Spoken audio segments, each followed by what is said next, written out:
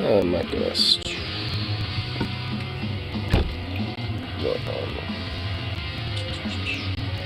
I thought I brought some paper towels in here. I guess not. Let's do this one.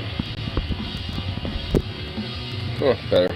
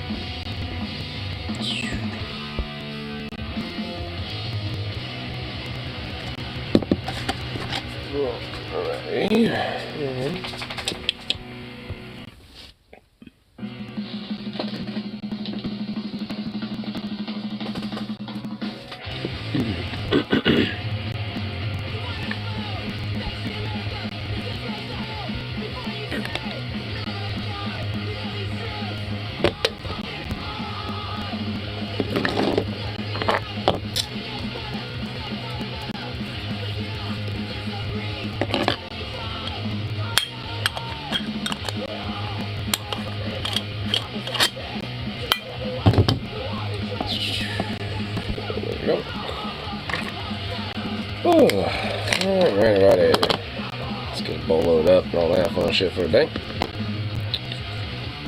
Bop.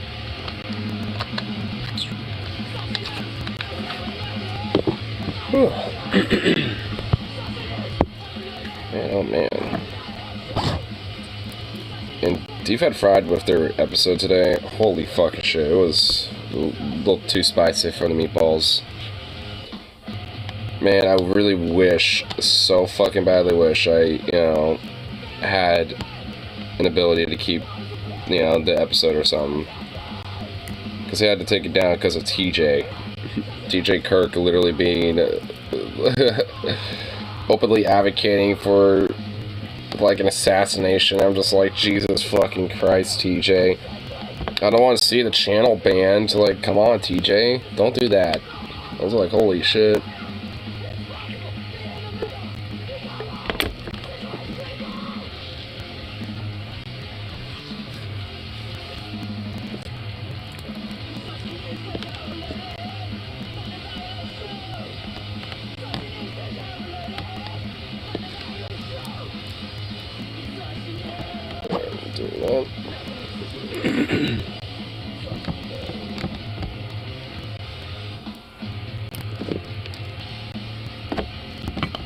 Alright, there we go.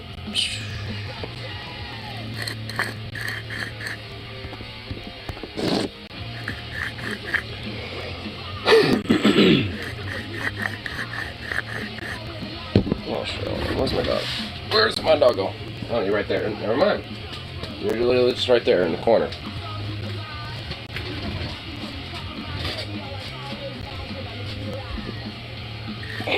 Still a little boy. Just giving me this little cute stare. Just like, what's up, bro?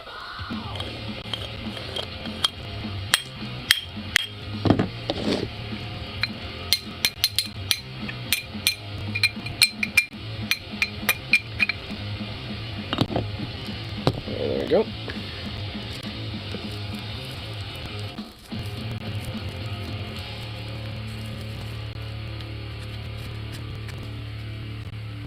Sweet.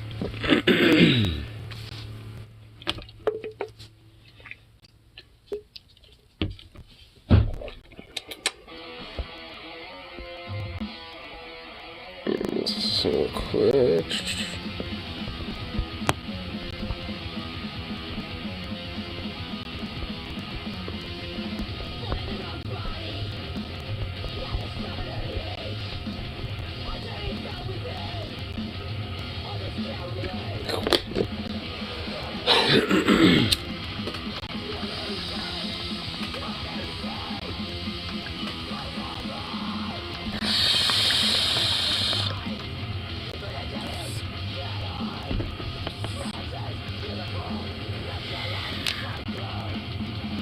Oh my goodness.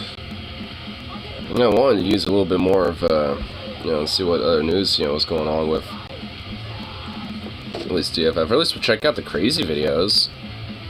Because I did see some pretty crazy videos in there that I didn't see before, and I was like, it's like, damn it. It's like, man, that kind of sucks. So,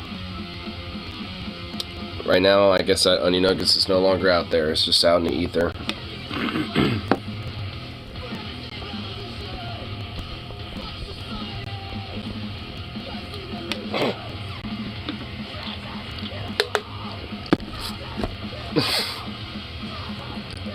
You know, honestly, at least I can say this about it. Like, I definitely don't disagree with what TJ was saying. I'm just too lazy to go do that myself. And nor do I really want to deal with that trouble. But if just happenstance, I happen to, like, just randomly see him, I'll just be like, well, I know what operation I'm going to be having to deal with there. But, of course, you know, I'm like, about as far as away I could probably be from him. Which good. I mean, I don't want to be near him. I actively want to stay away from him. But dude's a fucking savage killer and a scumbag piece of shit. In fact, he's too privileged to even have a goddamn wheelchair. As far as I give a fuck. He has to crawl around everywhere on his fucking hands. I mean, that wheelchair could actually go to someone who actually needs it. As far as I care, Greg Abbott sure shit don't need it. I mean, he barely is fucking human, obviously he doesn't, you know, need nor cater to fucking human needs. As far as I give a fuck.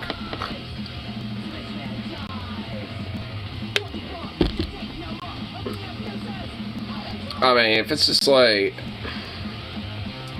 A part of me really wishes that we could, like, skirt lines, you know? At least just vocally. Like, because a lot of these fucking conservatives and fascist motherfuckers always do it. You know, like, all the time and can get away with it. Like, you know, and a lot of the powers in the system that be can essentially get away with it and do it. But, oh no, God forbid someone on the left or anything like that does shit like that. I mean, even if you are just, like, you know, some poor person just broadly, you know, saying that towards the system or a politician or anything like that, that is just, like, an immediate, like, nope, done type of shit. It's just, like, pretty much something that really can't be, like, essentially, you know, looked at as, like, oh, yeah, you know, that's totally fine. It's just regular speech. Which is just a fat fucking hypocrisy of it all, honestly.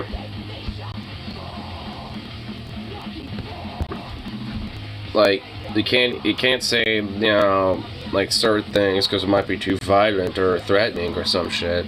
But the system could do that all the fucking time, basically. It's just like... It's like, my lord.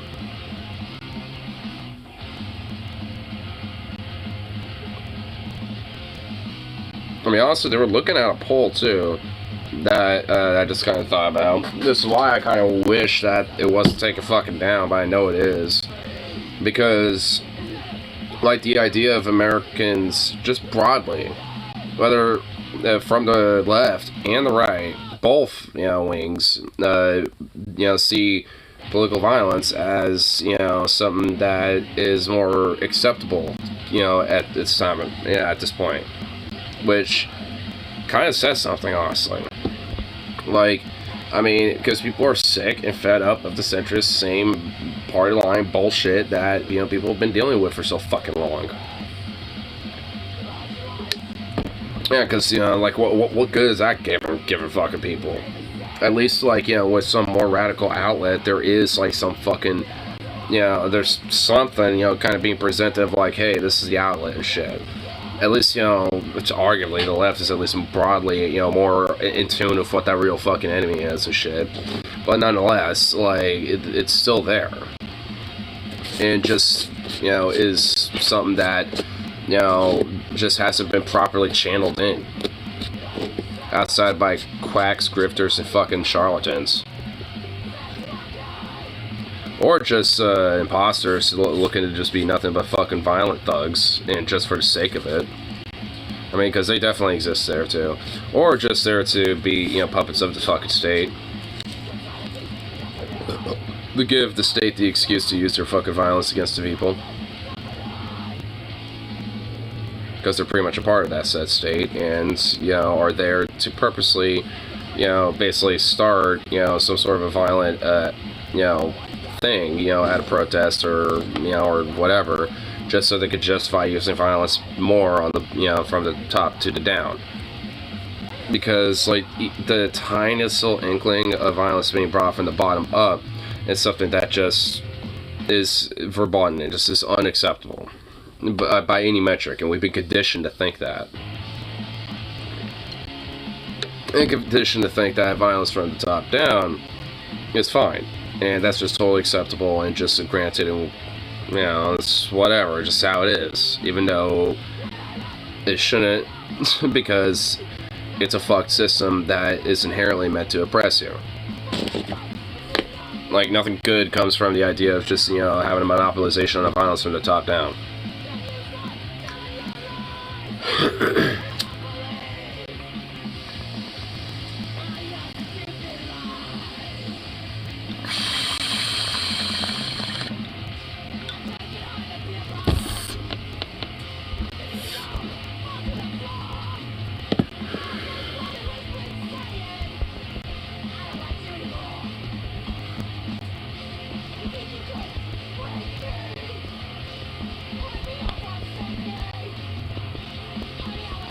Here.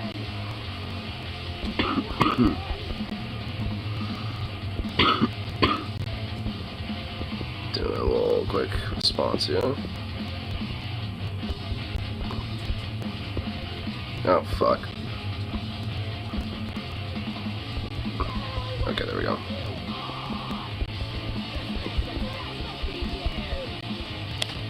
Okay, there we go. Hey, what's up, man? What's up, man? I was sending a message to Rosal for a second. Him and I, dude, did you catch, like, the Onion Nuggets after I ended my stream? Dude, you really should have checked it out, dude. Because, oh my god, like, TJ just fucking had it and literally called for violence, like, directly to a politician. I'm not even kidding. Like, I mean, and, like, Scotty actually got very fucking mad at him and started, like, kind of getting uppity at his ass and shit, because obviously, you know, he didn't want his channel banned and all that. Dude, it was fucking spicy on his Onion Nuggets, bro. Like, it was like a good full 30 minutes of TJ just being pissed. I mean, it wasn't him going on an endless tirade for 30 minutes, but, I mean, he was having a fat back and forth, you know, with that shit, and oh my god, dude. Oh, it was really, frankly, fucking cathartic. Oh, dude. You would have certainly loved the fuck out of it. Anyway. Goofy butt. Goofy little dog.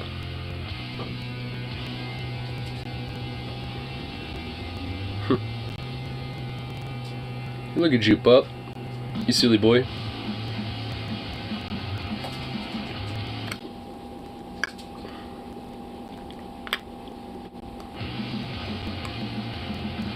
I love how you just, like, do that rapid attack, you know, for a fly, but never can really grab him.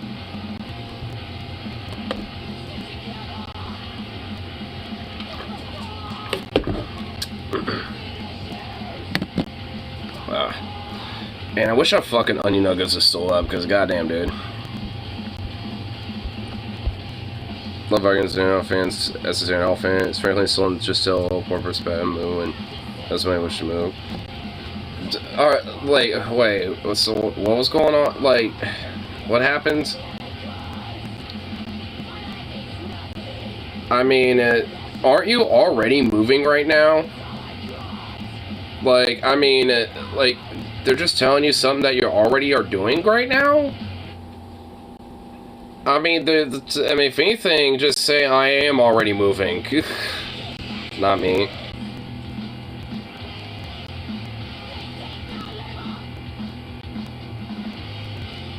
Wait, okay, so now I'm confused. Wait, are there, like, other people?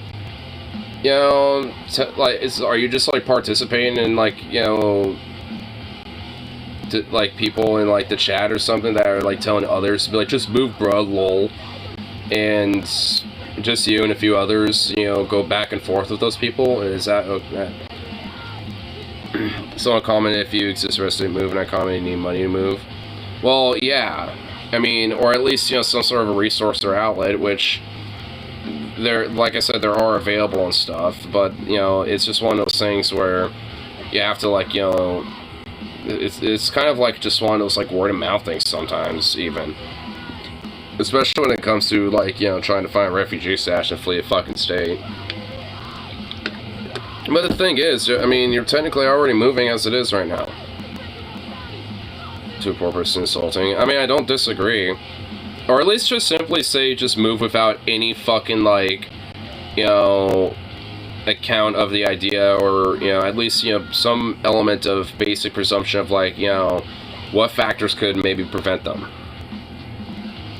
Like, I mean, that's what I would say. It's just like, I mean, it's like, hey, if you have the ability to move, or you have friends or resources, then do it. If you can't, then do what you can to try to, you know, gain those resources, or just do what you can.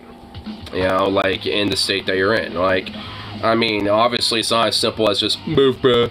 You know, like, you can't just simply just up and leave. Even for somebody that does have money, you know, it's hard to fucking just move.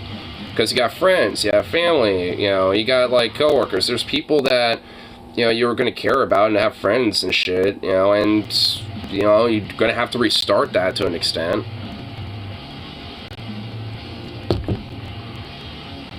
So, even if you do got money, it's tough. Because there's a lot of logistics, too. Emergency Husky Maneuver MC, definitely not Dry County night, already Liddy, nice. Yeah, I'm doing, you know, one of those little chill Liddy nights myself, too.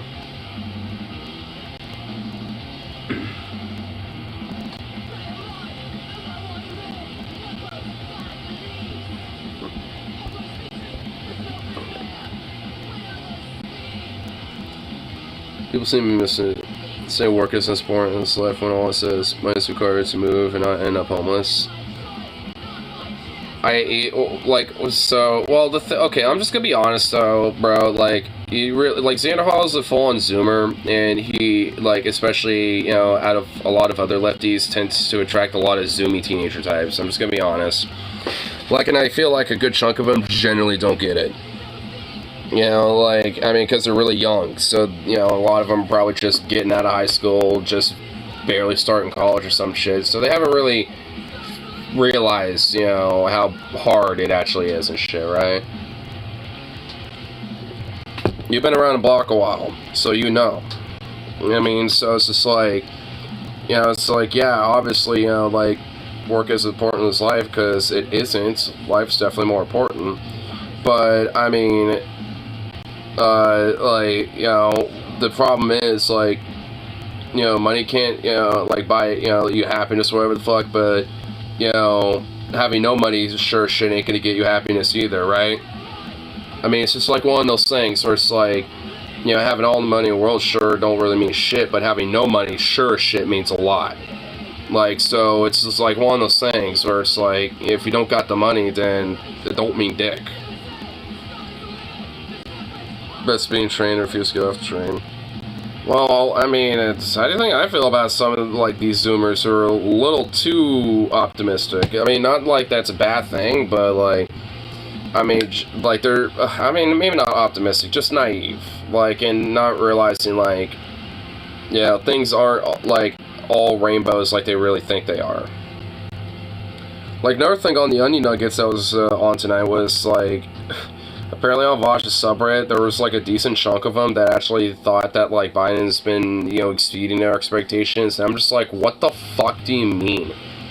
Like, I actually found out when it comes to this whole fucking, like, you know, these razor blade buoy things and all that shit, guess who's been allowing that policy to actually be done? Biden's administration and shit. The federal judge has been acting on his own to try to fucking investigate this shit. Better than expected. Oh, what? Like, doing nothing besides continuing very Trumpian policies? Like, you do realize that, like, you know, his border policy is literally the exact same thing as Donald Trump's border policy. His policy on the border has not changed whatsoever. Not a fucking iota. Do less than nothing. And he's pretty much kind of doing that. I mean, outside of maybe like a few little breadcrumb things here on fucking border. Well, I'm just saying, you know, it's like, I mean, yeah, I mean, he might be doing things here and there and stuff, but even then, it's not even that fucking good, and isn't even enough for me anyway. Because the times where he does actually, like, you know, tweet something or say something nice or some shit, what he actually does, policy-wise, is the fucking opposite. Like, oh, he was doing all that pro-union shit, you know, for a long time, but then he stabbed, you know, fucking railroad workers in the back, and pretty much, you know, for the most part, is still kind of stabbing workers in the back with that shit anyway. Like, because he never gave a fuck about those issues. So, it's just another one of those things where he's just doing nothing, besides just talking from both sides of his fucking mouth. Well, actually, one out of his mouth and the other out of his ass. But either way, what's really the difference, I guess?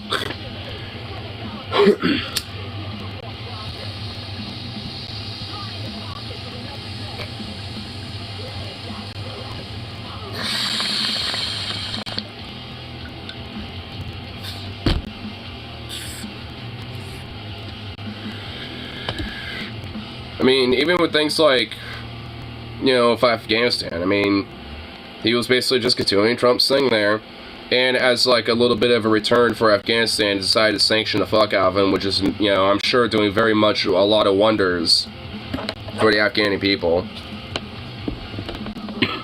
Because the Taliban government and the Caliphate of Afghanistan now is sure, you know, doing horrible things to the people, but do you think us, you know, like, having our shit, just like, you know, sanctioning them and starving them out a little bit is doing anything to help with that? No.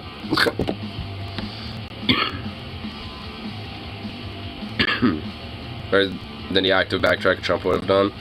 I feel like Trump would have continued to that Afghanistan poll. Well, if Afghanistan specifically, honestly, probably. Because the whole, you know, thing about Afghanistan when Biden left, and even the media, like, fucked on him for it and he doubled down with it, was initially Trump's plan. Trump started that. Like, the departure of Afghanistan was something Trump started, and Biden just finished, and just literally continued the plan as it was, you know, initially. He didn't do anything to change that. So, I mean, really, would have Trump made a better choice? He probably wouldn't have starved them or sanctioned them, but he probably would have done that too. I mean, but that's kind of the point, though. Like, the fact that it's pretty much, at best, very negligible, and at worst, literally just this exact fucking thing, is not exactly that, you know, it's not really that much of a selling point for me at this point. You want to reinvade? That's not the main consensus that, you know, I know of that situation. I think a lot of, like, you know, the military general leader fucks, you know, like Flynn, and, you know, that were in his ear were, you know, murmuring about shit like that.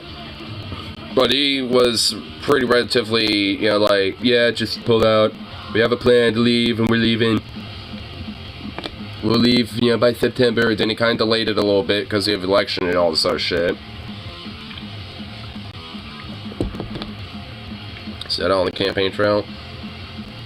And go figure, politicians, you know, like, say a lot of things on the campaign trail, but pretty much do the opposite when they're actually legislating or governing. Usually. Because, go figure, politicians lie. They want to go back now. I mean, I have not heard anything about him talking about Afghanistan since, you know, even, like, the only thing I've heard, you know, the last thing he's, at least from my understanding, the last he said anything about Afghanistan is that he thought that Biden, you know, was a failure with this type of shit. Like, he thought, oh, Biden, you know, didn't do the pullout like I would have done it, even though he literally did it like he would have done it anyway. Like, I mean, you know, because he just wanted to take credit for it. Because he's a guy that, you know, is just an ego stroker. Like, I mean, he just wants to stroke his fucking ego. And he wants to be the one that takes the credit for, like, you know, getting out of Afghanistan. And when Biden just kept doing with that, that's when he had a little fit about it. Because he wanted the credit for it. Back to where I speak. I'm not even trying to argue, dude. I mean, what, like... I mean, I just have not heard anything about it. Like, I mean, if you have a clip or something like that, then, you know, let me send it. I mean, like, as I even said that, from my consensus, I have not heard anything about that. That means if you got, like, you know, a video or something, then send it to me. I mean, because then I'll change my tune and be like, okay, obviously, you know, he has a different position, but this is what, from all I know, you know, like, as it stands right now. Especially lately, he hasn't even said anything about Afghanistan, as far as I'm aware.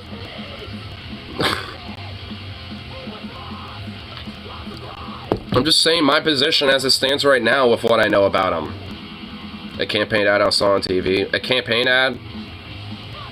A campaign ad, okay, well, again, it's a campaign ad. Like, I mean, well, if it is the case that it's on TV, it's probably online somewhere. So if you can find it, then send it to me. Literally can't find a clip I'm looking for. Well, if it's in a campaign ad, there has to be a clip somewhere. There has to be like a campaign rally or something.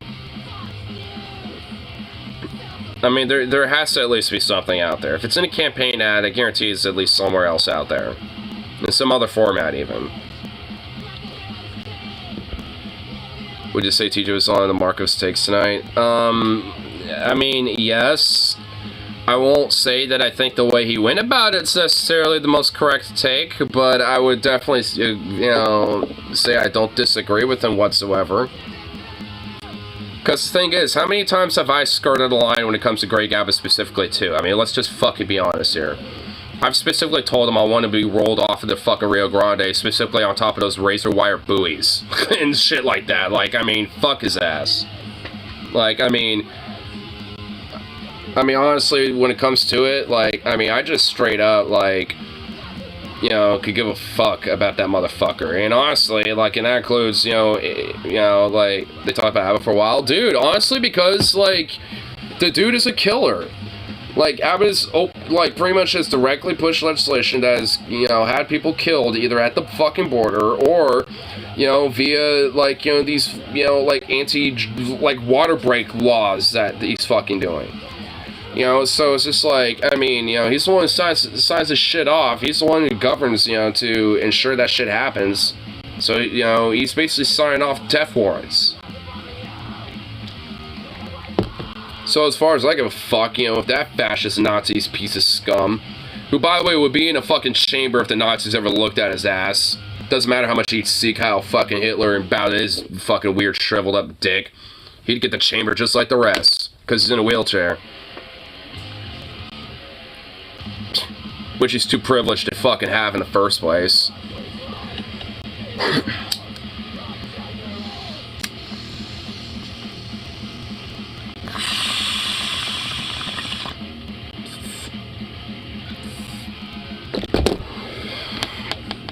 That's about for the people chose to live there.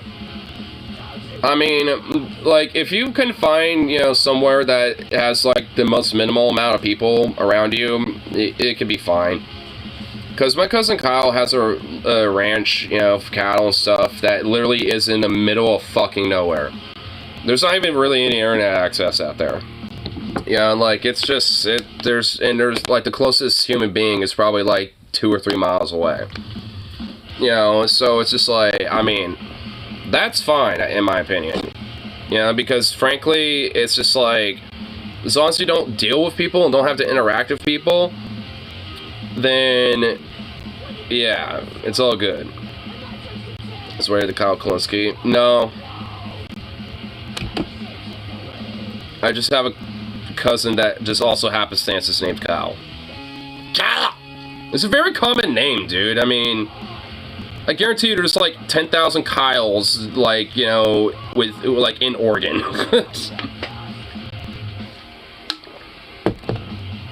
I mean, it's a very common name. I mean, there's all sorts of different, like, you know, variations of it, too. Kylie, Kyler, Kyla. Like, I mean, dude, there's all sorts of variations. Like, just that name and the variations of the name they're very common. So, Tucci wants to move to Dallas-Fort Worth area.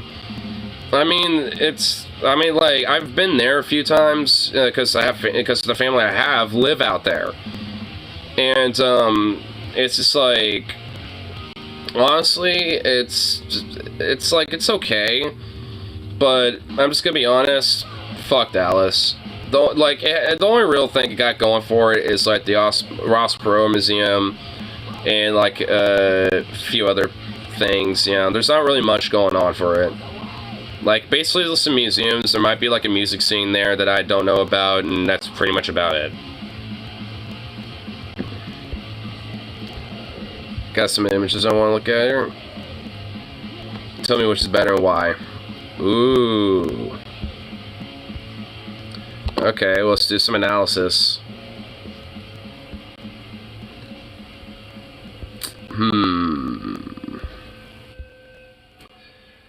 I think these, mainly just because there's a color contrast. I think, you know, like, I like these a little better, mainly because there's a color contrast going on with it. I like the color contrast because, I mean, it's not just nothing but red like this, and it's just more garnished with, like, a little bit of white sprinkle speckles. While this, this right here, this right here, has a nice, like, kind of, like, you know, 2/3 rule going on a little bit with, like, you know, some color, you know, contrast, you know, so I don't know. They're both appealing. I mean, I like both of them, but I kind of like those just a little better. At home, cupcakes, on the go, muffins. Yeah, I tend to agree.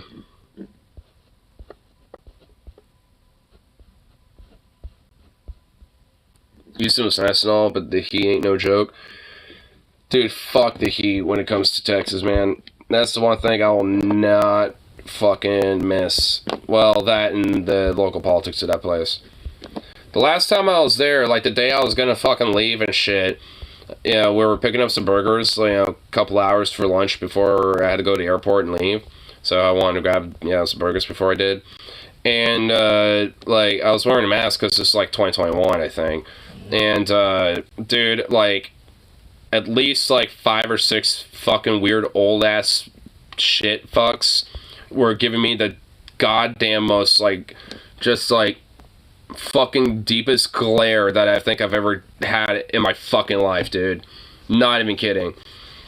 Like, just, like, these, like, Elmer Fudd-looking fucking, like, you know, Duck Dynasty wannabe looking sons of bitches and shit. Not everybody.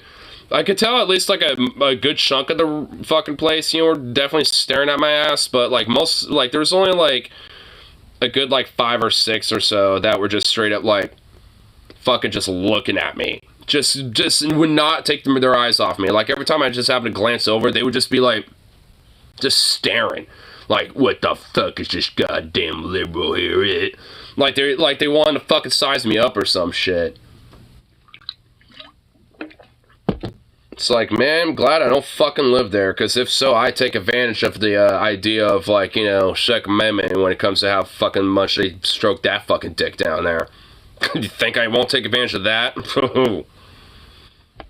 I dare motherfucker to, you know, try something at that point. Like, honestly.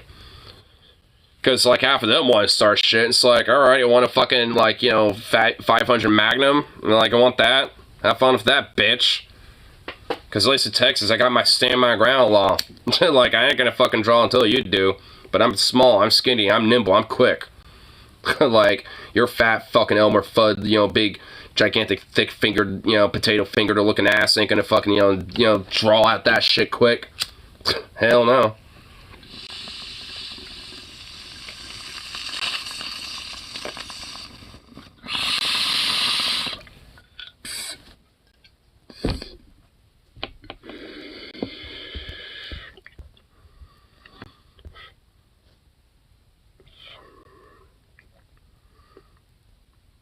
I want to go to illegal sleep. I don't have to cook in the heat. Dude, just convince her to go to, like, California or, like, Washington or something.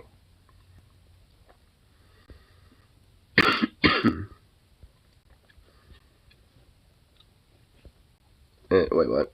I'm not happy fucking stores are out of watermelons. Why do we like? I'm not paying $6 for some medium-sized piece of shit.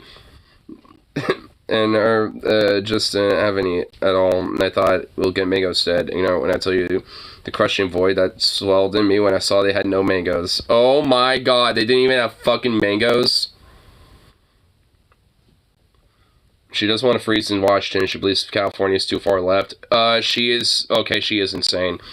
One, she will not freeze in Washington. She's more likely to fucking, like, you know, cook in a heat dome up here anyway. And also, like, California is not far left by any stretch of the imagination.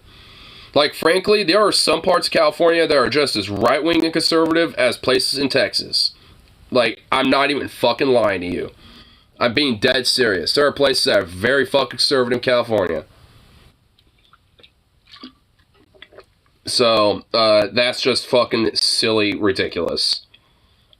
I mean, even Oregon, dude. There's, like, some places in Oregon that are pretty fucking conservative. Like, same with Washington. Like, I mean, this is a misnomer about the West Coast that's all, like, far left or something. No, it ain't.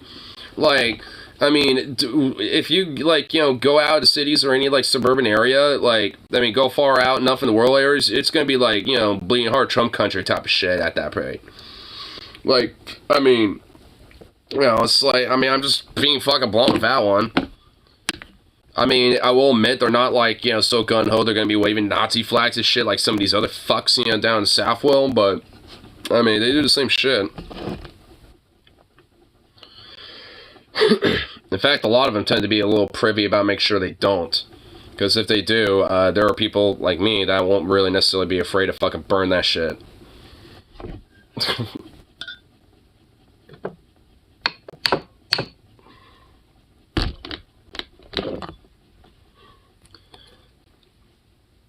It's kind of another thing where, at least broadly, when it comes to TJ's position, yeah, I'm fine with. It's like, when it comes to a fucking Nazi, like, I got no problem or no quarrel with unironically literally driving him out of town. Like, I'm being actually kind of fucking serious with that. Like, seriously. Like, I mean, when it comes to, like, overt Nazis, like, that might have, like, an SS tattoo, wave a fucking, you know, swastika flag or some shit, it should be, like, a goddamn fucking duty of the community to literally drive them out of the fucking neighborhood and out of that city. And out of their community.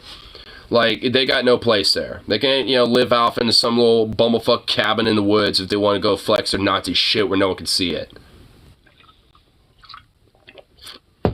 You know, do some Ruby Ridge shit. Because then the ATF can crack down on your ass when you're caught doing gun smuggling. And then, you know, you can stupidly have your family fucking killed off and shit because you're too much of a fucking fascist Nazi fuckwad to just, you know, cooperate with the government and make sure that people live. But, eh. I kind of honestly do blame the motherfucker, you know, more so than the government on that shit. The government's definitely to blame in a lot of ways on that shit, but, you know, really who was at fault to cause and start all that shit was the motherfucker, you know, like, who started all that shit himself. And got his family fucking killed in the first place, you know, to bring all that attention on him in the first place. That was his fucking fault. If he decided to just cooperate and, you know, and just, like, you know, alright, fine, you know, instead of being the fucking vigilante Nazi fuck that he was and shit, you know, arming Nazi paramilitaries in Idaho, then his family would be alive right now. So, I mean, I do have an Aleister Crowley position when it comes to all of them at the end of the day. Like, they all knew what they were doing. All of them were fucking involved with it and were defending him and trying to protect him anyway, so fuck them.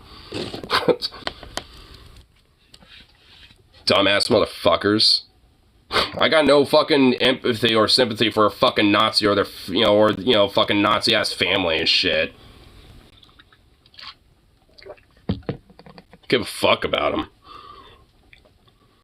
There's a good high chance I won't be late. If so, just go spend out some probabilities. I mean, considering that things seem to be kind of working in the motions right now as it stands, like, I don't really see, you know, any reason why that wouldn't necessarily be the case outside of that stupid little scam thing that's involved in. Which, I mean, he seems like he's been doing that, you know, for a while anyway. This is just another one. Which honestly shows how much of a gullible fucking moron that he really is.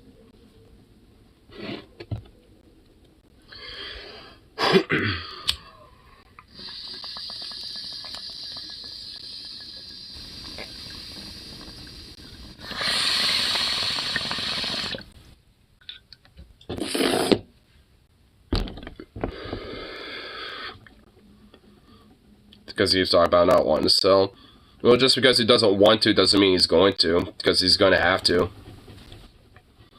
I mean, as it, you know, as it stands so far, it seems like he has to anyway. So,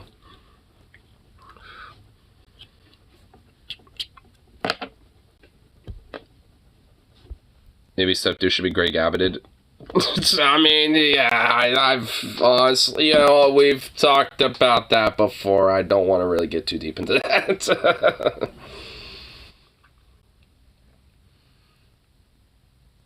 When you do everything legally. Are you honestly trying to imply shit to her, dude? Wait. Oh, wait. Are we, like, implying what I think we're implying here? Because, I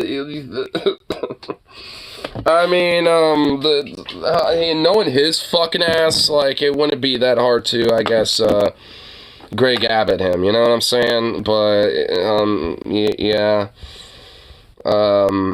You are actually trying to do that, are you? Or am I just reading way too far into this because of TJ earlier?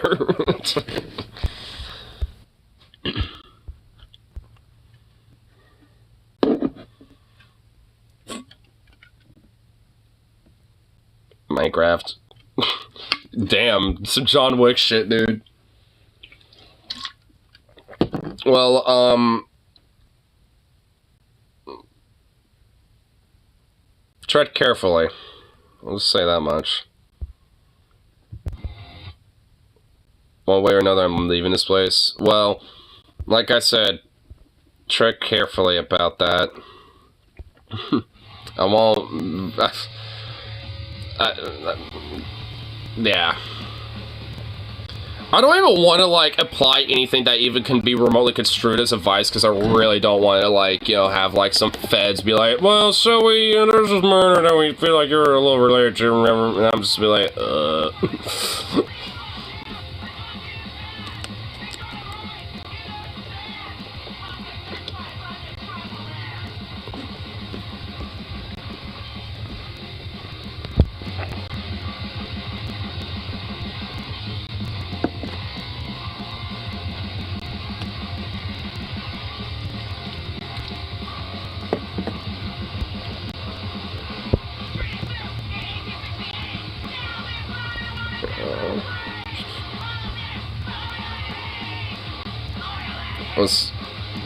I will say that some people have, how do I put this, severely overextended their life warranty. Oh, yeah. They've definitely overextended, you know, their life warranty by a long shot. I mean, a lot of people honestly have. In my opinion. Not a majority of the population, but there's just a lot of people out there. I mean, that, you know, that really probably, you know, could use the good old reset. So some people that actually do have value can maybe take their place and actually move forth, you know, with something that's actually good. Like, I guarantee you, like, all three of us being, like, senators of our respective states would probably do, like, you know, like 8 quadrillion thousand times better than, like, any of these motherfuckers ever could.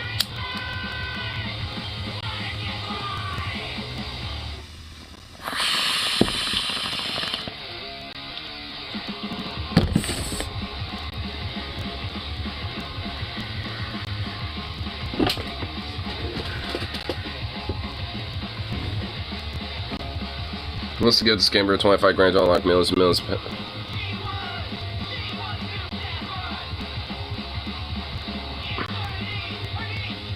our Facebook page has a bunch of African bands and places. Telling, isn't that? African bands? I'm also kind of curious, like, what type of bands are we talking about? Like, if you maybe can go, like, look at it, let me, I kind of am curious to hear some of these bands. And that's from the UK. Well, yeah, I'm not shocked at all. And of course, your step douche is too much of a fucking moron to realize that.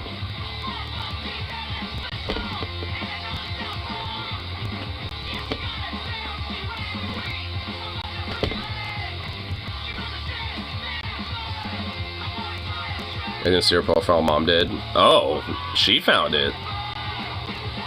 So I don't know what bands.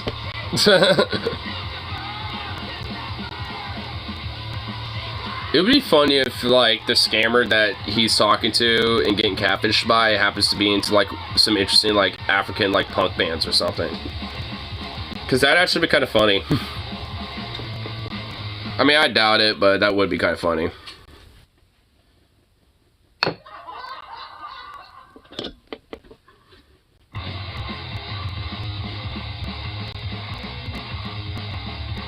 You guys are not familiar with the underground African punk rock scene in the UK. Well, you know what's funny? I know you're kind of, you know, like, being funny about it, but, like, there is, like, a lot of, like, you know, kind of, like, African history when it comes to, like, punk and punk rock and stuff like that. In America and in UK.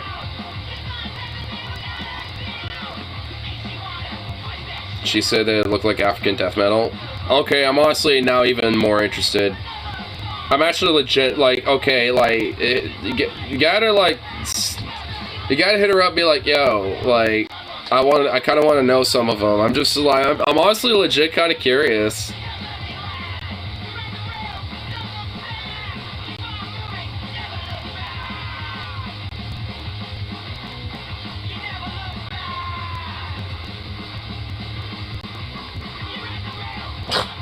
Goofy little ball.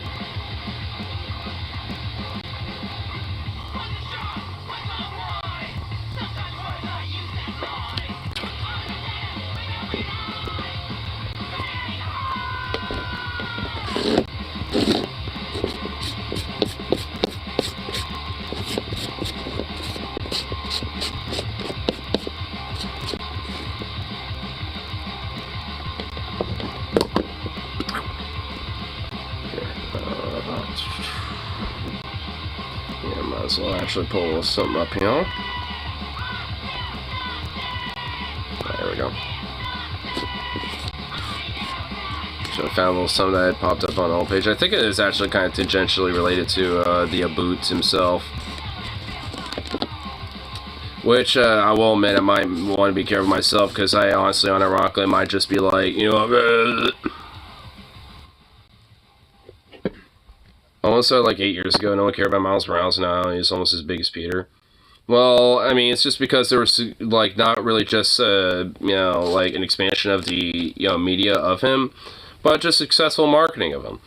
Like, he was, you know, marketed very successfully, so, you know, like, in a way where, at least, especially on a movie level, his character was done really well. And, you know, and also charitably, too. I mean, it's an example of, like, taking something that's nostalgic, you know, but also, like, actually doing it right. I mean, honestly, at least in my opinion. At least that's how I kind of view it. That was kind of a nice burp. Here, let's check this out. Because I guess there's, at least a congressman. I don't know if it's, like, a national or state, but I'm assuming it's the state congressman of Texas that is staging this whole, like, thirst strike, which I get why, but I don't see how this is going to help, considering that it's just going to literally, like, cause more detriment to your own personal health, in my opinion. Considering it's, you know, Texas and the heat is insane. And also, how the fuck are people wearing, like, long sleeve anything? Like, I mean, look at this shit. Like, well, how are people wearing long sleeve anything? Like, oh my god. That was quiet. Let me turn this up. Dolores, alongside Cesar Chavez, founded the United Farm Workers, and we try to honor that legacy today because we're a part of something bigger. We're a part of a bigger arc of history. And so in the strike, as we stand, even the rain all day, we remember those we've lost, we respect one another, and we hope... Do y'all even have rain out there right now? I guess there's rain going on out there. You just watched a portion of a protest and vigil by Texas Congressman Greg Casar that he hosted to draw attention to the climate crisis and specifically how it affects workers. in Texas. Now, he staged a thirst strike to protest a bill that Governor Greg Abbott signed into law on June 14th that could literally kill workers in Texas who work outdoors. As NBC News reports, as Texas sweltered last month under a weeks-long record-breaking heat wave, the state passed a law that will eliminate mandatory water breaks for construction workers in cities where such ordinances had been in place to protect people from extreme heat. Which you would think that, like, I mean, the idea of just like, oh, well, you know, like water breaks, you know, yeah, maybe we should have it for, like, just the idea this can be just a debated thing, it's just insane. Like, I mean, like, it's a basic fucking necessity that if, hey, you know, in order to, you know, stay alive, you kind of need something like water to stay hydrated so you don't die of dehydration and shit. Like, I mean, duh. So, I mean, you know, like, it's just insane with this idea of just like, oh, well, you know, they don't need water breaks, especially the construction workers. Well, it costs government money, we can have that. I mean, the fuck thing is, it doesn't even really. Like, I mean, you know, like, I mean, because a lot of people just bring their own water bottles and shit. Or they have their own water. So it's just like, I mean, and they just can't have like a 10-minute break in the shade to drink some water from their canteen or some shit. Nope, I guess not in Texas. Can't do that. 2127 passed the state legislature, and Governor Greg Abbott promptly signed it into law. Look at this little plastic doll looking Ken doll looking fucking freak. Look at his pig. Like, it doesn't even barely look fucking to me. It looks like legit like some weird like oily plastic fucking fish or some shit. Like, I mean, it's like, can we just, like, you know, throw them out as, like, bait for, like, some fucking basking shark to eat or some shit? Well, basking sharks don't really eat any of this, but, I don't know. Like, a killer whale, an orca? The orcas have been pretty based and very, proletariat-pilled lately. Like, I don't know, like, we'll throw him as bait for orcas. 14th. The bill, which goes into effect in September. When in Texas, look behind you, 'cause that's where the husky will be. Construction workers in Austin and Dallas of the right to water breaks every 4 hours and time to rest in the shade while on the job. The new law comes as Texas endured 3 straight weeks of high humidity and triple-digit temperatures in June. Such intense and long-lasting heat waves are expected to become more common in a warming world, climate scientists have said. So climate change is here, and if we're not going to stop... I mean, it's been here. Greenhouse gas emissions into the atmosphere or even reduce it, then at a minimum, we have to adapt to the reality of climate change, right? And we have to do that right now, yesterday, actually. States need to adapt by making accommodations in a number of areas. For example, cities could establish cooling centers for low-income people who don't have air conditioners. Prisons need to install air conditioners immediately. Believe it or not, most prisons in Texas don't actually have air conditioners. And of course... But you can imagine, especially when you have, like, little concrete, like, little ovens, basically, you know, like, you know, that are in there, like, for cells. Imagine, like, at the peak of the fucking day, or, like, you know, you got, like, the sun beaming down, like, in the morning, you know, like, you know, for most of the, you know, morning to the afternoon for your fucking, like, you know, window and shit, just warming the fuck up out of your cell and shit.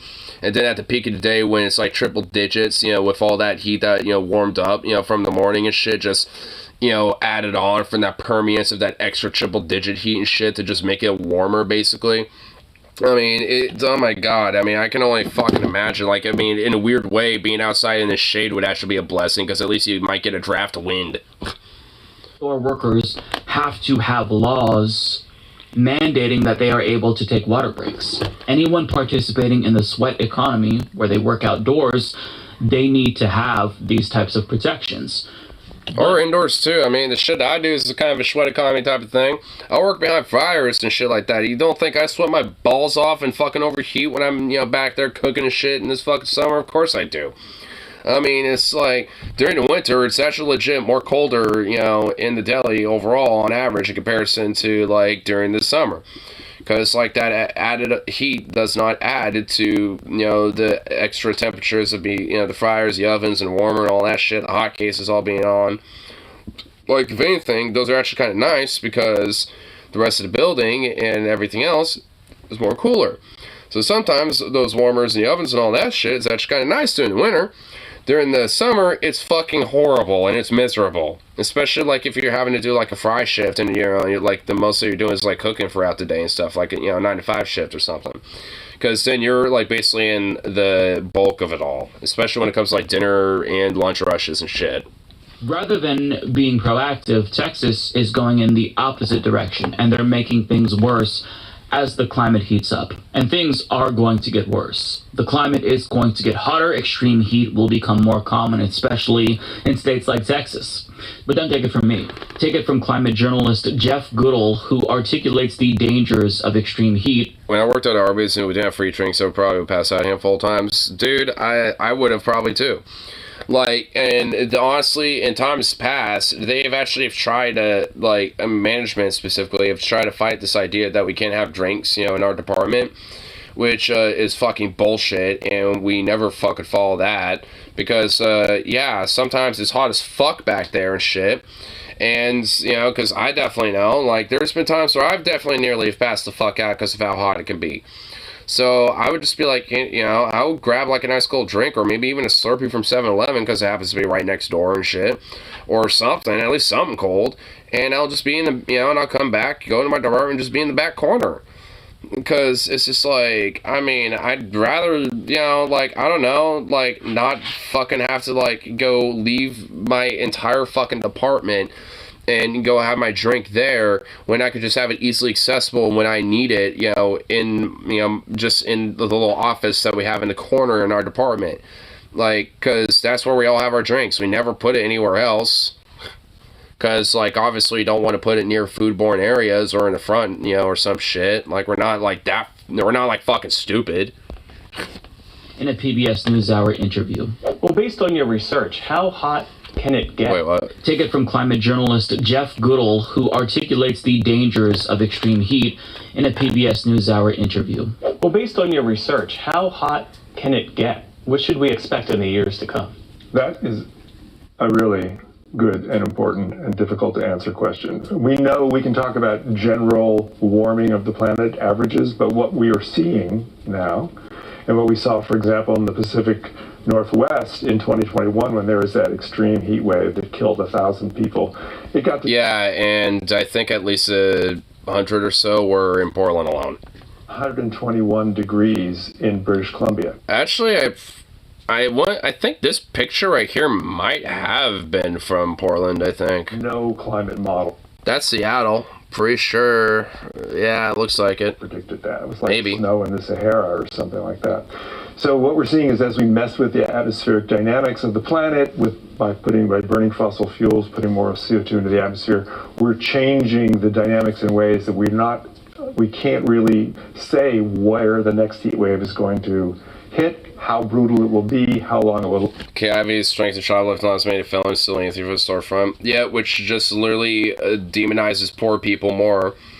Demonizing, the poorest and demonizing her, constituents and demonizing, her citizenry because, oh, God forbid that they can't, afford enough to pay for things, so they end up shoplifting sometimes. Let's just say that I did a buy one, get one free on this, if you catch my drift. And it's a little bit frightening. In fact, it's more than a little bit frightening. It's very frightening because, could it get to 125 degrees in Texas? No one knows. 125 degree heat in Texas. That is... which I think, honestly can potentially happen. And if that did, dude, people would be dead. People would die. Unfathomable. That's literally uninhabitable. Like, that's those temperatures, like, you literally would not be able to, like... No, like, even, like, the most, like, heat-tolerant fucking motherfucker out there, like, would not be able to survive that. They would actually just, they would just fucking die. Like, you're literally basically just being in a warmer. Like, that would be in, like a hot case, that we would put hot food in or something. You might as well just, like, just throw yourself in that.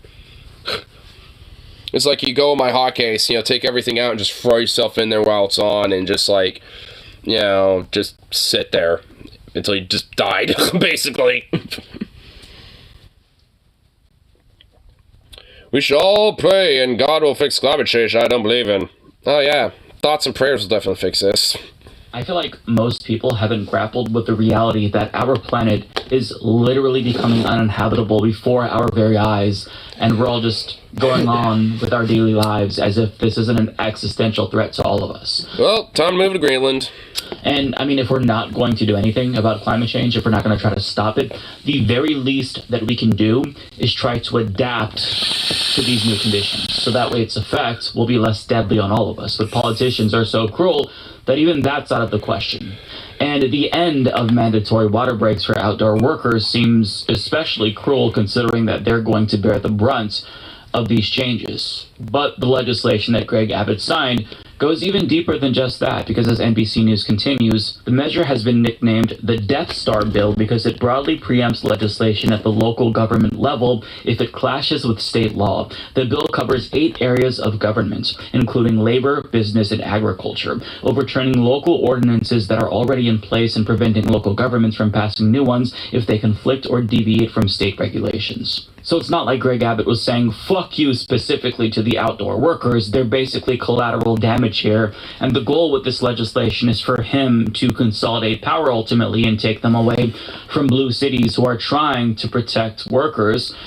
But they're trying to stop. So far for them states' rights, because this basically is like states' rights to just like overvoke any like, you know, rights for even like counties or towns or anything else too.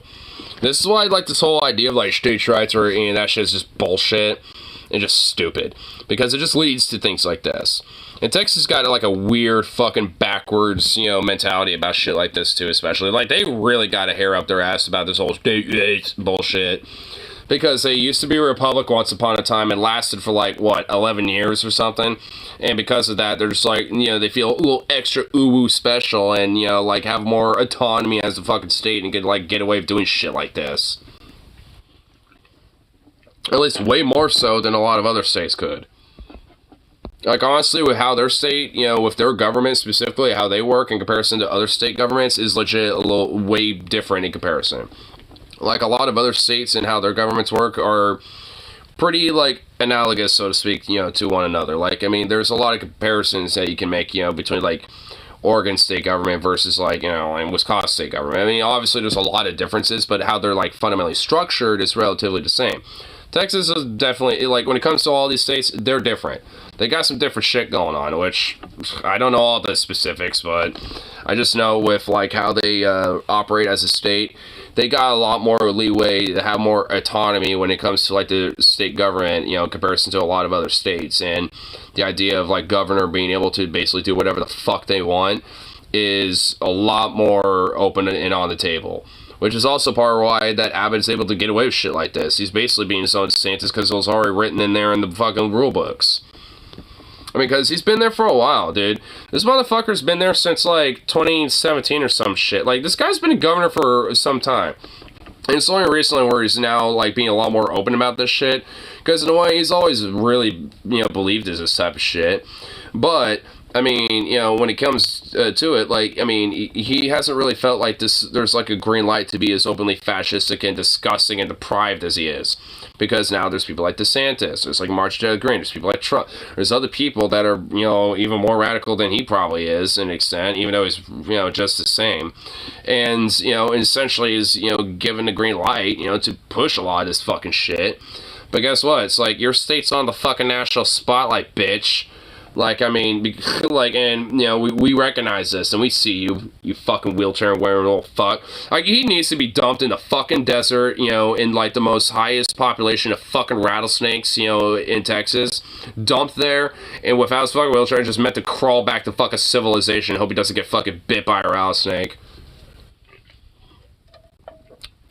If he does, well, we'll say la vie, bitch. I guess become coyote food, you know, for, you know, in the desert after a while, now don't ya?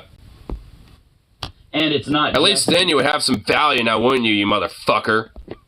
Workers who are going to deal with the repercussions of this. I mean, stripping away protections for renters means that if you become unhoused during an extreme heat wave, what's going to happen? Especially if you're vulnerable, if you suffer from See, at least I can kind of get away with it because I'm not directly advocating anything.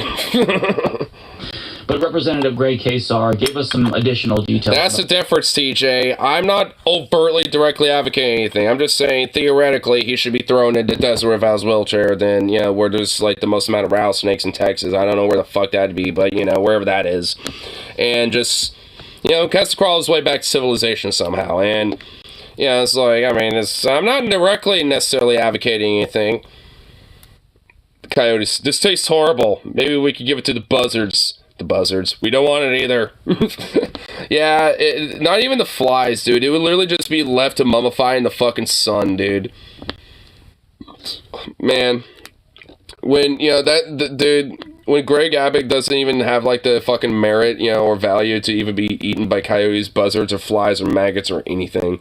He's just left to be mummified and dry in the sun like fucking dried jerky. He's just gonna be dried up human jerky. Oh my lord, dude. Law, and he explains at the end of this clip here why Greg Abbott is doing this. So we passed multiple protections for renters against discrimination and water breaks. And the government... Why do they look like goddamn fucking Mormons? I'm just gonna be honest, they look like Mormons are about to fucking accost me about Mormonism and the Church of Latter-day Saints at my door, dude.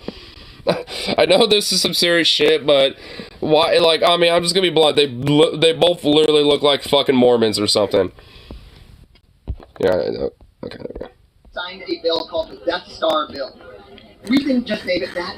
They call it the Death Star Bill. Like, they're proud of being the bad guys in Star Wars. I mean, that's how it is. They're proud of being horrible. And the Death Star, you know, would destroy planets in Star Wars. And what this Death Star does is it destroys and bans all worker and renter protections in the state of Texas that are local. So it got rid of the water breaks laws. It got rid of the eviction protections laws. It's trying to get rid of those anti-discrimination bandbox laws. And so that is, and the question of why would he do that? It's just, that's what the big money corporate lobby wanted, and so that's what Greg Abbott did. Yeah. Surprise, surprise. And that's also what fascists do. He's doing this because that's what corporations wanted. So corporations... Man, on the after FULA. You take his soul, Lucifer. Fuck you. You're the one who created him in the first place. Well, we can't just leave him trapped in his own body forever. Actually... Oh my god, yes. Oh, don't tease me with a good time. Venom, do you feel left out because you want this to happen to KIV? Because guess what? I want this to happen to her too. But she just needs to be in some Alabamian swamp or some shit. Do alligators exist in fucking Alabama? I assume they would, because, Florida borders it, right? Like, so, yeah, just, like, just feed her to, just dump her in the fucking, like, swamps in, Alabama and just hope a fucking 15-foot alligator don't eat her or something. I don't know. Our planet, they then lobby the government to remove protection. I mean, honestly, it'd be more brutal and painful and, and gory, but, hey. Us from the destruction that they caused, and we're all just supposed to be okay with this.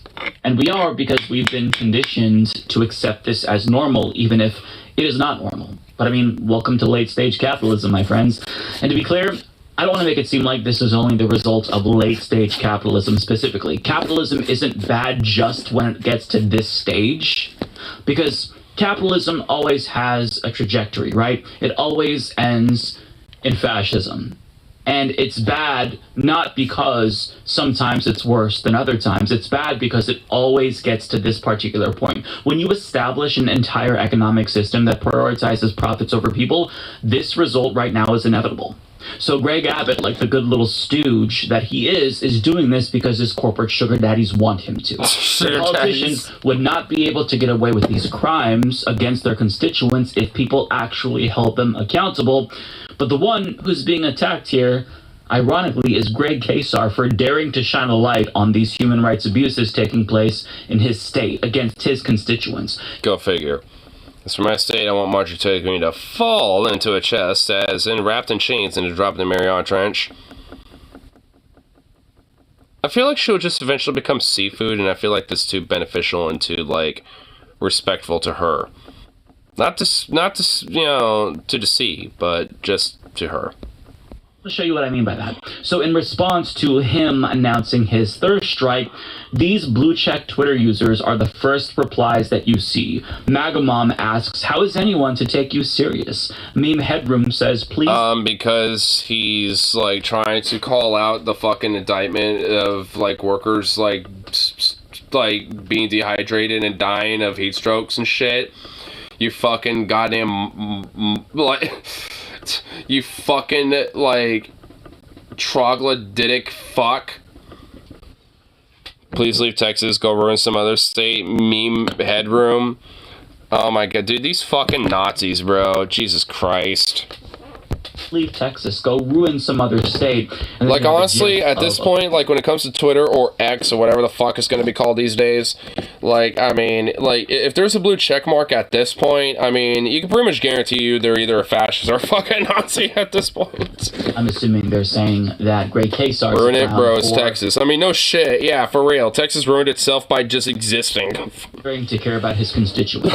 Seeing that enraged me. Because you have this member of Congress who's actually trying to do something good for the people that he represents, and then the first thing that you see are these responses from losers who paid to have their stupidity elevated on Twitter. But I do want to make it clear that that's not the totality of the response. There were a lot of people who responded saying solidarity, thank you for doing this. But I mean, still... the fact that anyone can look at what he's doing and say, no, that's bad, I don't want you to protest the end of mandatory water breaks for workers. I mean, it just speaks to a problem that we have in this country where people are willing to let politicians who harm them off the hook, and they attack the people who are trying to fight for them, all because of tribalism and hyperpartisanship. I mean, why are mandatory water breaks all of a sudden a partisan issue?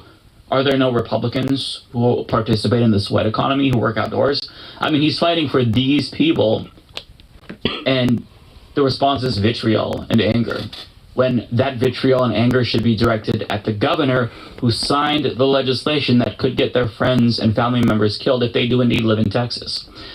I mean, they don't really give that much of a shit about that. Like, I mean, if anything, that's just collateral in their minds. Like, oh, well, they probably should have just gotten a better job or should have thought about that before they, you know, applied for the job. They knew the risks.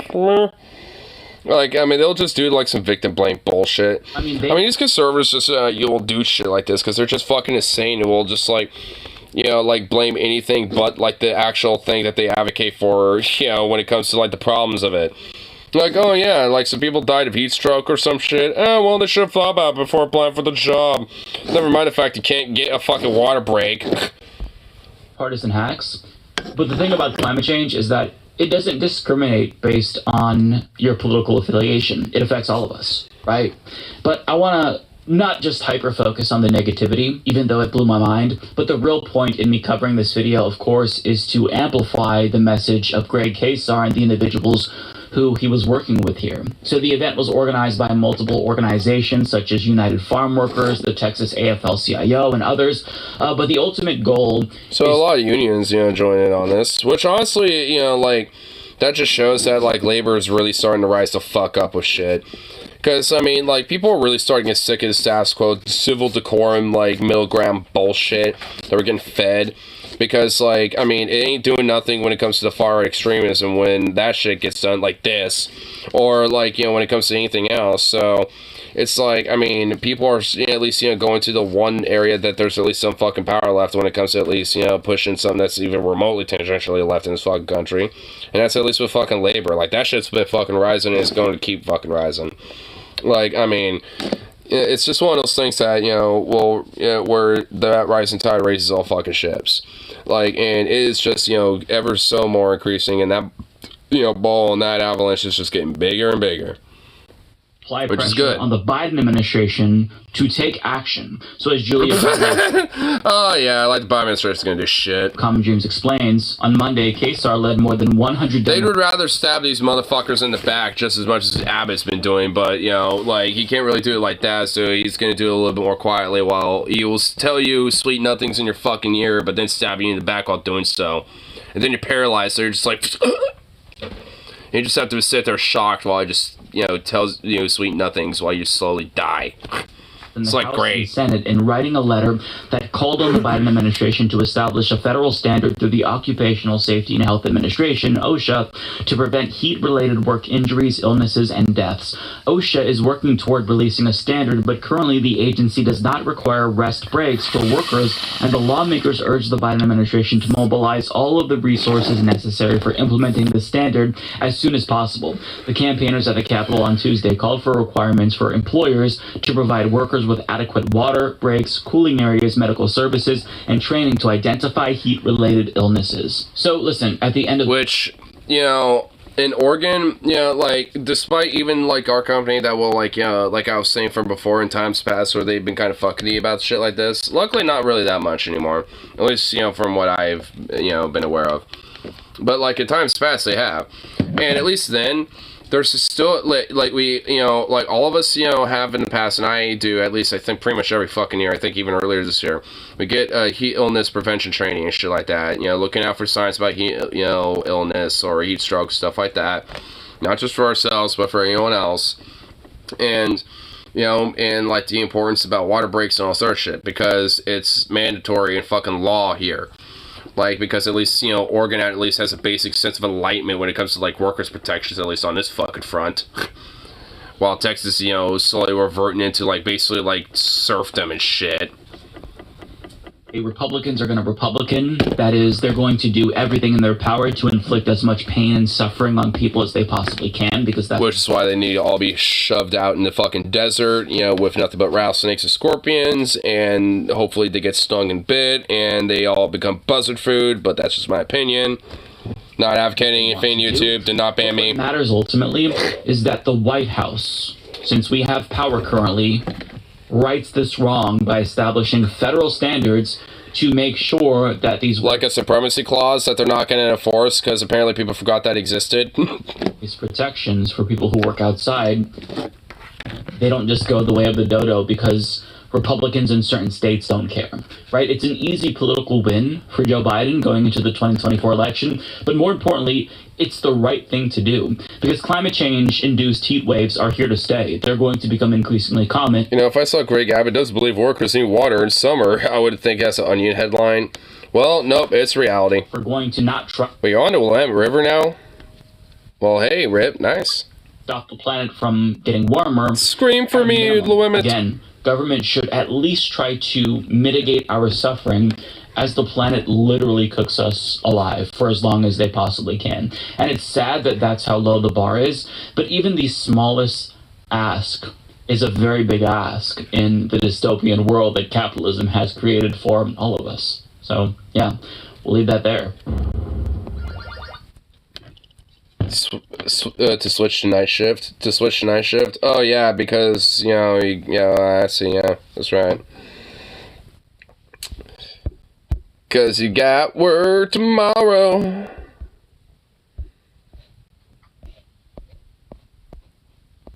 Damn. Ugh. Man, Greg Abbott, you need to fall on a bunch of buoys on the Rio Grande that are top full of razor blades and razor wire. Because you're unironic scum human pig trash. Don't know how else I can say that without going TJ mode.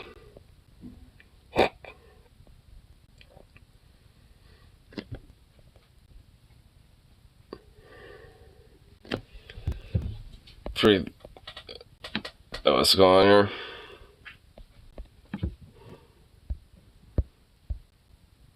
here? What? Colombia, Costa Rica? I think her nose is too big. I mean, is this like meant to be like a jab at incels or something? Reminds me of certain stuff that you're permanently banned for overrating. I got banned for. Oh my god, because they're. Oh, yep, I know what they're talking about. They're talking about r/incels, dude. Dude, because. Oh my god. Oh, it's true. Rate me in a nutshell. Oh yeah, it's the incel fucking subreddit, dude. Oh my god. Oh my lord.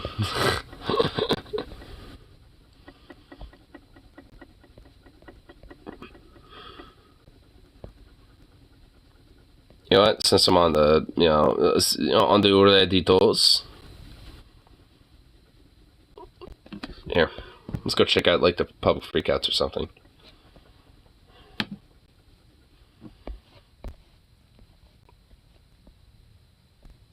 Ba-da-da-ba-bum. Is there, like, anything here that seems like it's... Oh! This is actually on the crazy videos that was uploaded on for Onion Nuggets before TJ's hot takes, took it down for now.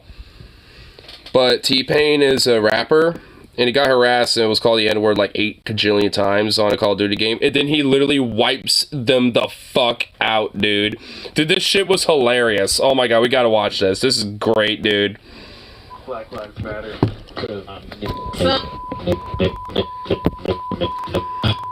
Black Lives Matter. One of these motherfuckers. See, like, he was literally just like someone was just like, N-word like 8 kajillion times and spammed the fuck out of it because they recognized it was, T-Pain, and watch, dude. Yeah, man. Murked.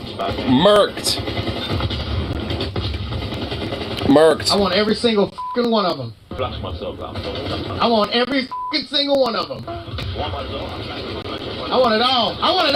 You want it all, baby? Let's go. Let's go. The whole thing. I want the whole thing. Keep talking that Keep talking that shit. black skins from your motherfucking COD. I want the whole thing. I want it all. I want What it? Oh. boy. Oh. Ladies and gentlemen, looks like the win. Looks like the neighbor wins. Dude. Oh my god, fucking marked them, dude. Obliterated the shit out of them, dude. Oh my god, dude. I love it. Ladies and gentlemen, it looks like the neighbor wins. Oh my god, I love it. Dude, holy shit. That is some top tier fucking shit right there, dude. He beat them at their own game, literally. Yeah, they talked a bunch of shit, a bunch of racist shit. He decided to talk some shit back, clapped them fucking cheeks, and continued to talk some shit and flexed, dude. I mean, Aaron's probably gonna make a rap song about it, probably. Oh my god, dude, that shit is some top tier shit, dude. Oh god, I fucking love it. Oh man, that is just so great. Ladies and gentlemen, looks like the neighbor ones. Holy shit, I love it. Holy fuck, oh. That one's great. That's a good one. Oh my god, there's a fight at the Barbie no way. No fuck way, dude. No, what? Oh shit, she just like pushed her face down.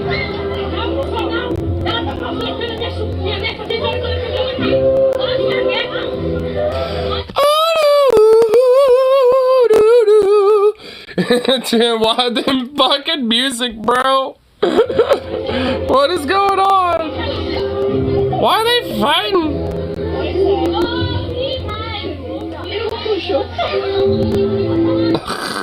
What the fuck? For I could gather, her daughter was playing YouTube all full volume during the movie, and the mom got upset when confronted. Oh, so, wait, so the lady who got confronted was the one who pushed? Who's who here? Is the pushing the mom a YouTube watcher? Is it, okay, Pinky wearing the pink shirt was the mother, the girl watching the pusher. Says something about all the people around. Pinky tries to say something about her daughter's needs, I think. Okay. Okay, so I guess that's context. Well, damn. Still, why? And also, I mean, oh, dude, there's like this, it kind of, like, we watched it earlier on the stream this morning, or at least in this afternoon, like, a chick be like, hey, you know, if you're at a theater, like, and you're with your friends or family, like, of course you're gonna, like, talk about the movie and this and that. Like, you're not meant to be silent like a stone.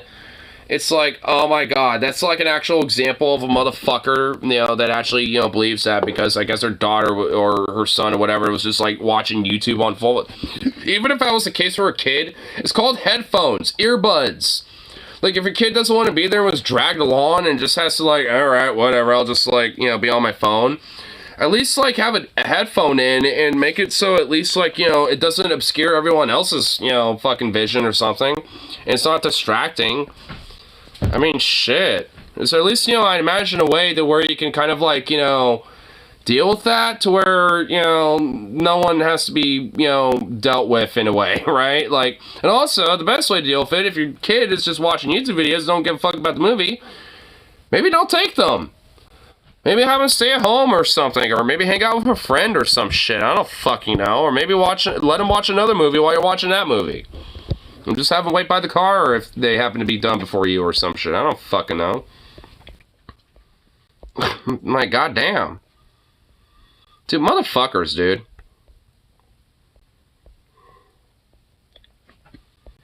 Man, okay, there was a lot of NSFW shit on Public Freakouts today. Like, what in the fuck happened on Public Freakouts where, like, some serious, violent, gory shit happened? Like, what the fuck?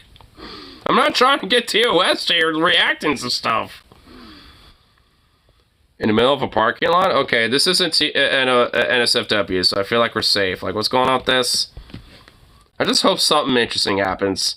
Got a guy in the parking lot. What's he doing? Nice. What? Wait, did I just hear this guy recording this video just say nice? He's reaching, dude. He is got an itch. He's got the roids, bro. Dude, he's got a roid, like something fierce, and he's got to itch it, dude. He's going down to town itching that shit. There's that, oh my god. It's like a fucking National Geographic session, you know, or like a safari tour, dude. Like, oh my god, it's like a safari tour. It's like you got, like, you know, somebody, like, you know, one of those tourist trucks, you know, in a safari, and they're all recording, like, an animal, like, you know, grooming its ass or some shit. Like, what the fuck?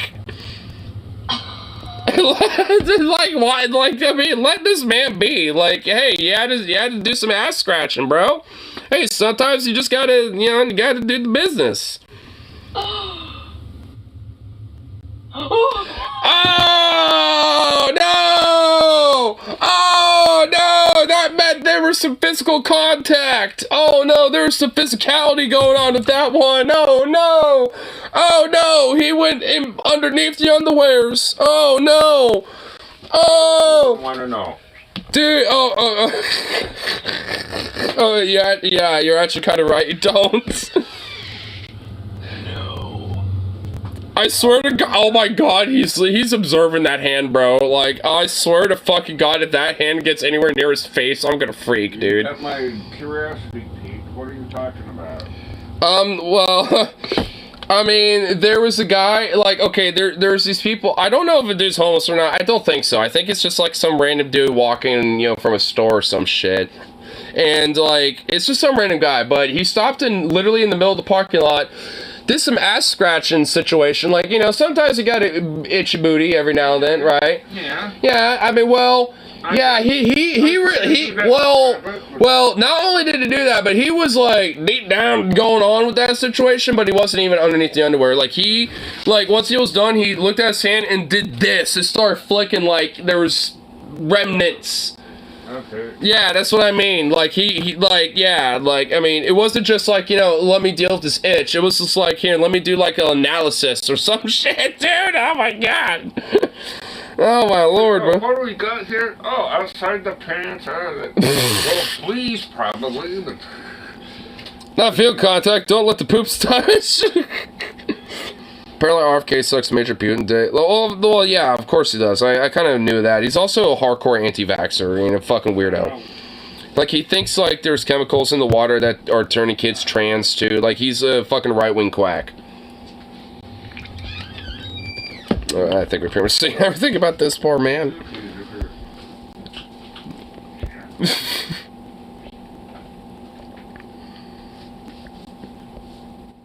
Here. This says she's got some moves though, but it's NSFW. Why it's an NSFW? Oh, it's a woman who's naked running across a baseball field. That would make sense. Another thing about a naked woman. Okay, what the fuck is with public freakout today? Another naked dude. Why is it like, you know, show everyone naked on public freakout day? Oh my god, that last one was just like, fuck, dude. Oh. Okay. I mean, Jesus Christ. Can we not have like the most weirdest shit on public freakout? Okay, there you are. Okay, you're not outside, so I'm happy. Oh shit. That means Wait. I don't have to Oh, it just says NSFW and it says misleading title. When... Okay, whatever. You know what? Fuck this one. I don't even want to risk it. Okay, I don't even want to risk it for the biscuit.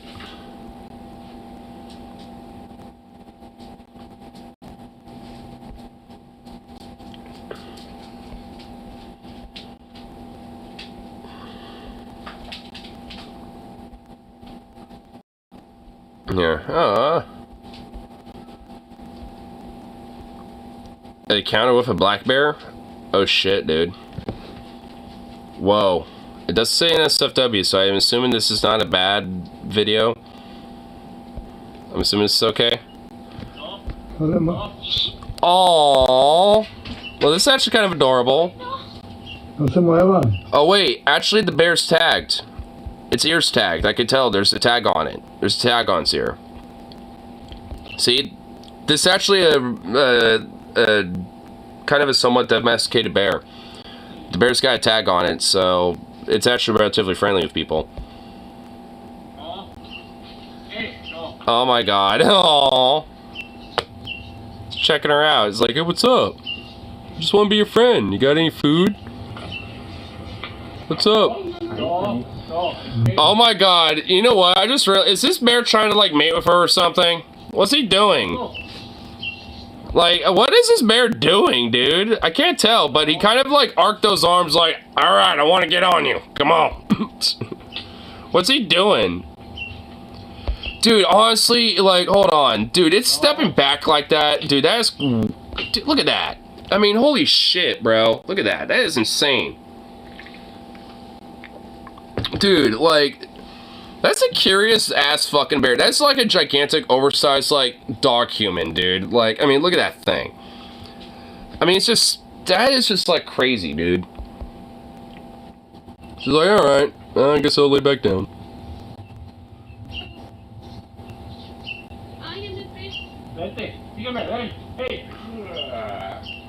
I don't think yelling hey is gonna do anything. Vete caminando ya. I think the bear just kind of wants to play around a little or something. It's like, hey, come on, you want to play with me or something?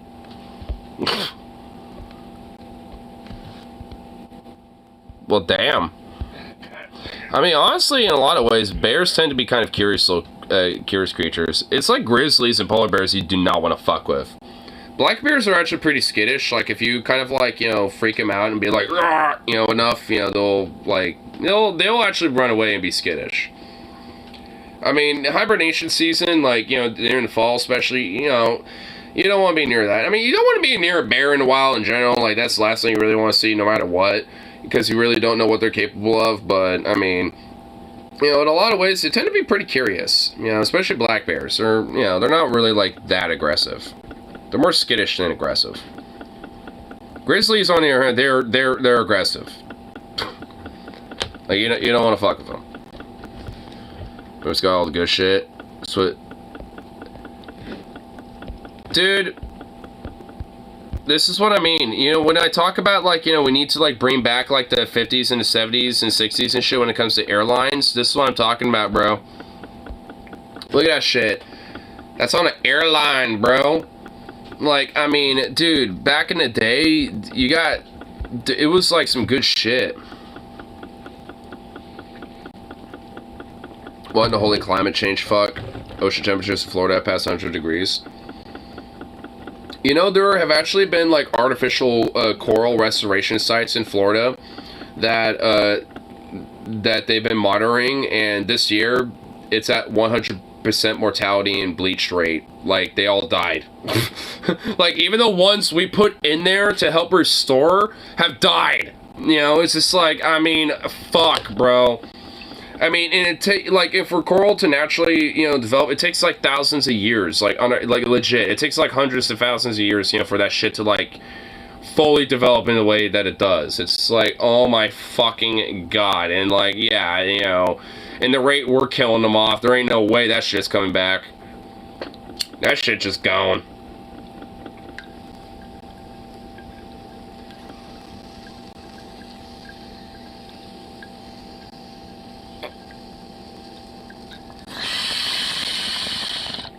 And if that's God, so is a lot of fucking shit. Because a lot of things depend on coral in the fucking oceans.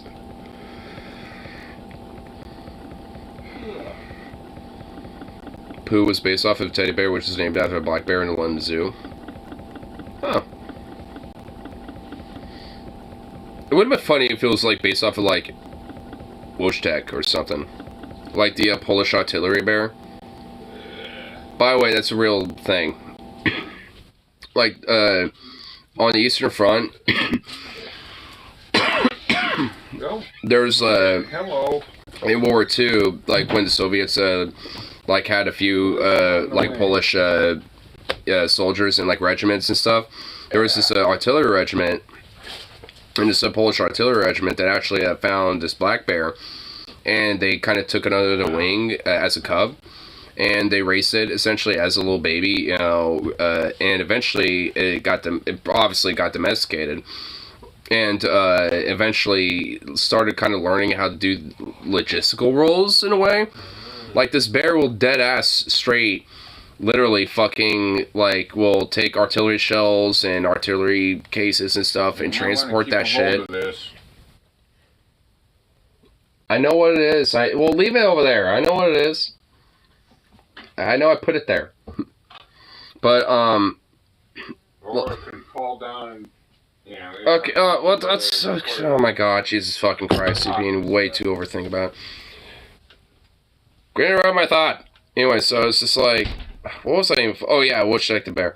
So, like, I mean, when they... You know, so they raised him as a cub and got domesticated. It was, like, we'll do logistical roles where he will, like, carry, like, artillery shells and, like, you know, shit like that. It would actually, you know, play... like a role in their regiment, and when the war was over, he ended up being put in the Warsaw Zoo when the zoo got rebuilt, and a lot of those veterans from that artillery regiment, because they kind of essentially adopted him, like, will literally hop in the bear exhibit and play with him and wrestle with him like they did on their off time in World War II.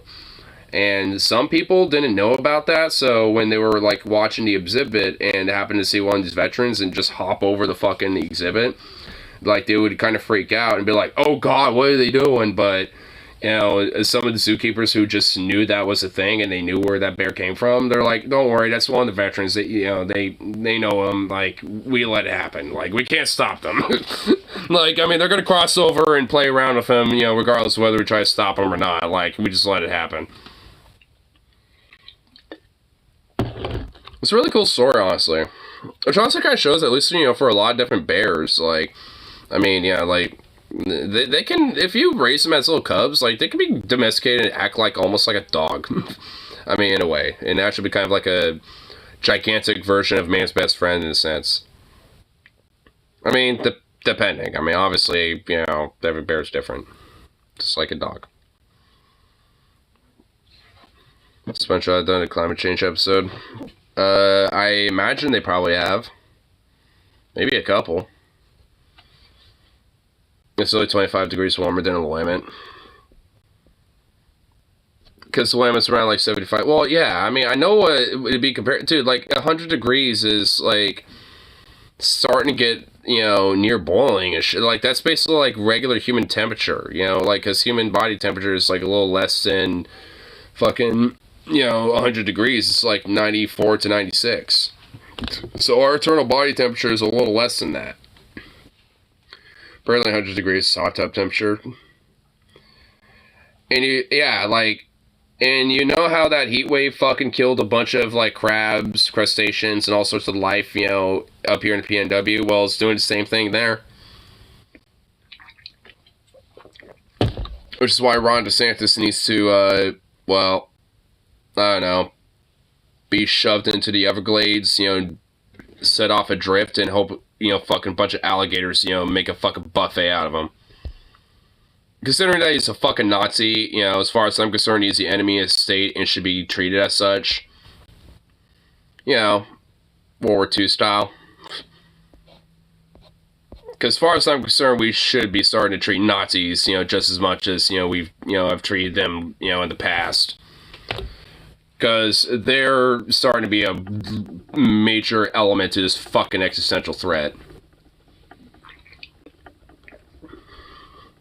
Roblox sells them duel. Nah.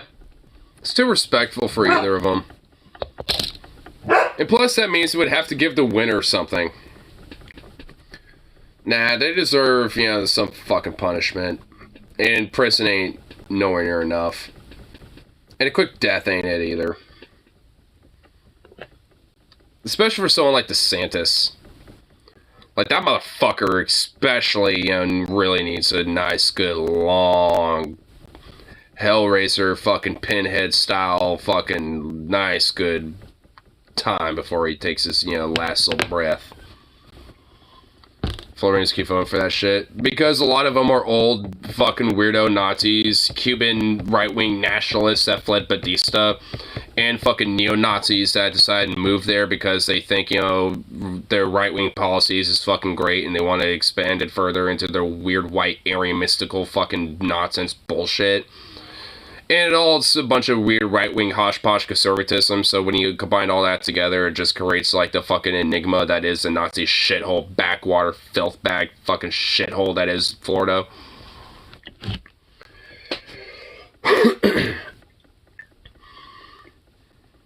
Did philosopher on a heart attack?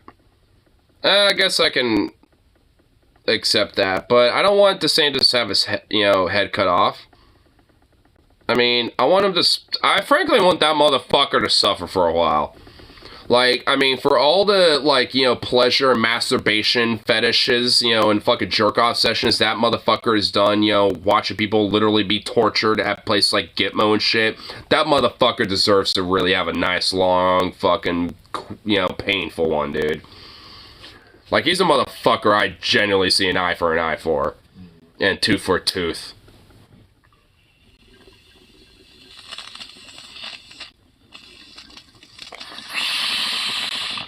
And after that, treat him like Benito Mussolini. Give him a tour of the state. Let the people, you know, tell him how it really feels.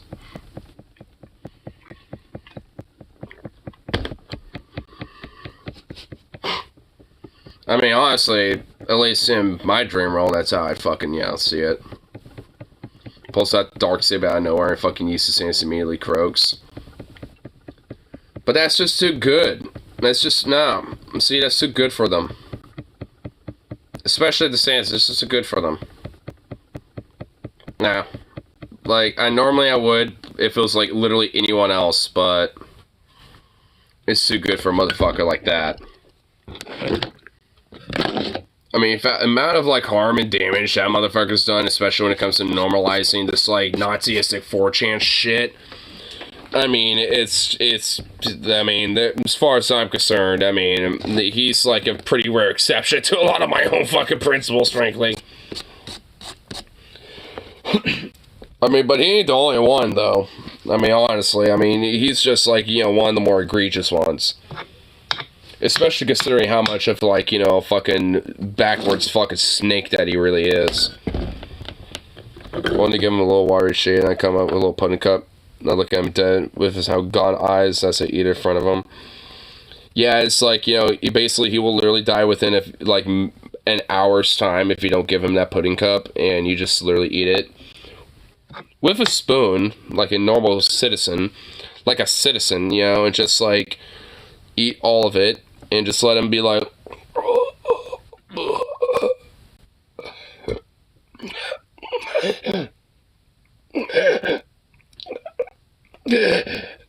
You know, just trying to, like, gasp for just even a sliver of a pudding. Biden takes Darksaber to challenge Putin to a duel. Nah, that's too good for Biden, really. Give it to Zelensky. At least then it will be, like, a fair battle. Because you know what's going to happen? Like, Biden's going to somehow, like, trip and fall and, like, kill himself on it. And then Putin's going to grab it. And then he's going to yeet Zelensky. And then that's not going to be good. So, like, I mean, that's just going to be, you know, just all sorts of bad vibes. So, I don't know about that.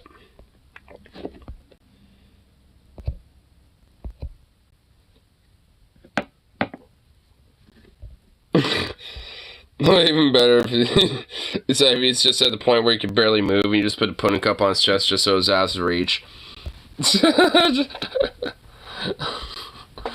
Just right out of his reach, and he's like,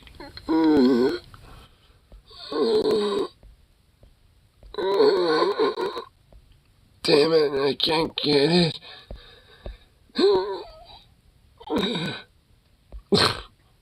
Good. As far as to say with that, good.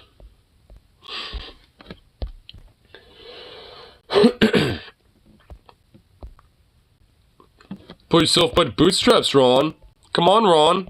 What, you can't pull yourself up by the bootstraps, man? Come on now.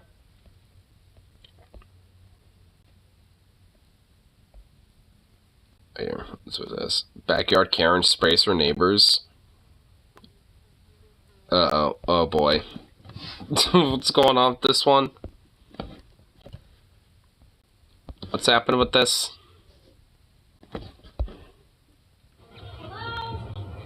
Hello! Hi. Oh, shit. Oh, damn, their picnic table's soaked.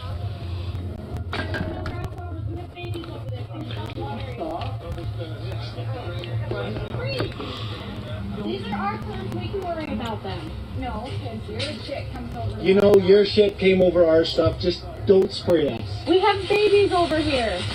You're a jackass. You're a jackass.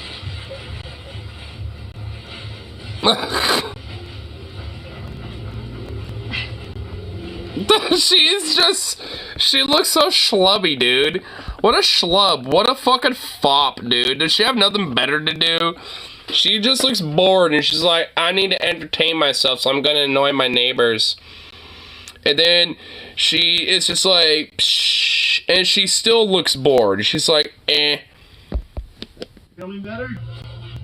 Does that make you happy? That's weird. There, she does not look happy. She looks bored. Like she's trying to entertain herself, but evidently she's not even entertained. Oh, she even sprayed her phone. Oh no. What's the problem? Hey, stop. We have a child over here. We do that right now. You can wait until we're done. Wait, there's crackers everywhere. Oh, damn, now she's really starting to spray them, dude. Oh, shit, now she's starting to do some targeted sprays. Water fight.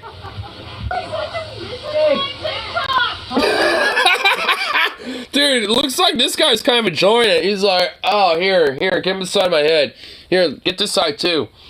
Oh, here, get the top of it, by the way. Oh, okay, yeah, that feels kind of good, bro.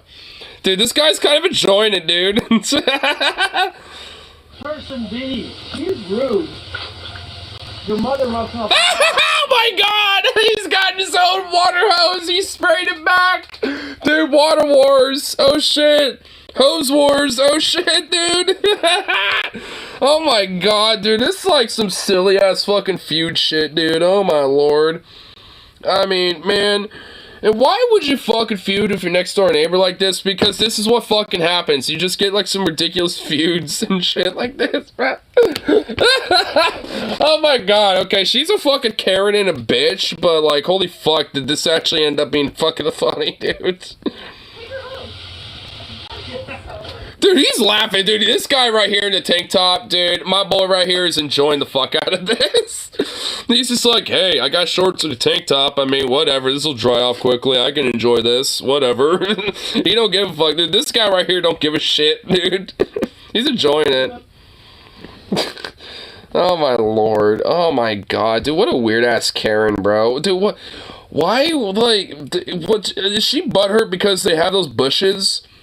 Like, I barely heard what she was saying initially in the beginning, where she's like, oh, your stuff grows into my side of the yard. Well, guess what? Sometimes plants do that. And you know what? Then just trim them if they go on your side of the thing. I mean, even if the neighbors still get a little butthurt with that, at least that will still be within your right, and you can still do that, because it's on your side of the property. I mean, whatever. I mean, yeah, at that point, it ain't that fucking big of a deal. And also, it'll just grow back. It's a fucking plant. Just because you trim it doesn't mean it's gonna immediately die. Like, I mean, my lord. But, like, it's their plants, though. You don't need to water them. And she just butthurt that they exist, so that she's like, oh, let me just water them and annoy my neighbors and hope they'll just remove the bushes. Like, they're not gonna do that. They're gonna probably annoy the fuck out of you and start doing that shit to you now. Like, I mean, oh my god. Drink St. Bear. Oh, the bear hug? This shit is pretty nice. I always like these little bear hugs. Because it's like, it was like that bear from earlier. It just wants to hug you and give you a little love tap on your knee, or, you know, every now and then.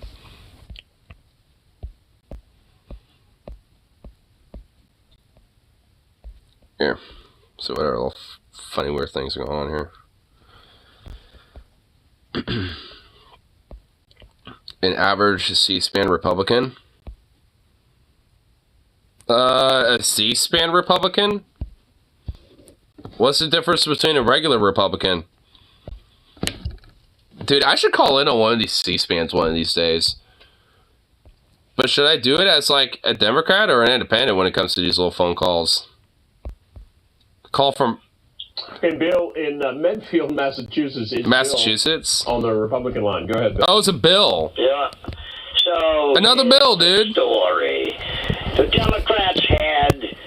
Wait, hold on. We gotta hear that a little. Wait, what was that again? The Democrats had... No. We gotta get to the very beginning here. Okay. Massachusetts, it's Bill on the... Bill, lay it down on us. Yeah. So, here's the story.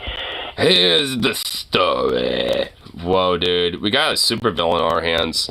Democrats had the Supreme Court for 60 or 70 years, and everything went their way, and everything was fine and dandy as long as it was liberalism. Now it's only been, what, 4 or 5, 6 years that... I don't even think that's fucking true. I'm pretty sure the Supreme Court has flip-flopped between liberal and conservative over the last, like, 50 to 60 years. So I don't even think that's fucking true. So, I mean, maybe I'm wrong, but I don't think so. It's Republican, so we're wild and crazy about, oh boy, the ethics are so bad, yet we got the biggest crook in the history of the United States who took $20+ million. He showered with his daughter. He raped a girl. Like, he showered with his daughter? What? Is that a thing? And we're talking about the Supreme Court. Let's get this Civil War going. Democrats suck. Bye-bye. Robert. Whoa. He just came out of nowhere, like, quick with that one. We'll just get the war going. Bye-bye. Like, oh my god, dude, he was edging himself. Dude, he just busted that fucking nut. He's like, oh, let's get that war going. Oh, yeah, baby, bye-bye. Oh, yay. Oh. Like, that's what he did, dude. Holy shit. Oh, my lord, dude, he busted a nut right then and there. Dude, you're right. Holy shit. Independent line in... Anyway, thank you, Bill. Independent line from just letting that slide. What the fuck? Oh my god. I want to see some of these comments on. Hey Robert, independent line. I never knew what C-SPAN stood for. Google out of curiosity. Okay. Wibble-wism. Cole would absolutely die first in the war. Dude, he would have a heart attack before he even could fucking get a shot off. From fake news report about it? Oh my god. Sweet 6 while ago, many real offers from manufacturers to a little gun owner based. Including from a perspective, Sandman from Biden's Gen to Pelosi caught shapeshifting a reptilian. Their pipeline is well defined. Yeah. Definitely true. Couple might get them first. What COVID climate machine is a scary thing now? Media told me so. Oh, fuck off, you fat piece of shit. What's going? Oh, let me just continue to deny this stuff because I'm a fucking idiot. Oh my god. Oh my lord. Dinosaur furries be game. It's a good thing we named most of the dinosaurs like 100 years ago. When we were all in the mythology and speaking Latin. As you just learned about dinosaurs now, they come to hundreds. In the name of hundreds, there'd be like heckin' Chonkosaurus or Northern Thick Scaly Boy.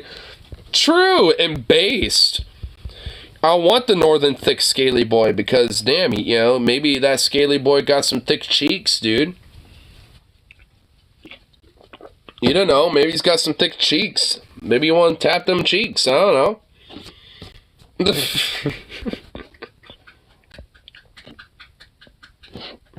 Tyrannosaurus selects the evil Risukeen, or what would be 3-face earth-shaking lizard. Those old dudes were in it too.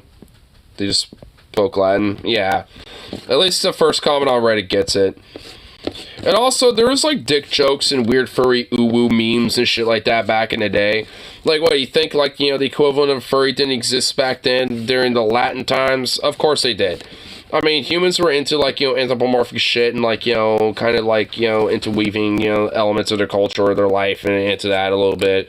That ain't nothing new, okay? Like, legit, furries deadass are not really exactly a new phenomenon. Like, I mean, it's just like the coined term for them now is relatively new. Well, not even at this point. But still, it's just like, I mean, we've always been around. So, they just weren't calling them thick, northern, thick, chunk, scaly boys. Or, you know, whatever the fuck. The Chonkosaurus Scaly Boy Rex, dude. Or the bad Dragonus Rex, or whatever the fuck.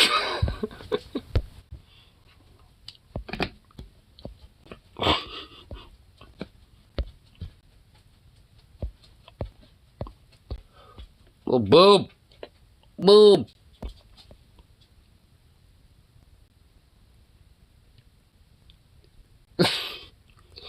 All I see is her little eyeballs popping up, and it's just cute.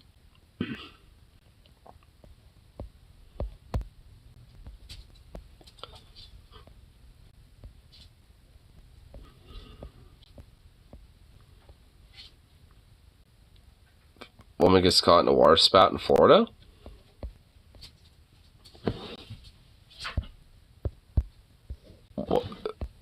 What happened here? Oh my god! Whoa. Whoa, goddamn, let me turn this down. Holy shit. This is loud. Oh my god! Whoa. Oh my god! Oh shit.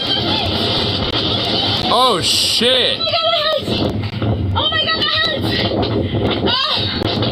Oh my god, that hurts! Oh my god, it's gone from Barcelona!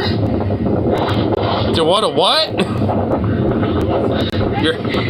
Oh my god, that hurts! Oh my god, that hurts! That hurt like a motherfucker! Hurt like a motherfucker. Oh, my heart is gone! Your what is gone? My heart is gone! What the fuck? Your hemp? Your what? What the fuck is happening? Look at that! What, your hat? Oh my god! Well, if your hat's... Oh my god! If your hat is gone, your hat is in the sea. Like, that hat just yeeted itself in the ocean. That hurt like a motherfucker! That hurt like a motherfucker! That right there hurt like a motherfucker. Holy shit. Like, goddamn. Holy fuck. Like, she got caught in that fucking crazy ass vortex. Oh my god. Holy shit, dude. Oh, what the hell? Hey.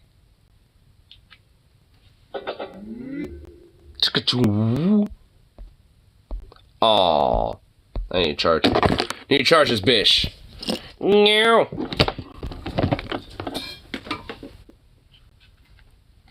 It died because that shit hurt like a motherfucker. That shit hurt like a motherfucker. Damn, dude. My guy's still there. That hurt like a motherfucker. Oh my god. Ah! Dude, looks like there was like another one way off the distance or something. Am I bleeding? Am I bleeding? That hurt like a motherfucker. Damn. She like, you know, that like hit her so hard it broke her. She's like, that hurt like a motherfucker, and that's all she could say. I think AV fucked up. I need advice. That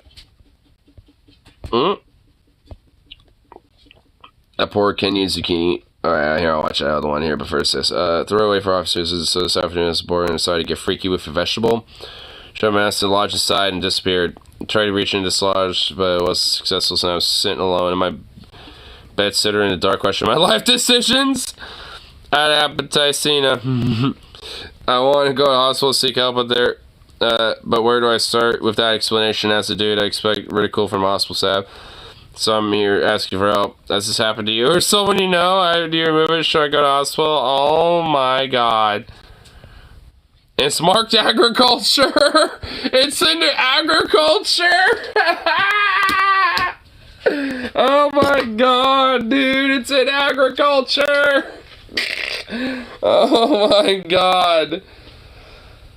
Oh my lord, bro. Holy shit.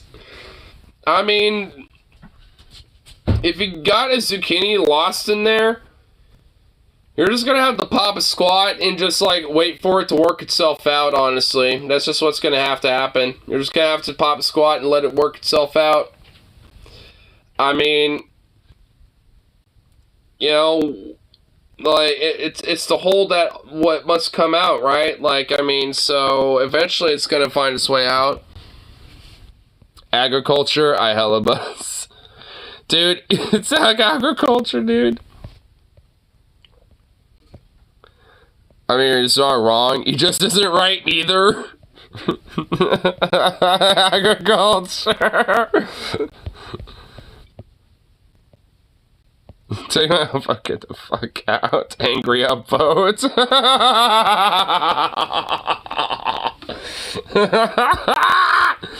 Oh man, this motherfucker, dude, holy shit. Oh my god. Oh man, I love it.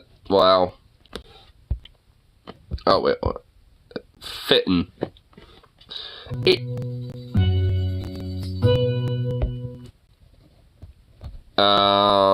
What's going on here?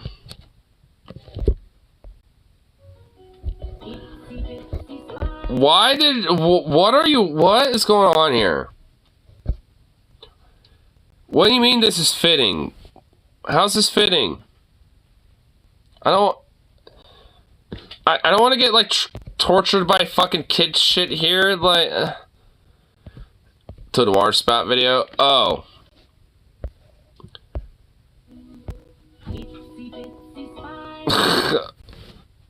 Oh, well, okay. Well, I was hoping it would be a little bit more edgy. Because I didn't feel edgy. I just saw it, didn't actually watch it.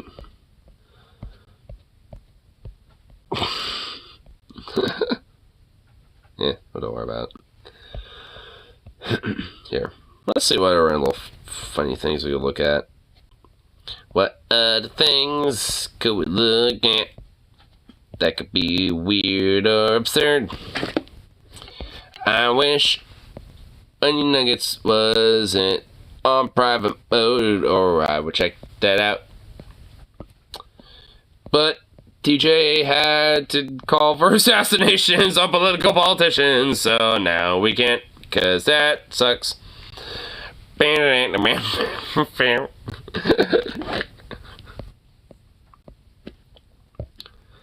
Close to edgy-ish.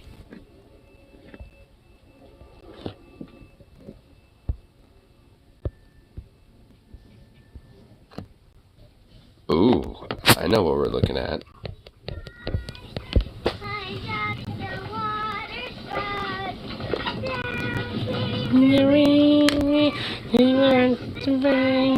Out.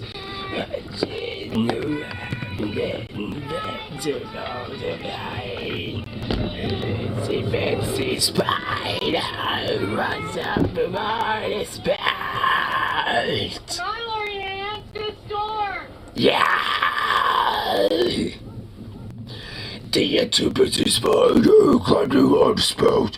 Down came the wind and made his spider fully out.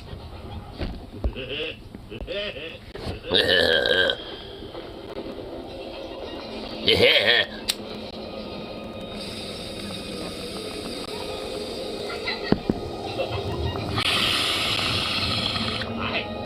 Alright. How you doing?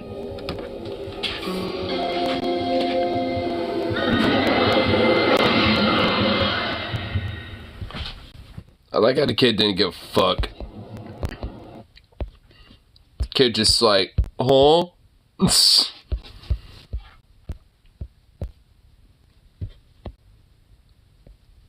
Literally the only good part of the movie is Tim.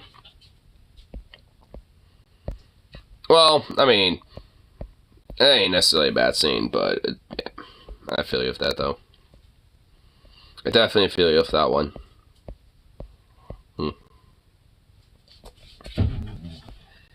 Oh. Oh.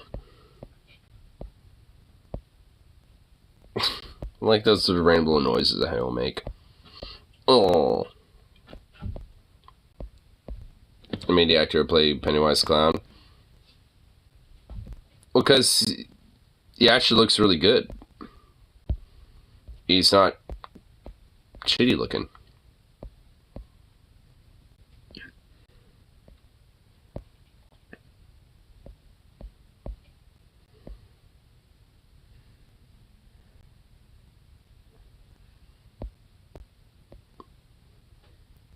Poof ball. CD8 remakes? No. I actually haven't. I've thought about it, but I've never heard good things about them, so I never bother watching them. Which, you know what? I guess all in all, probably good. Probably for the better.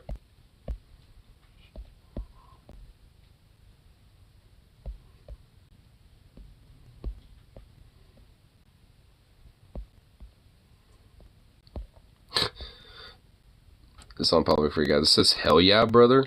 Hell yeah, brother. Hell yeah, brother. What's going on here?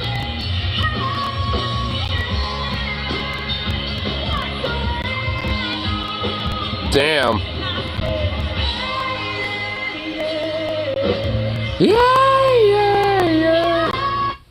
Damn, dude, my boy over there fucking vibing. Dude, my boy is vibing right there, dude.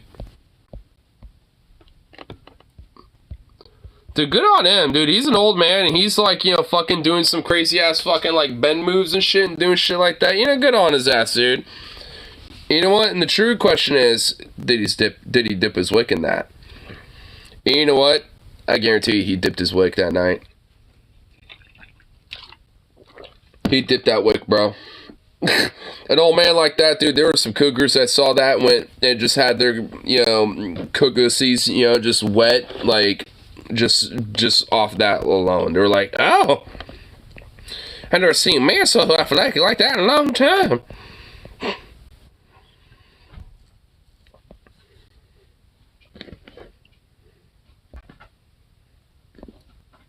Oh my god. Man, baby frozen fit by general bathrooms at Petco. This is, I guess, a Twitter link, so it's gonna redirect me.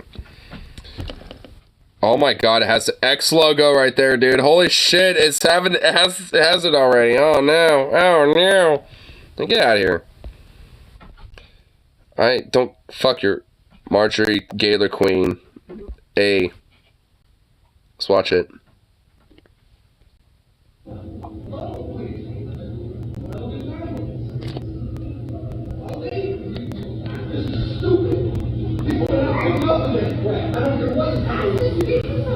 I did. She just told me right thing and didn't matter. She started talking to me like that. I thought I was. She said she was. Stop it, General. Stop it, General. Of course he has like a tiny little dog.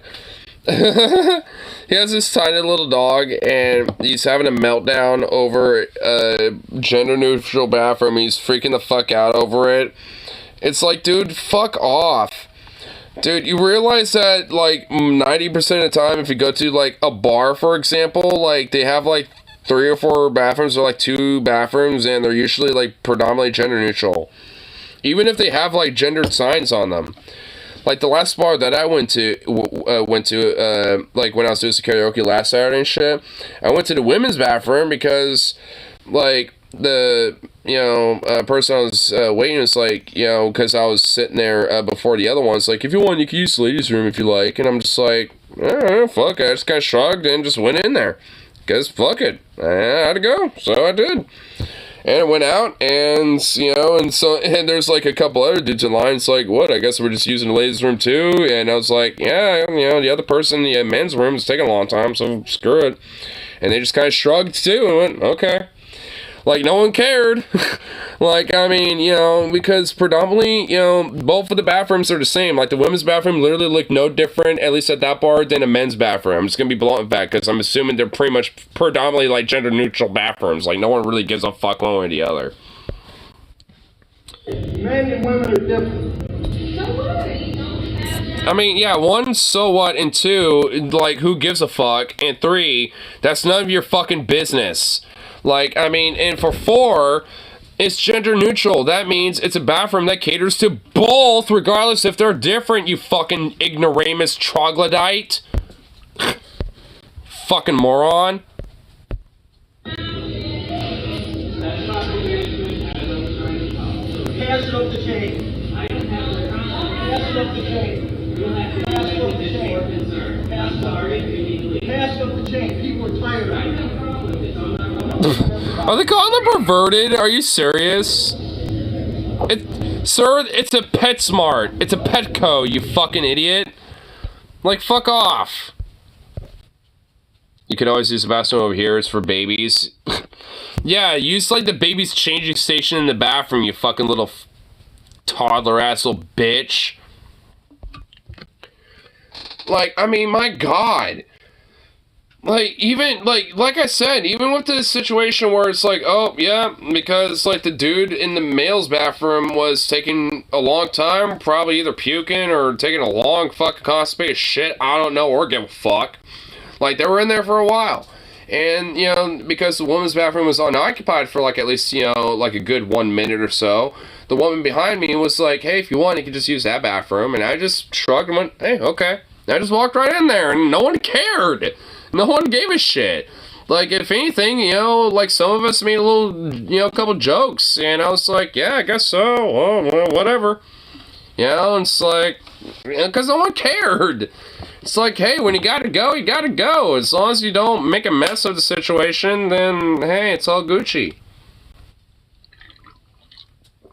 And by making a mess, I mean, like, fucking, like, pissing on the toilet or something like that, you know what I mean? Like, be courteous. I mean, don't be a drunken dipshit. If you feel like you're gonna do that, then sit down. Because then it all just goes downward. That's another thing, too. Men need to learn how to sit down when they piss sometimes. Like, hey, if you feel like, that shit's gonna go all over the place, then sit your ass down. Check yourself before you wreck yourself.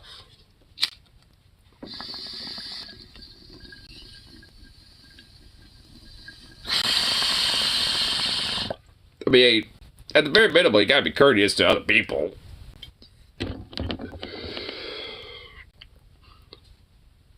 How am I supposed to... Says the guy who cares about where people shit. Yeah, I mean, for real.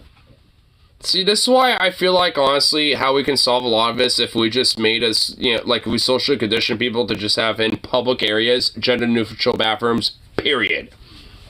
No to gender bathrooms. All bathrooms are, like, non-gendered. Like, I mean, honestly, I feel like, a lot of this bullshit would just go away if we just did that. And just change it all right then and there, just fucking ingrain it in fucking people's heads and force it down people's throats, and eventually just made them suck it up and deal with it. Because at the end of the day, when you got to piss and when you got shit, or you have a toddler or a child that needs to deal with that situation, well, guess what? You're going to go to the restroom to go deal with that. And no one's thinking about any other fucking business during that situation. I mean, like, yeah, maybe when they're taking a shit, maybe they're on YouTube or something like that, looking at a video or something. But guess what? They're not, like, you know, doing weird shit, you know, trying to look at people and fucking upskirt somebody. Like, the only time, you know, like, these motherfuckers, you know, bring it up and shit is because, honestly, it's because they're probably thinking about doing shit like that themselves. I don't think about that shit. I just want to do my business and get the fuck out of there because I don't care. Like, I'm not there to hang around and loiter around and wonder what other people's business is. This is, ugh. Like, I want to spend as little time there as possible. I'm pretty sure that's like how 99.9% of people are when it comes to that.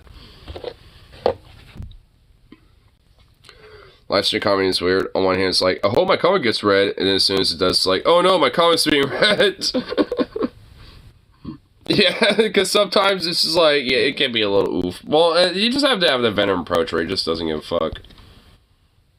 He was really in here a second ago, and then, like, he went A, and then he just, like, passed out and just, like, went away for a minute.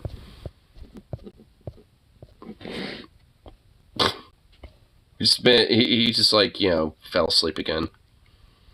Sleepy-ass little bastard. Supposed to be awake the entire time when I'm doing this, sir. Supposed to be parasocial.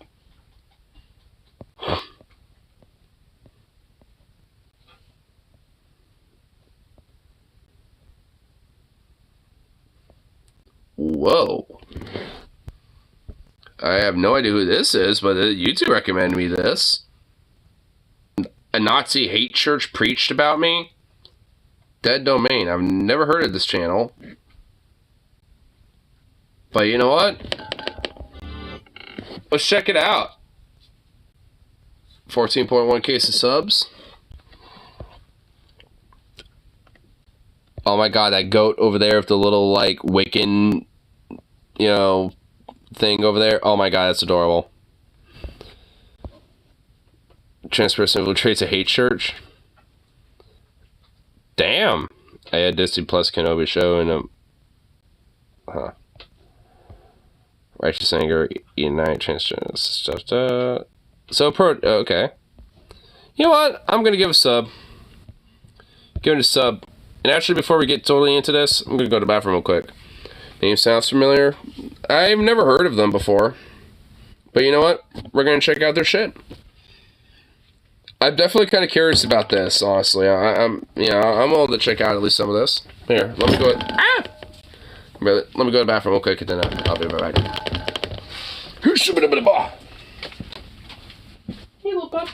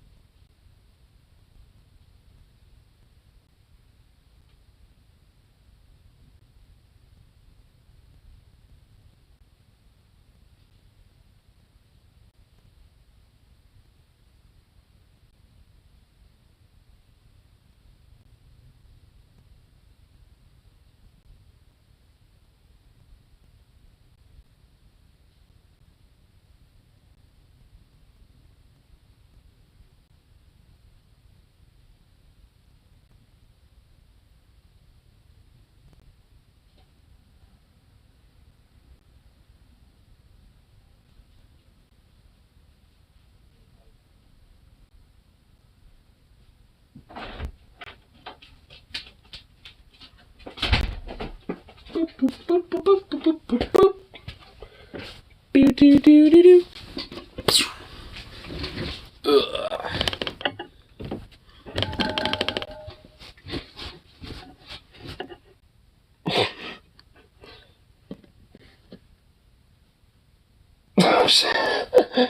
found a fly, he's fucking spazzing out, oh shit. Alright, right here.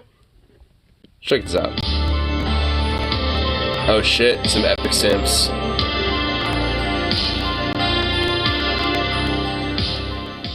Hello darlings, and welcome back to the channel. First off, I want to say thank you to everyone who has helped, subscribed, engaged, and shared my Yeah, I'll do just a 1.25. Not an easy undertaking, and I have... It's a little longer video, so I figured, you know, at least do a smidge. The encouragement and support I found from people who are just discovering my channel for the first time has been such a reprieve from everybody else discovering my channel through that video. Also, for the first time ever, I am possibly looking at making content creation my full-time job, something I honestly never thought would be remotely possible. So I want to sincerely thank everybody who has helped and donated to my channel. Oh, well, hey, you know, I guess, you know, just something about the algorithm that boosted you, and, hey, you know what? I'm definitely wanting to check your shit out, because it looks cool. I mean, the idea that you, I mean, it sounds like this is partially a follow-up to, you know, their video on infiltrating a church, which is now, you know, about this. You know, so I feel like, you know, there's probably, like, what was the other video? 4 weeks ago, so it sounds like they spent about a month in, like, this hate group church and shit, which I wonder, I'm figuring we'll figure out what that is here pretty soon. But, like, I'm figuring they probably got outed. I'm only saying they, them, just because I don't know what their preferred pronouns are, so I'm just gonna go with the neutral ones, at least for now, but I'm just assuming that, like, you know, I'm assuming it's a she, her, but, you know, again, I'll just, you know, go for that. But either way, like, I mean, you know, just because, like, you know, they probably were in this church, they eventually probably were outed because someone got a little privy and went like, and, you know, found out that, like, oh, this person has a channel and they're actually an infiltrator and got outed. I'm assuming that's probably what led to this video, which is a fresh one. So, I mean, you know, YouTube recommended me this as a fresh video without me even knowing who this is. So, hey, the algorithm must be boosting this video up there. I can ever hope to repay your generosity. However, as I've managed the comment section and continue to work on my next video, one I seen a show or Lady Xaveria stream it a while back. Lady Xaveria. Is that a...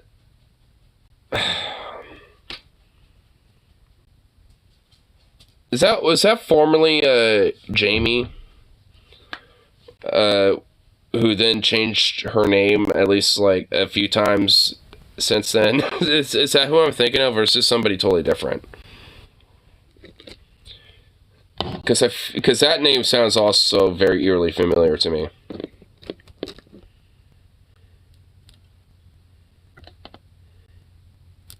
What are you doing? Over again. Did the church find out? Yeah. Yeah, that's her name. Okay. I know, like, she's done a few name changes before, so I'm just, you know, never been too sure. I've always really known her as Jamie at this point, you know, like, so, like, I mean, I haven't really, like, you know, tuned into too much of her stuff lately. I haven't really, seen what she's been doing lately. I've seen her stuff, like, notified on Discord occasionally, so I know she's still doing her shit. So, I have to go check her out again. See what she's been up to. After the original video was uploaded, almost everyone unfriended my fake Facebook account and blocked me. And Discord. Aaron Thompson from she has a, like a, oh, she has like a community Discord channel. Here, hold on. Let me, pull this down really quick. Let me try to find it.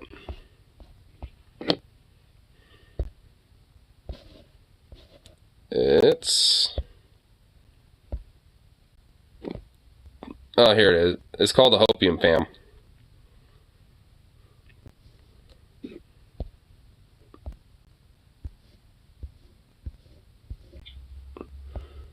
And Robert Larson, both of whom I mentioned in the video, decided to comment down below the video. Oh, you're part of that too? Yeah. I don't really, you know, partake in it that much. I didn't know you were already on there. I mean, I don't really say anything on there. Does she have like a, you know, like like I said, I need to like go back in there a little bit. I haven't been, like checking her out in a while. Last time I have was back in like 2020, 2021-ish about. So it's been a couple years, honestly. So. Robert has been Let's see what she's been up to. It's been a while. To keep quoting scripture. And while the violent, unhinged rants of the entire church has led many to worry about my safety, I want to say I am safe and well protected. I might not look it, but I am a strong proponent of the Second Amendment. However, because of the nice base during my time there, I've been keeping a close eye on if they've mentioned me or preached about me at all. The thing is, the whole church body has been traveling lately, in preparation for their Red Hot Preaching Conference, an annual conference where all the biggest names gathered for 3 days of good old Bible thumping fun? That doesn't seem like the right word for it. So as a result, there have been a lot of guest preachers and not much attention to little old me until the conference itself, where Pastor Aaron Thompson, the pastor of Shore Foundation Baptist Church in Vancouver, decided to call me out in his sermon to several hundred... Vancouver, like BC... Well, if she's saying Vancouver and she mentioned Second Amendment, I'm assuming Vancouver, Washington? I haven't heard of this church before. Well, they say several hundred, but I have no way to verify that. From certain shots like these ones, we can clearly see these aren't just paltry numbers assembled here. While we can't see any of the faces, we can also clearly see that there are many young audience members in attendance, something to keep in mind as you continue watching some of the stuff that they say here. I had previously debated if I would even make a response video. I doubt they'd see it, and a random one-off sermon would have not been worthy of my time. I mostly have been monitoring the church, keep tabs on any open threats they might make against me, and in case I need to take any legal action in the future. However, Pastor Thompson's sermon rankled me, because not only did he call me out, his sermon was primarily focused on denying the people who call the church out as liars. He inferred that the new IFB was often smeared as something they aren't, that they are unfairly maligned and not allowed to speak in their own terms. Like that time I made a video where they extensively... So basically doing the whole victimization, it's like, we're the real victims. ...talked in their own words. This kind of deflection is nothing new, but the way Aaron seemed to deflect, while just leaving the door open for criticism, felt really too easy to pass up on. So I had to jump back into the fray once more. Just when I thought I was out, they pulled me back in. Let it be known that I was cooking a great video on The Sound of Freedom, probably better known as the movie your grandparents keep telling you to watch. Or like the weird conservative right-wingers that are just like, this is the movie they try to suppress and shit. Which honestly, outside of like weird QAnon like fucking weirdos and shit, like I mean, I don't really hear it that much, honestly. Which good. I mean, fuck that movie. So ridiculous. Basically a lie. The entire movie is a lie meant to grift well-meaning evangelical. Like critique of religion. Why you praising us, please stop? How dare you? And you just got like one of those Wojaks that has like the indented head, just like, why stop prisoners? Of their money. That's still coming, by the way. I only bring it up because the movie actually does get mentioned later, because of course it does. Of course, all the same trigger warnings apply here as the last video. We get outright transphobia and homophobia. They quite literally pride themselves at points on using slurs, as we'll see. But there's also a lot of anti-Semitism. Like a lot, for the whole conference. Now, I don't want to go through every point Pastor Thompson brings up in his sermon, just a few, because otherwise we will be here all day. But to start, I would like to note how many of the preachers really feel like amateur comedians. Something that differentiates these conference preachers from the ones I saw at church were they all have a habit of starting their sermons with jokes, like they're trying to put together a type 5 at the local comedy open mic. It's weird, but don't give up on your dreams, I guess. Hey, if I could just get the ushers to just turn the air conditioning down just a little bit, I'd really appreciate that. Anyway, I also want to point this out real quick on the, I'm very excited to come to the youth conference, but look at this Photoshop here. I mean, it looks like Pastor Mez is almost as tall as me. Thompson also welcomes travelers from his church to show who traveled to California to be at the conference. From the stream, we can clearly California? Okay, so Vancouver was mentioned. California. Okay, so this is America's West Coast. So, all right. So is what's her name again? Dead Domain. Is she from the West Coast somewhere? Is she from like Seattle area or something like that, or like PMW or some shit?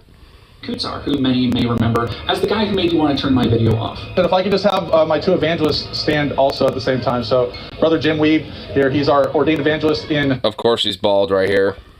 Winnipeg. Dude, that widow speak is insane, dude. Oh my god, it goes so far back, it goes behind his head. Holy shit, dude.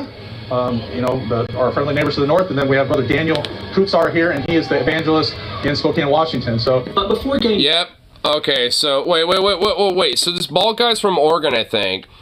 And he was talking about some other brother evangelist, from Spokane. So I think this guy is supposed to be like the head of their chapter in Oregon, and there's some other fucker that's ahead of the chapter in Washington via Spokane. Hold on, let me hear it again. I just have my two evangelists stand also at the same time. So Brother Jim Weeb here, he's our ordained evangelist in Winnipeg, Canada. Canada. Okay.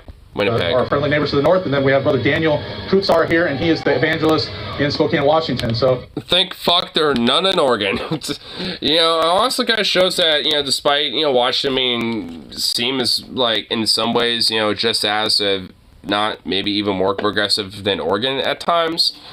Nah.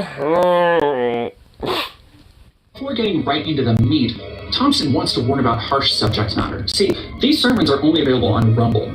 They're too hot for YouTube. I actually had to sign up to No shit. Wow. Why am I shocked? A website called bannedbutnotbound.com, where you get on an email list to see these kinds of hate speech-filled videos when they drop, because they get delisted everywhere else. On that subject, Banned But Not Bound has an introductory video. Bruce Mieja's praising of the deaths of the Orlando nightclub shooting victims. So that... Well, go fucking figure. A fucking evangelical Nazi pig dog, like him, is of course gonna celebrate some shit like that. Dude, people like Tim Pool did. Like, this very open, very public, platformed right-wingers and shit, and commentators that aren't like these weird, preachers and pastors and shit that have said the same fucking thing. They're setting welcoming you in. And if you had any reservations that the church ever had their heart in the right place, the notices on that website guide you first to spread the influence of the church, and then give them that sweet, sweet cashish. Anyway, we gotta get back to Thompson's new bits he's workshopping. And you were pre-warned about language, yelling, screaming, hard preaching, and hard subject matter that not everyone can handle. So if you're upset and you're offended by the end of the sermon, well, then you just didn't listen to his sermon. So maybe you should go back and listen to it. Aaron Thompson's sermon was... Oh, if you're offended by a sermon, well, go back and listen to it again. Maybe you won't be offended then. What? 3 things to be aware of. Citing Philippians 3, verse 1, and Paul's warning to the Philippians against dogs. Wait. Philippians what? 3 things to be aware of. Citing Philippians 3, verse 1, and... Philippians 3, you know what? I always like to do this whenever Bible verses are mentioned. Because I got one. Philistines, right? Okay, I know the shit right here. I know there's an alphabetical. Okay.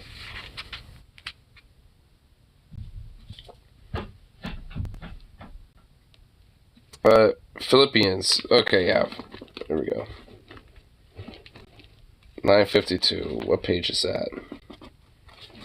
That is way back here. Holy fucking shit. It is all the way near... Dude, it's like some New Testament shit. Oh my fucking god.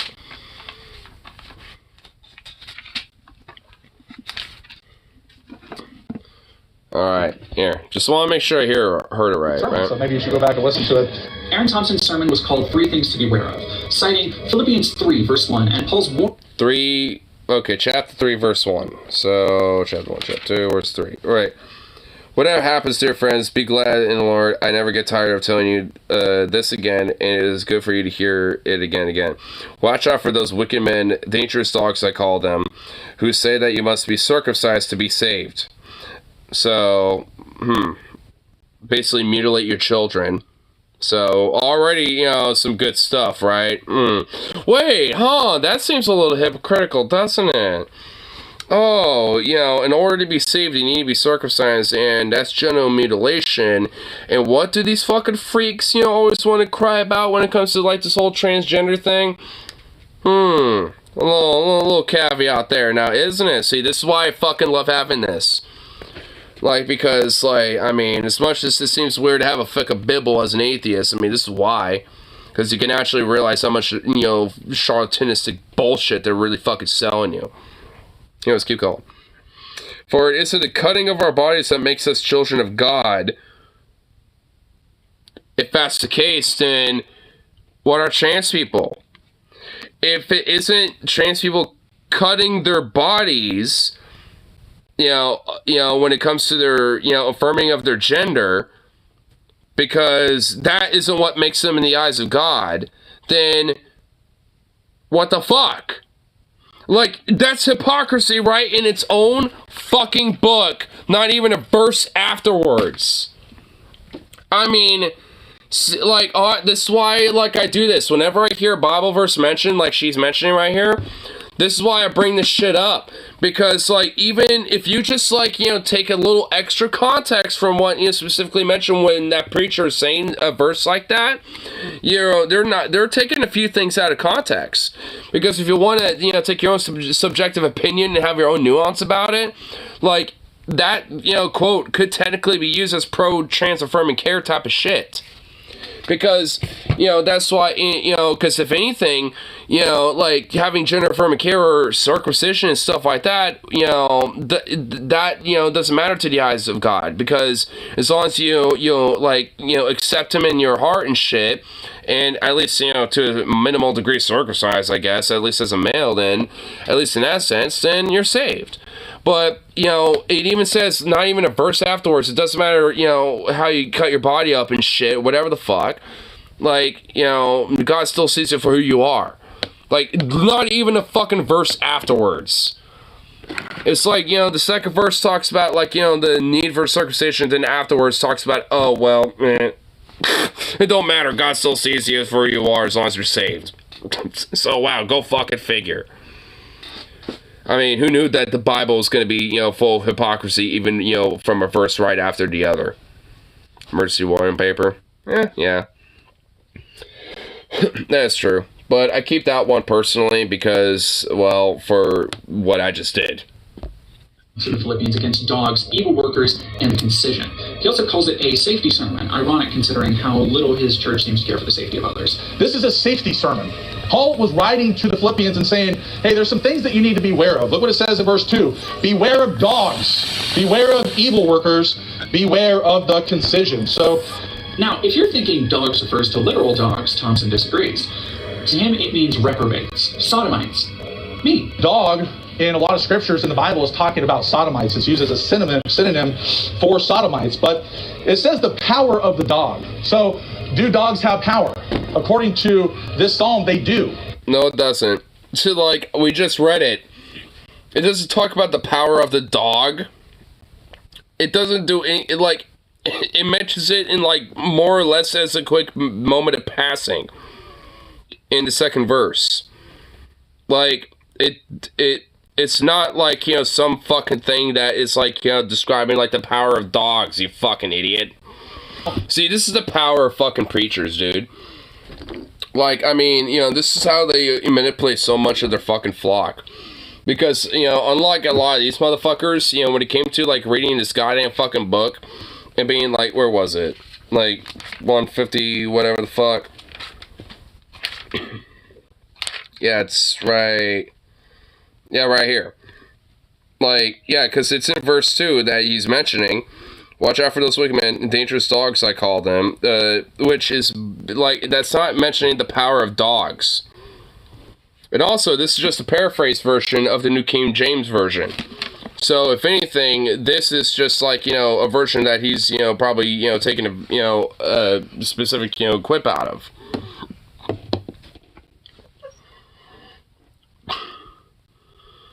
Here it said, I had no idea dogs could be used as a cinnamon. You're like, well, sodomites are sissies and all this and that. Yeah, but they're dangerous too. We get plenty of warning that gay people suck. Sissies who are meant to supposedly be weak and, like, sissy-like are apparently very dangerous and, like, are gonna lurk around every corner and just, like, attack you or something. Like, what? What's this about? Well, we're just reacting to, sorry, I'm new. Yeah, it's all good. We're kind of reacting to this Nazi hate church preaching about this trans person and stuff, and just kind of specifically as at least went into at least one verse already, because I also have my being an atheist, I have my own Bible, and I've actually looked at Philippians chapter 3, verse 2 and stuff that was specifically mentioned by the pastor and stuff. And we read a couple extra verses ahead. And curious enough, it's a cherry-picked verse that this guy is using to feel his own hatred and bigotry when, like, the verse afterwards would actually, funny enough, contradict what he's saying. Whatever they're going to call them are dangerous. This is important. He goes on like this for several minutes. You know, if you've been warned about hanging around with them or letting your children be babysat by them, or you have some cousin or Siamese twin or whatever it is that you have hanging around with you, don't hang around with them. Paul says, beware of dogs. Beware of them. Do not be around them. Again. Why would I not be around my doggo? My fluff ball is the most sweetest, friendly boy ever. Fuck you, you preacher fuck. And considering that, like, he's also trying to acquaint me of, like, oh yeah, well, if you're faggot cousin and this and that, you know, it's like, they're like a dog. I mean, you gotta be wary of them. It's like, bitch, like, most dogs I meet are the most friendliest, sweetest little fluffies that I've ever met, ever. What? I mean, it's just like, I mean, goddamn. What the hell have Siamese twins ever done to you? I mean, that too. It's like, have both of them been dicks or some shit, or one of them's a dick and the other one's just like, oh, nope, can't have that. You know, it's like, you're an asshole too because you're Siamese twins and dick or some shit. It's like, I mean, what the fuck? I mean, dude, this preacher is a fucking insane, unhinged whack-a-mole, bro. Especially velvet hands. Oh, those are... The fuck are you even doing? Okay, whatever, I don't even... I don't want to get too deep into dissecting everything, but I want to show this clip where Thompson recounts a story about a woman who emailed him concerning the rhetoric of his church because she had previously dated a woman. Church, but you know what? I'm glad they don't want to come back because they're like, well, I was in a relationship with a woman for, you know, this is a woman. I was in a relationship with a woman for 4 years. And I'm like, well, hey, don't email me again. Don't come back to our church. You're not welcome. And I'm glad that freaks out of our church because I was thinking, like, they said, well, hey, these people are so nice that welcome me to your church. I was like, well, why haven't you come back? Like, and they're like, oh, it just wasn't the right fit for me. Well, why didn't you email me? Tell me how nice our church people are. But they're like, well, there's this underlying tone. The guys look really angry. It's just like, guys just look like that all the time. Like, what are you talking? Thompson's response to someone saying the men look unfriendly and angry is, that's what men look like. It's like, well, hey, look, you lesbian butch, you know, you fucking commie liberal. It's like, I don't want you being here, you fucking faggot freak. It's like, how dare you? Get away from here.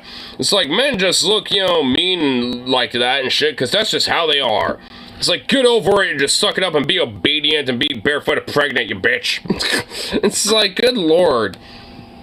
Like, I mean, why are these fucking weird, obscure, like, you know, goddamn, like, pastors, you know, all over the country just basically fucking photocopy, you know, this old fart fuck? Like, so many of these motherfuckers are like this. I mean, this is at least in some part why, like, so much of this, like, you know, far-right extremist bullshit, you know, perpetuates, is because you got preachers doing shit like this, and all they're doing is taking, you know, fucking financial advantage of all these motherfuckers, because, guess what? They're tax exempt. All they're doing is basically paying their own personal property tax of their house, and, it, you know, that they, you know, bought, you know, off the, you know, motherfuckers that they scalped off of. Punchline tells me it's clearly meant to be a joke. It's also telling he seems to think it's a valid response, that subliminally he thinks the default setting of men is to make women uncomfortable. Maybe that's just my reading of it. But of course, what does the Bible say about reprobates? The Bible says that they should be surely put to death, their blood should be upon them. Okay, what does that mean? Well, whatever instrument you use to put them to death as a capital punishment, then their blood is going to be upon them. And really, if you're spiritually speaking, when it says your blood shall be upon you, that you're paying for your own sins at that point. You're done. God, you know, and obviously that's a figurative way of saying it, but, you know, if you put someone to death, there's blood on them, right? If you throw rocks at someone until they die, there's going to be blood upon them. Oh, yeah, but, like, there ain't going to be blood on the hands of the person who fucking killed them, though, right? Yeah, like, I mean, hence the whole term of, like, you know, caught red-handed and stuff like, yeah, that, you know, nah. None of that. No, the blood's actually on the person who dies, you know, not the person who killed them. What unhinged, backward shit is this? Like, this fucking guy is actually, you know, pretty much a fucking Nazi, dude. I mean, fuck this piece of shit. I mean, like, just like teaching from Onion Nuggets earlier, like, this motherfucker definitely goddamn deserves a fucking Greg Abbott, you know, position. That's for sure. Their head, there's going to be blood on them, right? Or on, you know, the wall or whatever. That's all kind of... What, like you should get? Bullets for using, right? As he cracks wise about blood splatter, I want to go back to... So, he wasn't even really, like, beating around the bush, like, you know, frankly. He even openly said it there. It's like, you know, some bullets. This section where we can clearly see the audience in attendance. You weren't able to see it in my previous video, but there were little kids everywhere. This video was taken just before Thompson's sermon, by the way. This is the audience in attendance when he's preaching. Thompson continues to screed, and I'm not going to give it much time, because it's nothing I haven't heard before. I want to give one last brief aside to Thompson as he complains about his PayPal being deleted and cites higher powers. What could those higher powers be? It's the Jews. How is this kind of stuff happening? Well, because behind the scenes, there's higher powers out there, right? There's higher powers that work for the devil. And so is there any reason why you would think that they're not going to, you know, activate themselves against us? Because really, if you think about the three things that it mentions here, the dog, the evil worker, and the concision, which is a Jew. The evil worker and, oh, the Jew. Wow, there you go. There it is. There the fuck it is. It's like the dog, the worker, and the Jew, dude. Oh my god. So the evil trinity in his eyes. So the fucking worker, you know, the fucking dog apparently, and, you know, the Jew, who manipulates all, you know, like everything, you know, to fucking, you know, like, you know, destroy, you know, the proper Christian Western society. This guy's a fucking Nazi scum animal, dude. This fucking piece of shit. A whole hell of a lot less coke. Well, I have him on, I have it played up a little bit. It's like on 1.25 speed. I've heard more than enough of that. Keep in mind the use of the word Jew here, because we're coming back to it later. Yeah, there's a reason I call them a Nazi church in the headline of this video, if I don't have to change it for YouTube guidelines. But first, another brief comedic interlude. If you put on a man's garment as a lady, then you're an abomination. Why? Because you're trying to look like a dude. That's why. And vice versa. And it's so funny because I think it was Pastor Shelley was preaching this the other day. He's like, if I came in to this church with yoga pants on, you'd be pretty offended. You'd definitely be offended if you saw. I would be, because you're a fat fuck. You're a fat Nazi fuck. So yeah, I would be a little offended based on that alone. If it was literally anybody else, even if they were kind of a chunky boy or a chunky gal, I wouldn't care. But it's because you're a fucking degenerate evangelical Nazi piece of shit that, you know, yeah, I would be offended. Because I don't want to see your fucking weird, like, homunculus form. That'd be why. Yes, you know, the biblical garment of yoga pants. I forgot to mention it in my last video, but many people have pointed out the hypocrisy of using the Levitical laws to stand against homosexuality, but not other things like mixed garments. But this is just the first hump on the hate roller coaster, so hold on tight. Because, you know, Christians especially love to cherry pick their shit. I mean, when I was visiting my mom earlier, like, man, like, she just, I don't know, I don't even remember how it got brought up, but she was, like, bringing up fucking religion and being like, oh, well, you know, it's just like, you know, like, God's, like, you know, like, that's a relationship and stuff. I'm like, no, it's not, that's a religion, like, that's not anything different. And she was so fucking adamant and be like, yeah. And it's just like, because she was trying to be like, well, because religion's like, you know, the thing that, like, man does, like, when it comes to manipulating. I was like, well, isn't that what, like, everybody does? From the preacher to, you know, the commoner and stuff, because they all have their own interpretation and they, you know, personally manipulate their own idea about what, you know, they think is just based off that fucking book. Like, what the fuck do you think? It's like, I mean, I'm just sitting here like, what? It's like, do you not see the hypocrisy in this? Ugh. I mean, she literally was born and raised in it, so I don't really totally fault her, but oh my god, dude, holy shit, does it still irk me. Because, like, goddamn. Like, when it comes to cherry picking shit, it gets so annoying. Because the thing is, like, she's someone who does, like, Bible studies and all this other shit. And it's like, Mom, like, are you sure? Because, like, I do it myself. Like, I mean, that's why I am an atheist. Because I have read this fucking thing. The new and the old. Because, and this is another thing that they love to fucking do. Oh, which, by the way, that preacher was, you know, speaking from the New Testament. Which, you know, a lot of fucking Christians will say, oh, well, the Old Testament's where all the barbarism and all the whole death and stuff and the more, you know, vengeful God happens and stuff. The New Testament, not so much. And it's like, well, what about Philippians, huh? Like, I mean, what about that? Because evidently there's a preacher using that for fucking vengeance and bloodshed and death. Or at least an advocacy of that.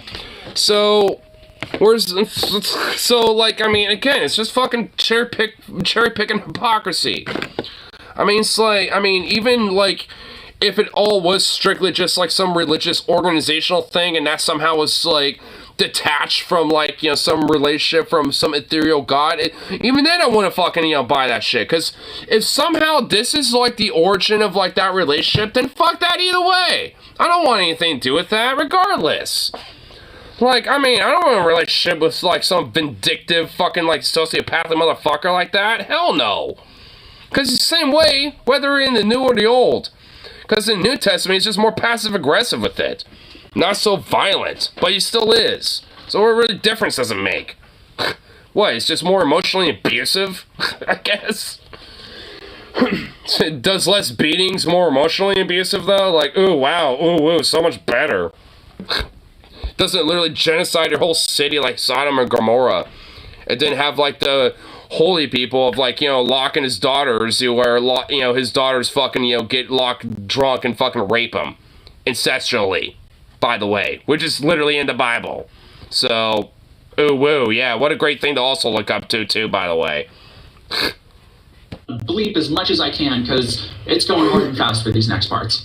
You know, are freaks and an abomination to God. So why would you want to dress like a you know, always dress up in these big floral outfits and dresses and skirts and all this stuff. Why? Because they want you to think that they are what they're really not. Or maybe they want you to think that they are what they really fucking are, you degenerate scum fuck. Maybe it's because secretly deep down inside, maybe you want to be trans, you fucking weird homunculus.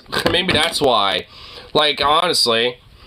I mean, because, like, you know, the reason why you're fucking preaching so hard against this type of shit is because you're projecting about what you deeply want. You legit want, like, some she-dick, bro. You want, like, you know, some trans girl that still has her dick, she hasn't had a bottom surgery yet. They're just, like, you know, in their floral little, like, skirt or some shit. They're just, like, keep that on while you're just underneath that, just going hog wild, bro. Like, you know what the fuck you want. Deep down inside, you know, Pastor was talking about that person that came in and infiltrated last night. We had someone that actually came into our church for 3 weeks, and it was a Now, he mentions that another pastor talked about a person who came in and infiltrated last night. I didn't... That's her. Know if that meant there was an infiltrator last night, or if the pastor had talked about it last night. He doesn't give more specifics. So I watched every other sermon in the conference. I watched 6 other sermons, and no, I will not be going through them all, because what I think he actually meant was referring to a gay person who other pastors mentioned was in the audience that night.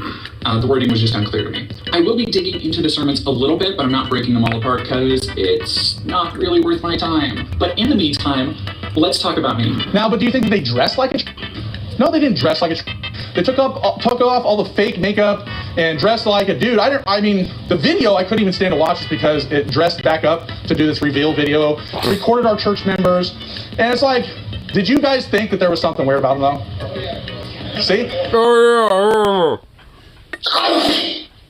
I'm sorry, I'm allergic to bullshit. Remember just...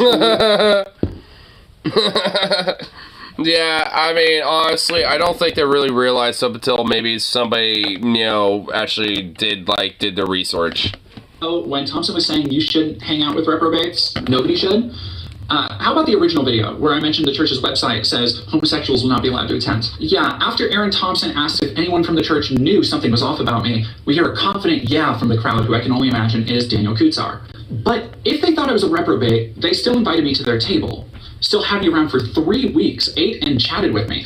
This, dude, this sounds fucked up, but what if they end up like Clayton Bigsby, a trans person who doesn't know the trans? I mean, honestly, I mean, like, yeah, probably would be, dude. They're probably a fucking egg. I would think like Clayton Thompson's brimstone rhetoric would be damn near heretical. So either they know, and by the standards of this hate church, ignored the word of God, or they didn't know, and allowed a sodomite to infiltrate their midst. Which is it, Aaron? They're scared. They're cowards. They come in, they're like, oh, we won this big victory or something. What victory did you win? They sat through that freak sat through some of the hardest preaching. Base say them use pronouns used. And got this cute little, like, tailed goblin elf girl. I'm not gonna lie, that's kind of cute. Never heard in their lives. And like, our church family, I think it made our church look good. Because even though they tossed them out a little bit, you know, it was still like, they were still treating it like, hey, give it the benefit of the doubt. Oh, okay, so this made your church look good? Pray for more Muslims to go and shoot up these gay nightclubs. And whenever, you know...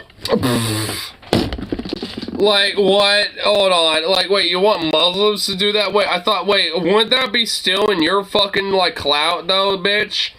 Like, you want Muslims to do it? Like, I thought you wanted Christians to do it, because then it would, like, bring forth the glory of God. Like, I thought you didn't want those, like, blasphemous, like, sodomitic, fucking heretical, like, Muslims to do it, because they worship a false god.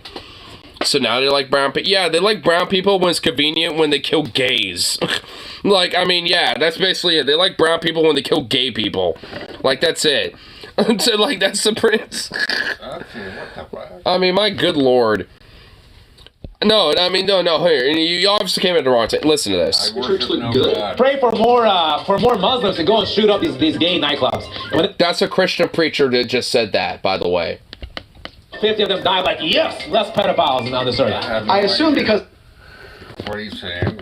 Well, he's saying, because the Pulse nightclub shit that happened in Orlando a couple years back?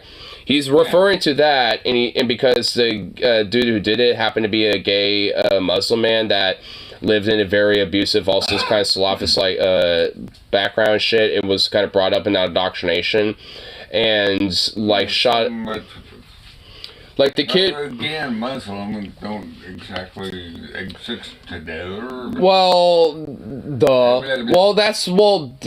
thing is, like, he was somebody who went to that club a lot, actually somewhat frequently, but was kind of known to be, like, kind of weird or a little bit of an oddball because he had a lot of these hang-ups and shit.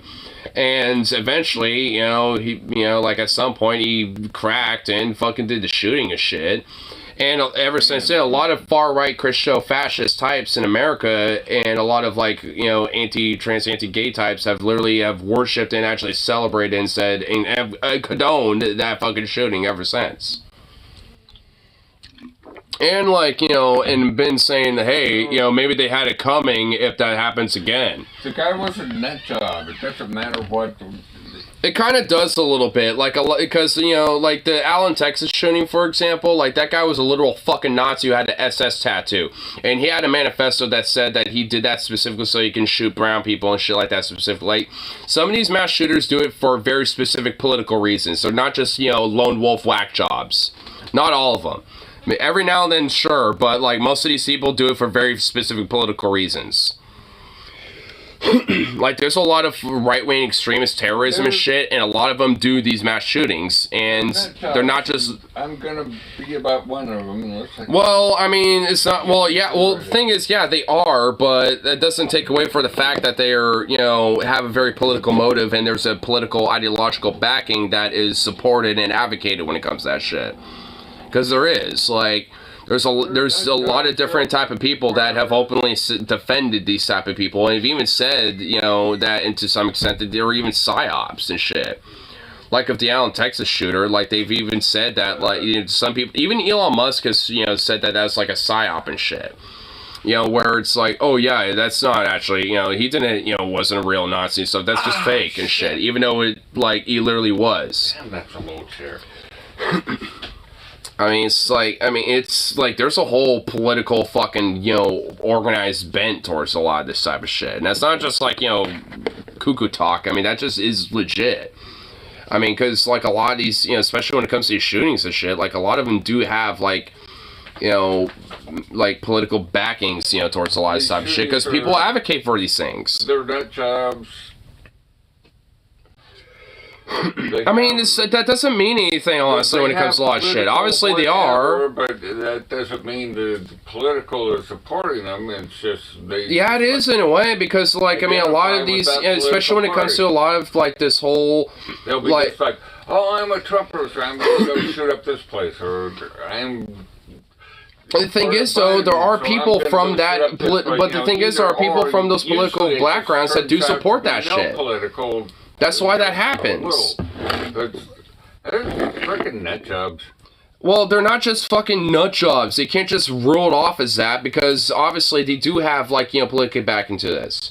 A lot of these type of mass like when it comes to the Allen, Texas shooting or the Pulse nightclub shooting, or no political party is going to back somebody that's. No one's saying. I didn't say parties. I said when it comes to when it comes to political advocates and stuff. Like when it comes to people like Charlie Kirk or Tim Pool or Ben Shapiro, they have openly said that these are good things that have happened. Not maybe overtly, but they have said that they had it coming, or this is what happens when pedophilia runs rampant and this and that. Even though it's just people being in drag or just a gay club, for gay people to be at, or some shit. And they said, when this is what happens when pedophilia runs rampant, and when it comes to a reaction to these shootings. No. That's honest. I'm not even kidding. These are what people fucking have said. There's shit. Ben Shapiro's not a fucking Christian. Ben Shapiro's not a Christian. He's a Jew. About it. Like Ben Shapiro's not a Christian, by the way. He's a Jew. And also Tim Pool just putting it out there, because when it comes to it, at the end of the day, there's a political, ideological backing towards this type of shit. I'm just saying. I mean, so what's what fake Nazis? Well, yeah. Nut jobs and all political and that don't mean anything. Like America in itself are full of fucking nut jobs. That don't mean shit. You're still the best place on earth to live. Literally, no, it's not. It's like a fucking backwater, at this point. Where else do you want to go? Pretty much at least 80% of Europe, literally Iceland, Scandinavia for the most part. If those places are fundamentally way better when it comes to standard of living. Finland has been known every year, has been statistically and objectively known as the happiest place in the world for years on end now, because of their standard conditions and their standard of living, and they'll even pay students. Because they trust their government. Yeah, because their government actually takes care of their fucking people. Yeah, you want to know why they trust their government? Because they actually take care of their fucking people. Because because they actually listen to their people and actually uphold to their fucking needs and shit. That's why. I mean, when it comes to all these other countries, France, for example, whenever their fucking country tries to stab in the back, guess what? They fucking riot because it's hey, we want to keep the fucking shit that we have because, we have it good here and we want to be comfortable and we don't want you fucking taking it away from us. And they will fucking literally burn shit to the ground for it. Where did you go? I went to Iceland, and guess what? It literally... No, not Iceland. You went to the riots.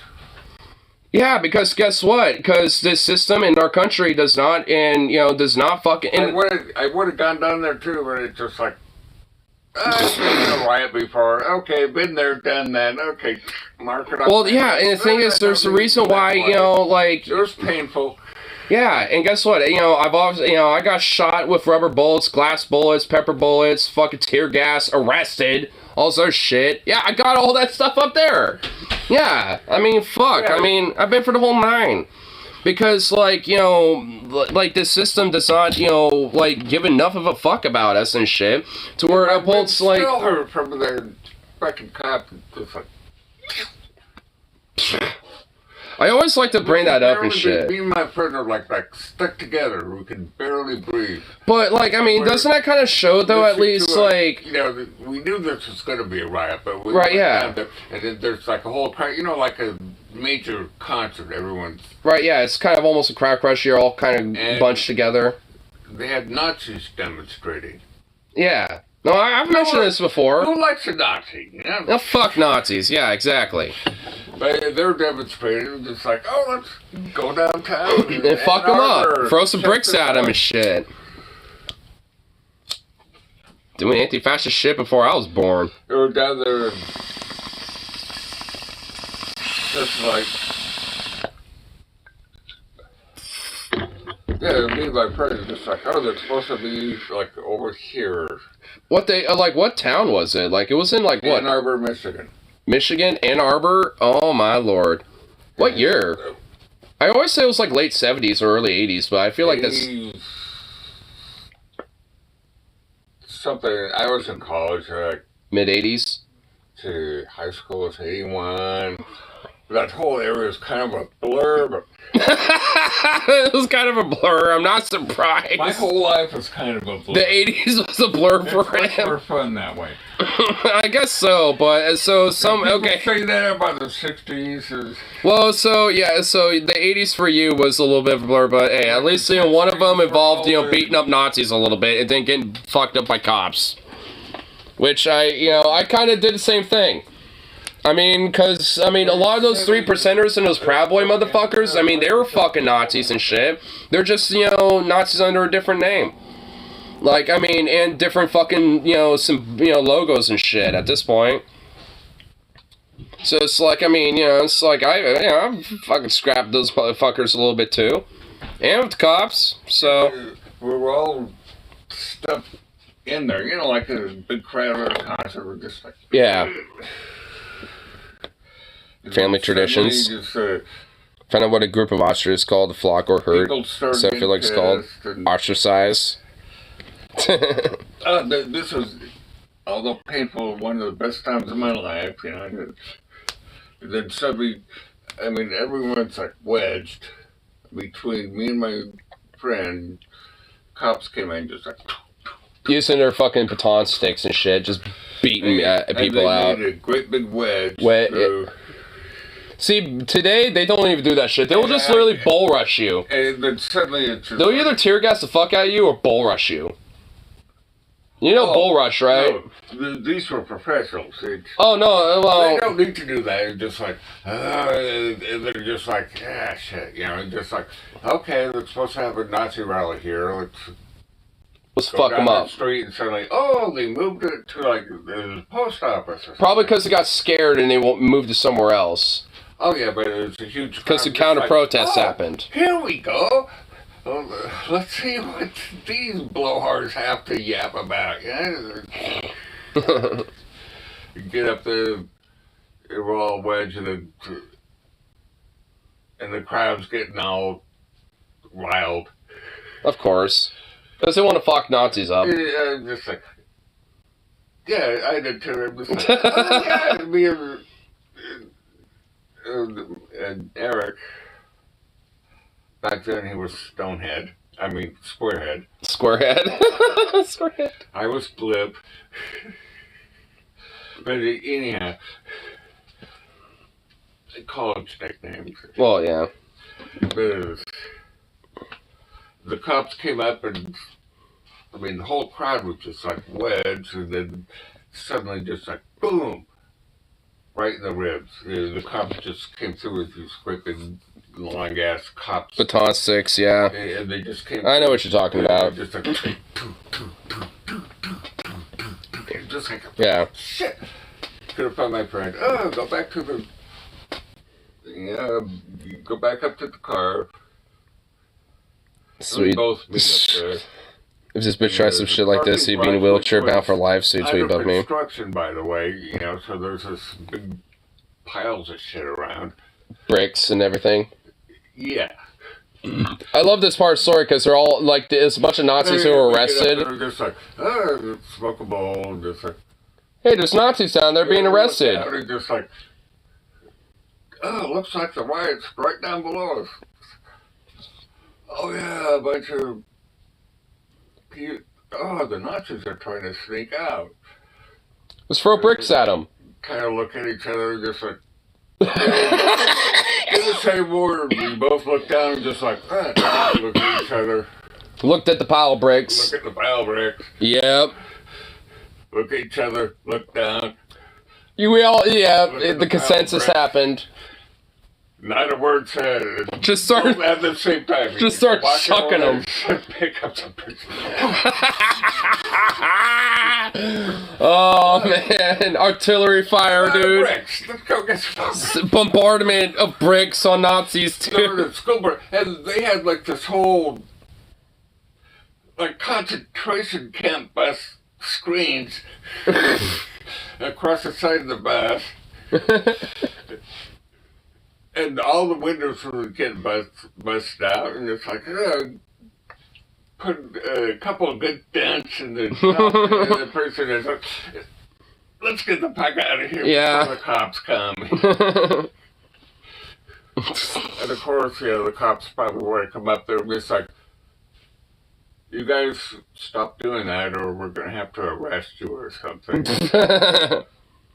Yeah, we don't. Oh, that was one spring break to remember. Oh my God, I that's. became an international drug smuggler. Oh my God, that was the same fucking spring break. Yeah. Oh my God. Oh, dude. Holy shit! What a weekend.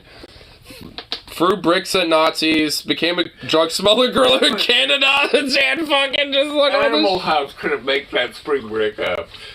Although we didn't wreck the car. That was a good thing. Oh my God. Conservatives listen to Jason Adeline like. I was sleeping. They've been out trying to small town. What? Sucker punches someone and cussing out a cop? You did it last week. But when I do it, it's cute. Get there, it's like, oh, I can't see shit. Because it's major fog. Yeah. I'm falling asleep. I take over the wheel. So we switch places and he's just like, I can't see shit. Well, you want me with my eyeballs closed and sleeping, driving? Or do you mind just follow the tail lights? Driving a while. The car you just see two tail lights and suddenly they flip sideways. And Eric starts going off and I'm just like, no!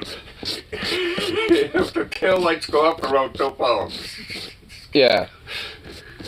Just keep going straight. Oh, I've been in some, the worst driving conditions. This is why I'm kind of glad I don't drive. So I don't have to be in those situations. Some of the worst of the Columbia Gorge. I've been up over the Beartooth Pass. Beartooth Pass, honestly, is some worse. The Columbia Gorge is fine. I've been up there once and I'm just you can barely see. The one time Mom freaked out, we could barely see, and also it's windy as shit. Oh, no, that's nothing. I know that's not. Oh my God! Of course you're about to. Oh, bad day. Here we go. Oh God. Going up there and you can't see because of the snow. And we went. In fact, I think it's pretty close to the same spot. No, it was a little bit past at the actual top of the Beartooth Pass, which I wanted to go to, but Mom freaked out. I'm just like, oh, it's right up there. And if we could go to Yellowstone Park or whatever, all kinds of cool shit. But, she started freaking out with, whatever. Been there, done that hundreds and hundreds of times. Yeah. So apparently Jason ordered 65 burritos from a place 10 minutes before they closed. Didn't tip them all, got fired. Damn. Oh, fucking piece of shit. Front of the windshield. Beat him. Me and Crazy John get up there. It's like, oh shit, just stop. Just like, we were major fucked up. Uh-oh. I'm just like, oh, I can't believe I drove up here drunk and stoned and whatever else I was doing. One of those nights, Oh boy. Get up and get some fresh air. Get out. Just 5,000 mile per hour freezing winds. Oh shit! Oh shit!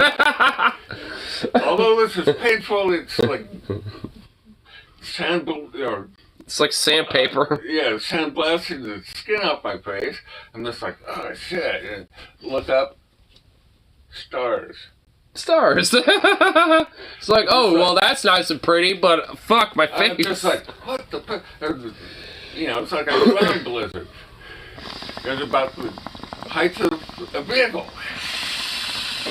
You get up and you stand up, and you're not going to get,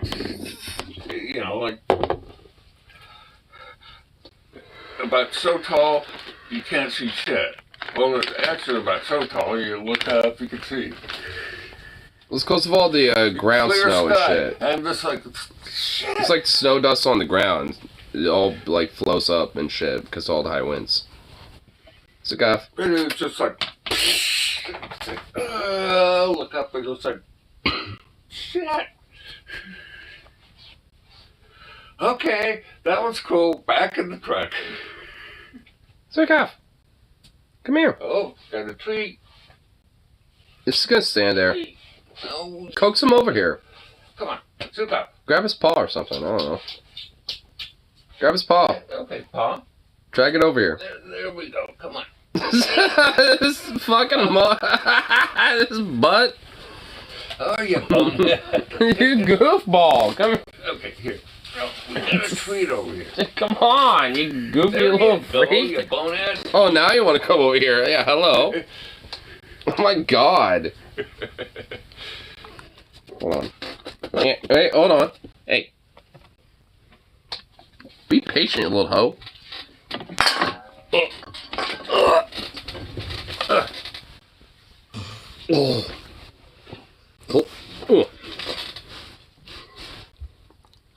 Oh.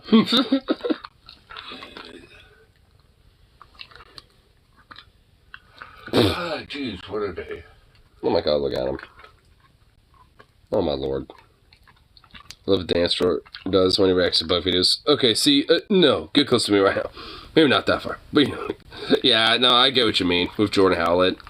His little funny dance. Bummed they didn't have a little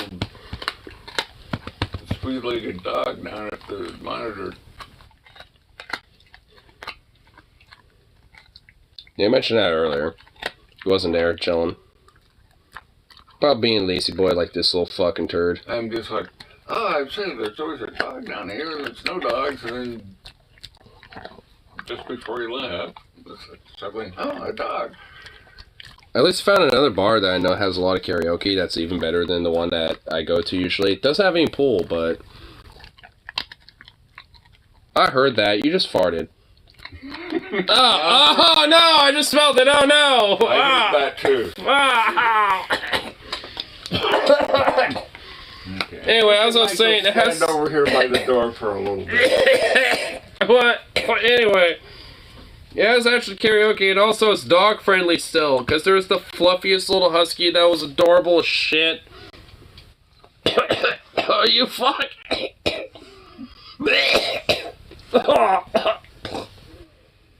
Oh. Yeah, before it gets over here, I'm just gonna hand Yeah, well, okay. It's not here anymore, but oh my god, it was in my lungs. Oh my god, this piece of shit, dude. It was like a little... It was like a whistle, dude. It's like a death whistle. Ah, jeez. Now you're smelling it, fuck you. You try to avoid it, now you're doing it. Now you have to deal with it, bitch. Everything's going that way. Good boy, now you're getting him. It smells like herb over here, so yeah. Oh my god, okay, you know what, maybe you're a good boy after all. I didn't really have to deal with it that much. Oh, this is a ball. This is a ball. There you go. Don't fart on me again, little asshole. Ugh. I want to say something, but I figured it out. Oh, okay.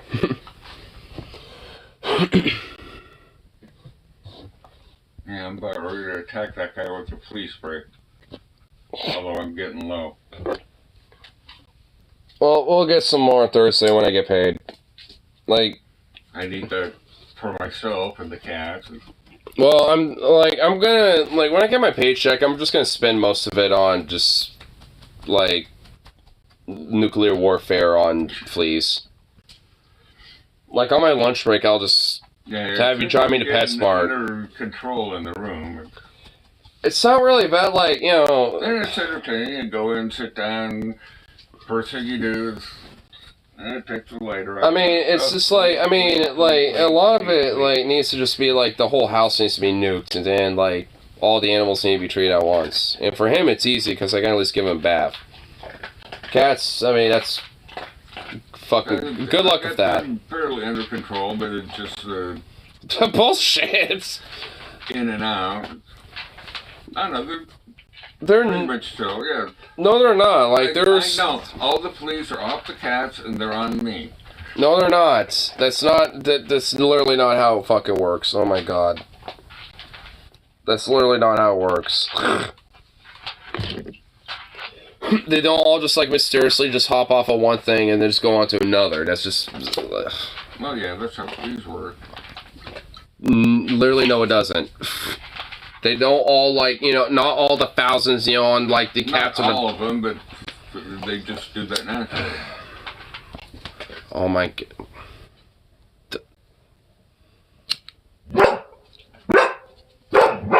Thank you, Zukov. Thank you. He understands. Even he's bitching about it. Hey. Probably rad out there. That's critiquing you.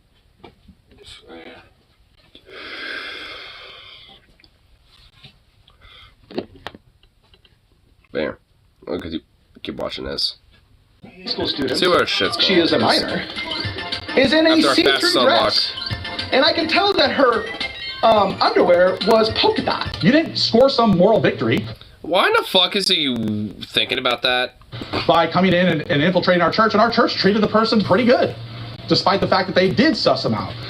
So these freaks will try to come in and they'll try to blend in and things like that. Link is cat rated. It's not going to. It's going to do this. Cat. It's cat within a cat. It's cat. Now I have to do this. Jesus Christ. So now I have to do this shit. Let's see what it made me do.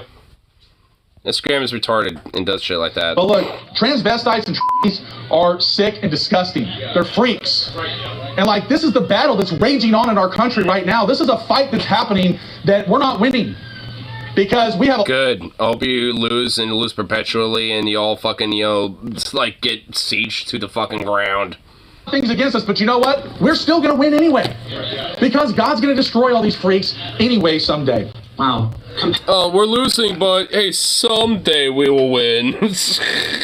Someday. I tell you what, guys. Screen guy next time for Instagram. It's all good. I mean, it's just it's just that Instagram doesn't have the multi-screen feature, which it's just dumb like that. Yeah, Stop.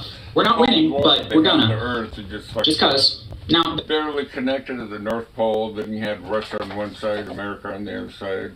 And then at the very top, two people sitting there. Well, I guess we solved that dispute, didn't we? Huh? Yeah, basically the whole Earth was blown up. Except you had like Russia and America, the North Pole is up here, there's two people standing there.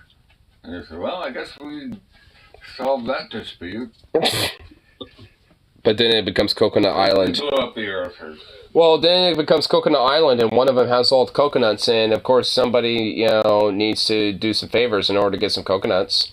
They're gonna have to suck a dick for the coconuts. Okay. So there's gonna be some dispute. It's like a cold it's Coconut Island theory. I had to interweave a Bosch meme in that one. Suddenly it's like, oh, you got 15 minutes to live.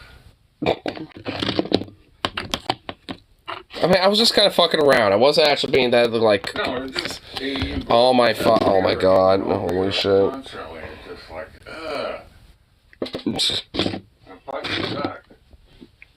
for now at least. There's an upcoming anniversary sermon for the Spokane Church that Thompson will be preaching at, so I may get to hear something there. But from here, we get back to business as usual. Thompson starts railing against trans kids. As always, trigger warning. In Washington, they just passed a bill about trans therapy, and they don't put an age limit on it. And it's for minors. You know what there's... I mean, go figure, because, I mean, yeah, there should probably be, like, gender care for kids. ...to happen now for children to make the decision to become another gender. And they're passing laws in order to make it... Yeah, because there could be kids that could figure that shit out when they're at an early age. Like, go fucking figure. ...easy for people to do these things. Now, a minor can become some other gender, and you're like, well, that's hateful rhetoric, Pastor Thompson. That's not really happening. Why'd they make the law then? Why'd they pass the law then? Because then, you know, motherfuckers like you don't discriminate against them and, you know, try to oppress their fucking, like, actualization about how they actually feel about themselves and, you know, like, make them feel like shit. Like, maybe, I don't know, maybe that's why you fucking... You can, as a minor, and if you're feeling, and I'll read you all the stuff here in just a minute, but as a minor... Can we just shove you off into the Puget Sound or something? Have a bunch of sea lions eat you? Away from home, and you'll be protected, and your parents won't be told where you're at. Here we have another mention of Washington's recent law that is meant to protect at-risk youth, the same kind of youth who get kicked out of their house for being gay or trans by families full of people just like this. I did a more thorough takedown of the same argument in my last video and cite the sources there too. Then Thompson goes from talking about protecting children to a movie about pedophiles to everybody's favorite social scapegoat. First, they just wanted to be able to get married. Love is love. Then they just wanted the ability to adopt children. And now, here we are, where now they're trying to change little children into something that they're not. Why would they be doing that? Why? Because there's a fucking agenda out there to molest children. And a fucking agenda? I don't think he said the. See, this is why I hate the beeps, because I'm assuming, I'm assuming he's meaning either tranny or faggot agenda, like one or the other. And it's just like, hey, guess what? You know what? There really isn't, but you know what? Like, let's just, you know, give a benefit of doubt. Let's say there is. You know what? Good. You know, like, I hope the agenda of, making you also minority, you know, like a big fucking insignificant minority and, like, obscured and fucking buried in the fucking dust tomes of history. Good. Fuck you motherfuckers. Like, you deserve to be fucking buried in the fucking, you know, like, dust tomes that you fucking, you know, dig up your book from, you motherfuck. You goddamn troglodyte. Like, I mean, yeah, you know, good. I mean, you know, good riddance. Like, what, you think society should be built up of this shit? Fuck that. Like, I mean, I'd rather, like, the world be full of, like, you know, tweety faggot bullshit or whatever the fuck, because at least it's more colorful and more expressive and more, like, normative of, like, you know, just people's general, like, actualization of how they feel. Because it's not just inherently, like, you know, queer shit with that. I mean, because, you know, guess what? Heterosexuals can be a part of that, too. It's not just strictly a gay thing, you motherfucker. Like, so yeah, I definitely would rather be a part of that agenda versus, you know, your fucking agenda, you son of a bitch. Like, yeah, so good riddance. Good riddance to your fucking fascist agenda, you son of a bitch.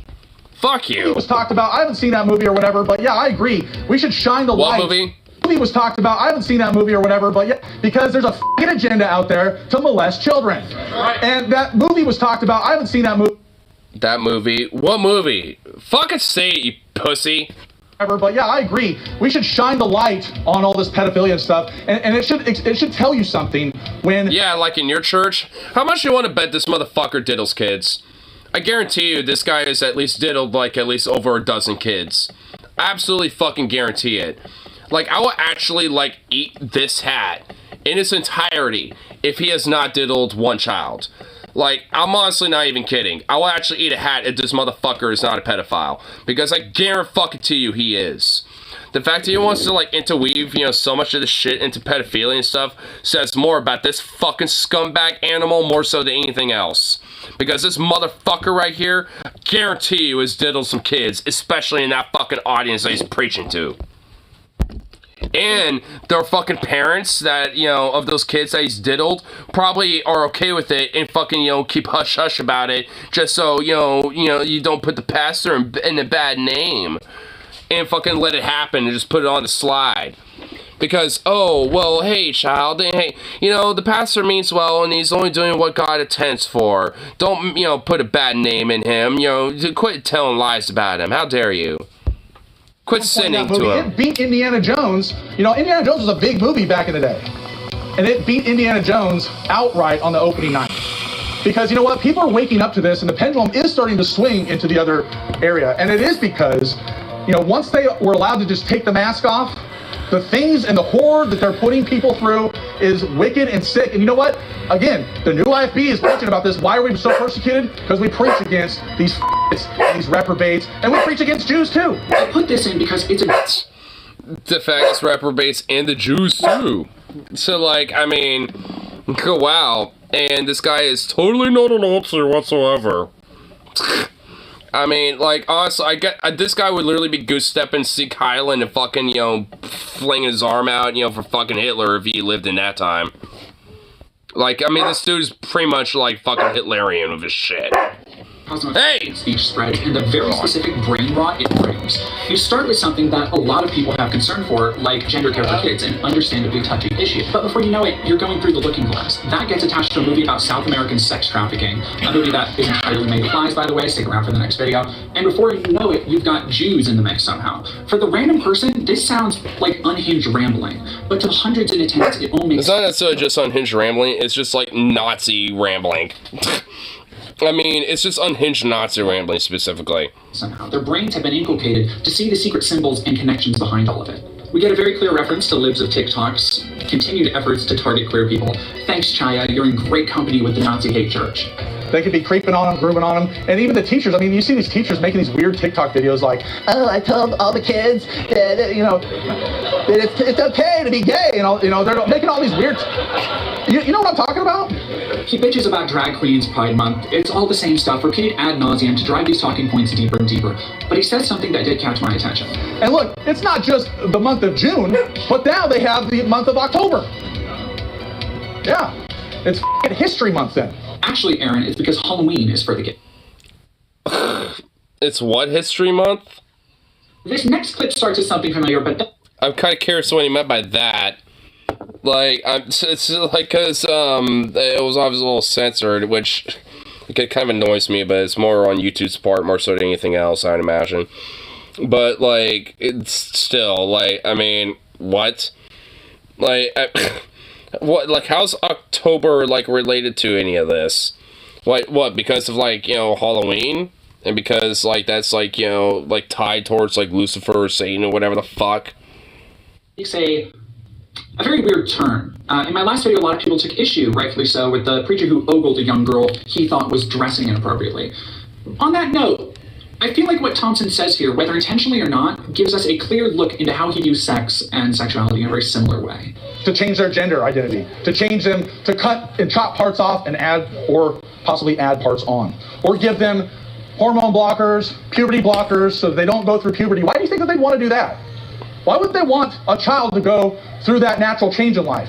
Well, hey, I mean, considering the, Philippians verse, chapter 3, verse 3, the one that you conveniently left out from way earlier in this little fucking sermon that you were doing earlier, bucko, God don't give a shit about that necessarily. So, why does that matter there, bitch? Oh, wait, that's right, because you're a Nazi. You fucking cherry picks the fucking Bible for your own agenda, you fucking...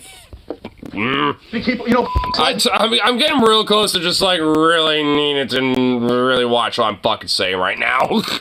Like, cause this motherfucker, we're, like, really good at, the fucking iron sights of,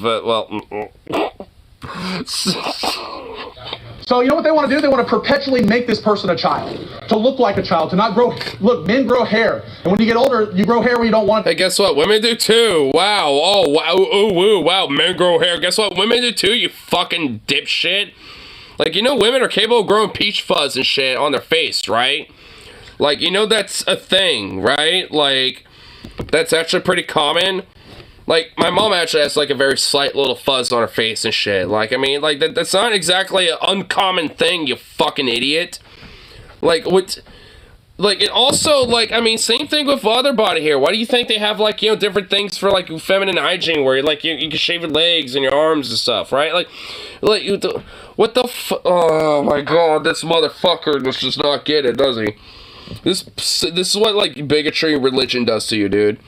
It's just like, really just religion. This is just what fucking religion does to you. Or shit, the being that refer to them as their heavenly father. Okay, but when you don't go through that change, then so sick of fucking rhetoric too. Yeah, I mean, I am too as well. Like, this shit, ugh. Oh, that hair. And this is what perverts like. So they could be old and look like a little kid and feel like a little kid to them. This is the kind of stuff, this is the sick stuff that's going on in our government. And it needs to be called out. Just really weird, dude. I've attended services like that. Yeah, like, that's just what? And it's still shocking to me that people willingly bring their small children and impressionable adolescent teenagers to this stuff. Now, I'm going to fast forward a bit because the rest of this really isn't worth examining. Thompson goes off on a very gross joke about Yeah, here, let's see. Where's your rank? Tend to go heavy on cayenne, so I feel like I handle some of the Thai food pretty well.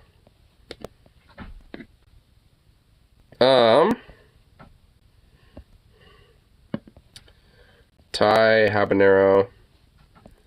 I like me some habanero, so yeah, I'm probably at least around Thai, for sure myself. I think I fall under Thai. I mean, I don't know about like police pepper spray. Jesus Christ, that's its own pepper itself. Fuck. Oh my god.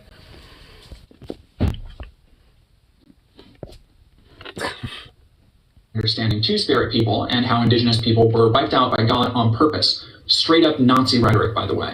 And what I can only imagine is a call out to my video, which I basically started by debunking the whole litter boxes in schools myth. Thompson acknowledges that one of his talking points, the litter boxes, is debunked, but then basically says, it doesn't matter if it's not true, because it's still I'll go that too if I was feeling adventurous. Yeah, I feel so. happening anyway.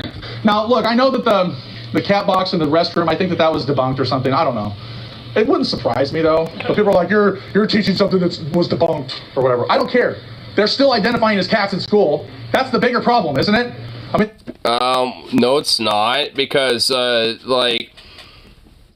I don't identify as a husky, even though I, like, obviously, you know, have that as part of my, like, you know, identity, right? Like, just because there's people that, you know, say they're, oh, I'm a cat or something.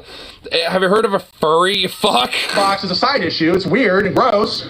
But if that's not happening, people are still identifying as animals in school. Now, this next clip I'm going to show, and feel free to skip ahead several minutes, because we get a graphic depiction of suicide and details about what happens to the human body when it descends into the ocean too quickly. I'm only really showing this to, again, show what small children are being taught and shown in this church, while these people scream about drag queens reading baby storybooks. And, you know, people say, well, it's the preaching like this that makes these trans kids want to kill themselves.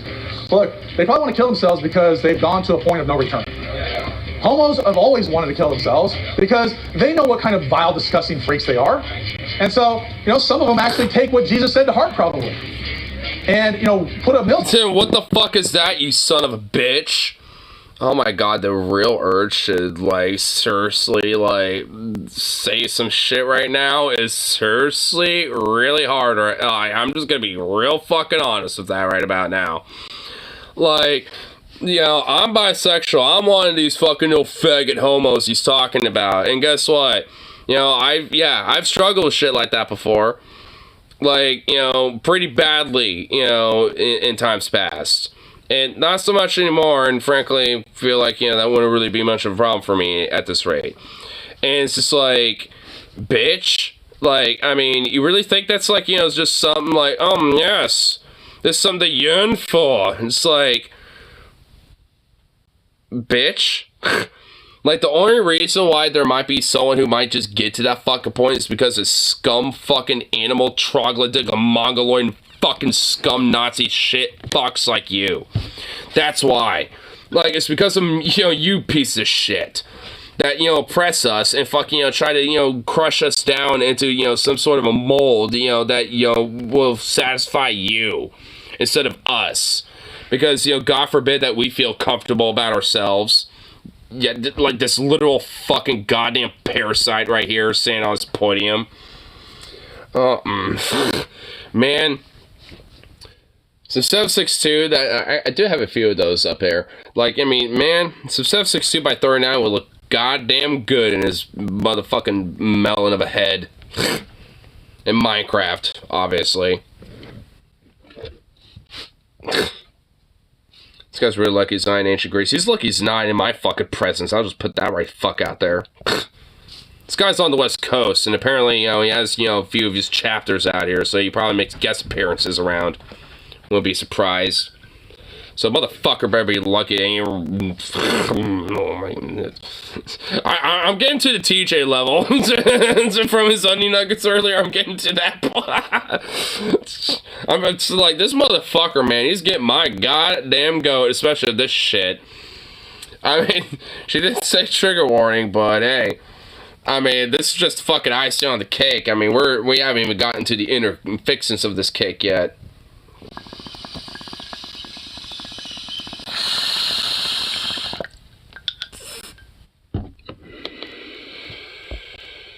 out their neck and were dropped to the depths of the sea. They found a way to off themselves so they don't offend more and get a hotter hell as a result. That's what Jesus recommended. Like, where did Jesus ever say to kill yourself? Well, I mean, he just said it's better for you to put a millstone about your neck and be dropped to the depths of the sea. Where in the Bible is that, you fucking animal? Because, like, I guarantee you, your illiterate fucking savage piece of shit ass barely knows anything about that. You know what happens when you go deep into the ocean really fast? You explode. That's what happens.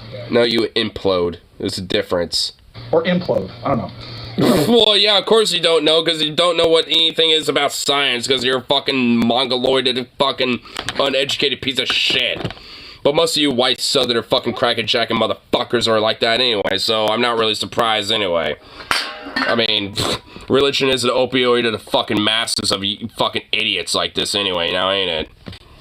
I don't want to talk about that, though. Here we got I don't want to talk about that, though. Oh, yeah, because it'll show how much of a fucking moron you really are, and how uneducated you really are. You have no standing on any fucking basis, of reality outside of, talking in a mental institution. Getting a goddamn lobotomy the old school way, where you get a fucking ice pick shoved in your fucking eye after getting an electroshock therapy, so you're stunned, so you don't know what's going on there for a good 1 minute. I've seen the videos of this shit. It's on YouTube, by the way. Like, they literally, back in the day, like how they did lobotomies, like, they literally will take your fucking eyelids, shove an ice pick, and hammer that fucking shit in your head, twist it around, and go in the other eye, do the same thing. After they fucking shocked you, went, and then while you're all shocked and stunned and don't know what happened there for a good minute or two, because they're basically, like, knocked out, while conscious, they did that shit. It's pretty fucking gruesome. And you know what?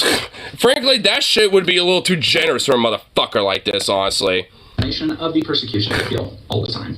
And there's a lot of evil workers that come and try to attack our churches. They try to just pull any trick that they can. I could be an evil worker to your church if you give me the fucking chance. Oh, Lucifer, give me a chance, motherfucker. Smear our names through the mud and make up just blatant lies about us. As I've shown in this video and my last one, I'm really just showing their church in their words. Their own hateful sin. Yeah, honestly, literally every parent that has their child in attendance literally should have their kids taken away from them. No ifs, ands, or buts. Like, they don't even get, a chance to get, like, opportunity to have their kids, taken back. Like, honestly. Oh, but crackhead burns it to the ground. I mean, that, yeah. I mean, like, that would honestly be, like, the least of that motherfucker's concerns is just some random unhinged crackhead burning it. At this point. Stupid words. These aren't lies, Aaron. The only lies are the ones you tell yourself of how righteous you think your church is. But in all our hate for the transes, we forgot to talk about the real puppet masters of society. We started by talking about a TikTok video where apparently a woman saw kids at Jonathan Shelley's church doing a Hitler salute. I don't know what this video is, and honestly it's a little hard to follow, but this section is a good springboard. There's a TikTok video also about Pastor Shelley's church. I'm sorry, Pastor Shelley. And it's a so-called female journalist. And what she says in this video is the kids lined up and all flipped the protesters off and did a Nazi salute afterwards. All the kids at Steadfast, after church, lined up, gave them the finger, and then, Heil Hitler! Of course he decided to imitate it. Yeah, because guess what? They're fucking Nazis like you, bitch. And of course he would have a little joke and be like, oh, yeah. And have a little fun, doing the little Seek Heil yourself, you fucking scum. That this would draw such... That honestly validates the point that he's a Hitlerian Nazi, and he literally would be goose-stepping to fucking Seek Heil and fucking Hitler's cock, left and right if he had the chance growing up in 43. Laughter from the or crowd. when, during the fucking, reign of Hitler and shit, you know what I mean? Oh, geez, I wonder why people think you guys are Nazis. I'm going to just start saying it's the Jewish media from now on, because that's all it is. We don't have an American media. We don't have anybody that cares about America. Anti-Semitic. Whatever you want to call me, I don't care. So, let's talk about the Jews for a second.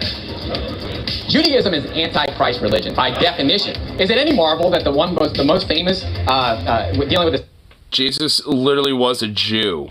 Sound of Freedom film that's out there, clip of people denouncing it is on CNN. Shocker. CNN, and then there's some guy that's speaking against it, and his last name is Rothschild. Yeah. Now, what was that? with you as a Jew. But I know we had another guy come to our church, and he's just like, you guys preach so hard against the Jews. What the fuck? Dude, wait, hold on. But I know we had another guy. Hold the fuck up. This guy has a severed head, dude. What the fuck? Whoa. That dude has a severed head. What the fuck? Church? Dude, he's just walking around preaching with a severed head, dude? What the hell? Just like, you guys preach so hard against the Jews, because he's actually ethnically a Jew.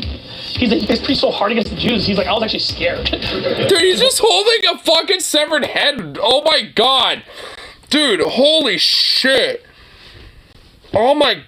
What the fuck?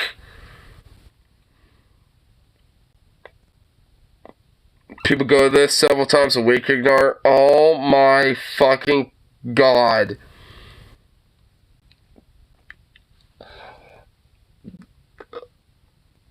Dude. What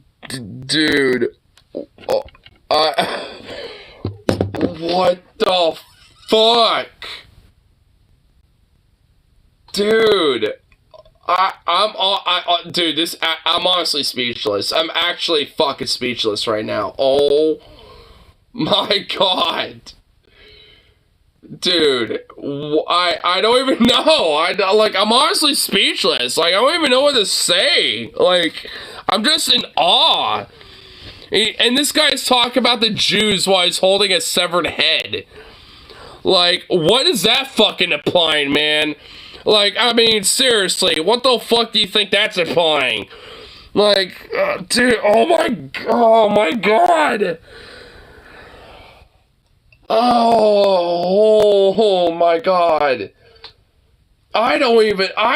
I'm honestly fucking this actually has legitimately made me speechless. I really don't know how to react to this.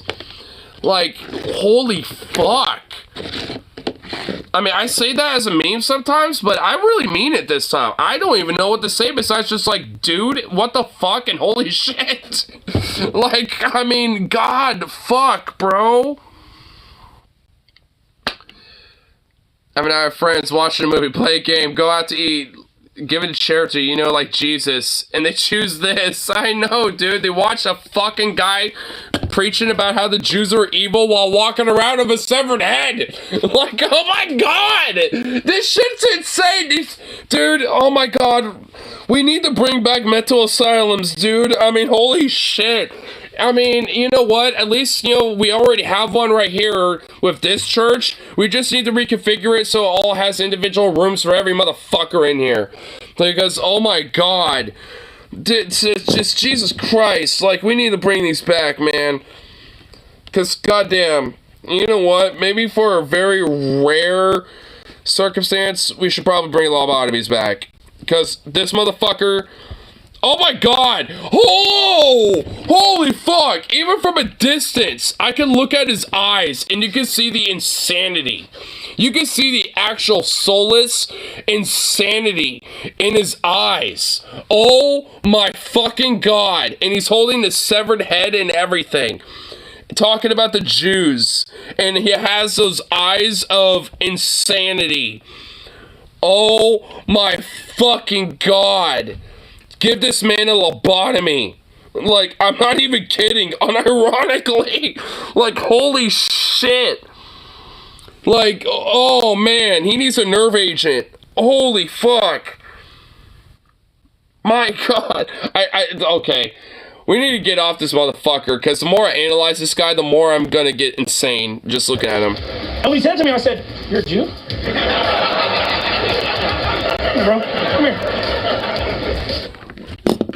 Yeah, bro, come here while I have this severed head. Hey, come here. You Jew? You Jew? You Jew, bro? Hey, come here.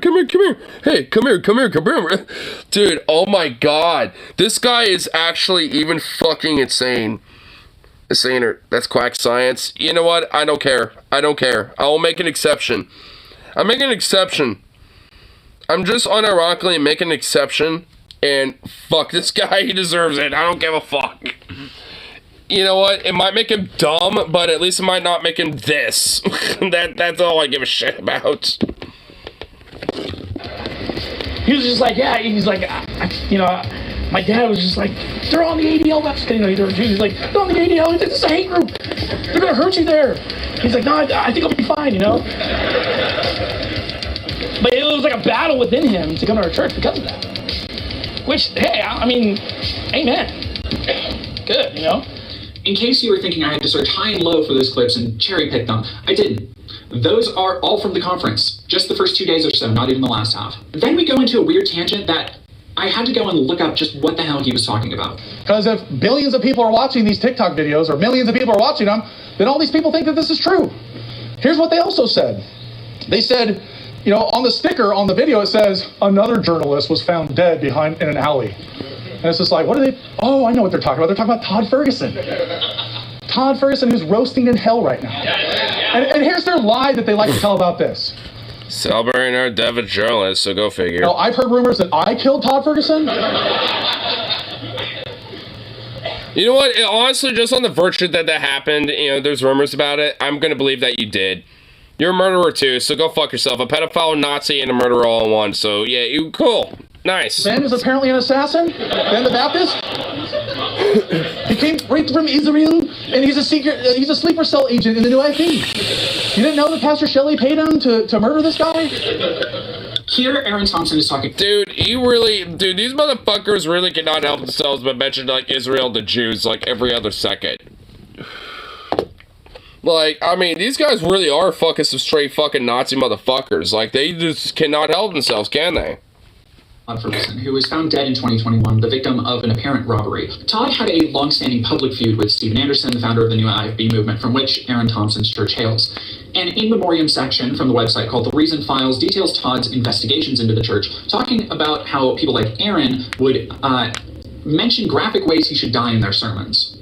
It also details a long-standing harassment campaign from the IFB, including an IFB member who would make fake YouTube channels branded after The Reason Files, but with gay pornographic videos, which the writer notes means that the person who did that had to have watched the gay pornographic videos. I recommend reading through the in memoriam, and I'll post it below. It details a long-winded campaign of death threats from the many members of the church to Todd, and an outpouring of hate speech publicly spewed following his death.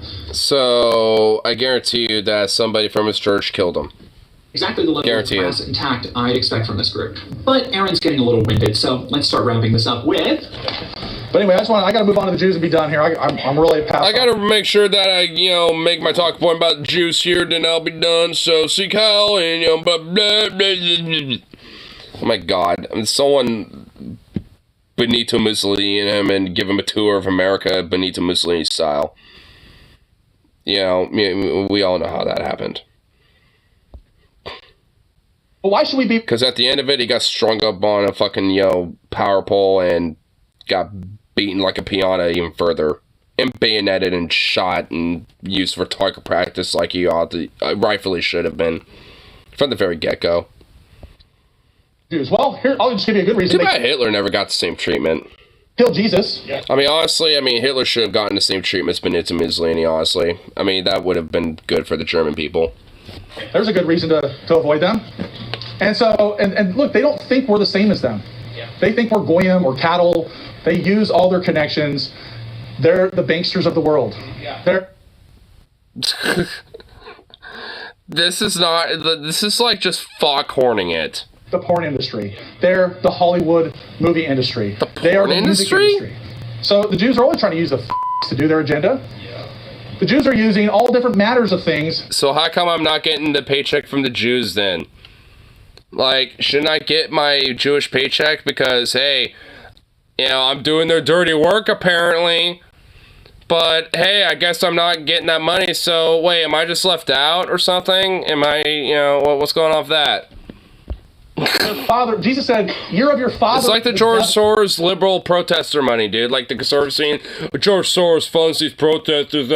It's like that. It's like, well, where's my Soros money? I partook in a protest. Where's my Soros bucks? It's like, it's like with this. Where's my Jewish bucks? What the fuck? It's like, where's my paychecks? Come on. Where's my money? Why am I left out? And the works of him, those are the works that you do, right? They're the father, the devil.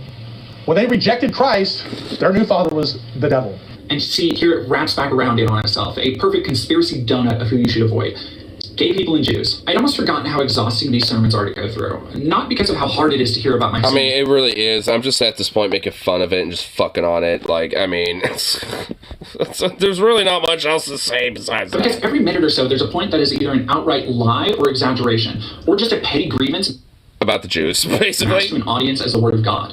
In watching the other sermons and podcasts from the conference, I was tempted to pick them all apart from each pastor's bizarre insistence on stand-up routines. And I'm from West Virginia, and that's very unfortunate. There's a lot of tropes about West Virginia, and you're adding to them. Your existence is adding to them because you're just. Hey, I have shoes. These are my real teeth. I those in my real teeth, and guess what? I'm just not tell you what you got to say. Well, guess what? You don't have the education to fucking take what you say.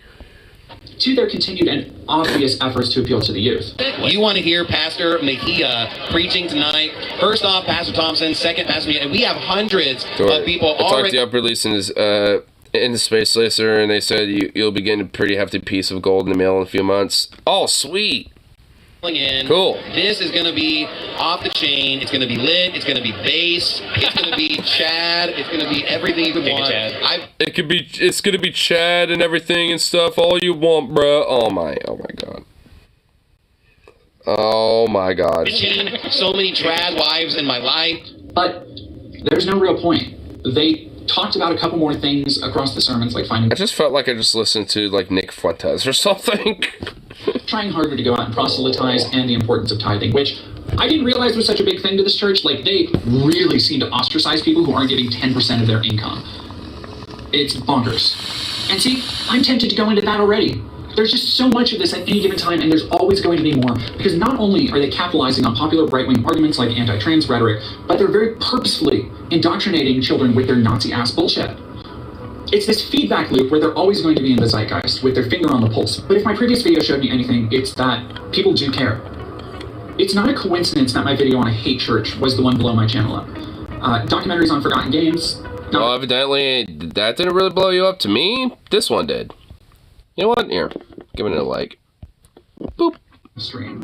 My videos on trans rights and wokeness. Pressing it, they got some slight traction, but the one that blew up, it was the one on the hate group. I've learned a lot from the comment section, as a few have assailed me with bigotry without even watching the video, or even more laughably tried to take an enlightened centrist worldview to the issue. I instead was more affected by the outpouring of honest stories that came from people who recognize this kind of rhetoric. People from all kinds of backgrounds, from Catholic to Methodist to more pure Baptist, reminisced about their upbringings, their similarities and differences between their churches and this one. People talked about friends or relatives they've lost to churches like this, or even told their own stories about getting caught in the thrall of churches like this. It's a reminder that this hate and bigotry is nothing new. Grifters like Steven Anderson, false prophets like Daniel Kutsar, and blowhard, overcompensating man-children like Aaron Thompson are not new. They're not fresh. They're not even original. This bigotry isn't new, and the power it gives these men over others isn't new. But what the modern world has the advantage of is knowledge and information freely shared that allows us to connect with one another and decide for ourselves what to believe. We get to determine how society progresses, and when something like this rears its head, we have a responsibility to speak out against it. I've had a lot of people call me brave or even a hero for my last video, and while I certainly appreciate the sentiment, I wholeheartedly disown those labels. Because while I admit I might have more impulsivity and maybe recklessness than the average person, the reason I made those videos isn't to be called stunning and brave. It's because I found out something like this was happening in my hometown and decided to do something about it. I took it upon myself to shine a light on this infestation that is festering in our society, rotting just out of sight. Another thing I've had people ask me in the comments is, how can I help? Allies in the comment section who want to support trans people or just the LGBTQ in general. This is how. Do your own research, make your own videos, spread awareness of what this rhetoric is and how much it's spreading. Because while this has affected me personally as a trans non-binary person, this isn't an issue just for people like me. The hatred they're spreading affects us all, and allowing it to continue flowing unabated will only result in more stories like that of Tyler Dinsmore. And at this point, I have no problem calling them Nazis. I call them like I see them. When you have an entire based conference, that's how I see it, based, dedicated to the Word of God, and nobody can seem to stop spreading the anti-Semitic conspiracy theories about Jews controlling the world. And not only that, it's accepted and encouraged, along with the open anti-Indigenous sentiment and endorsing Manifest Destiny like Thompson did.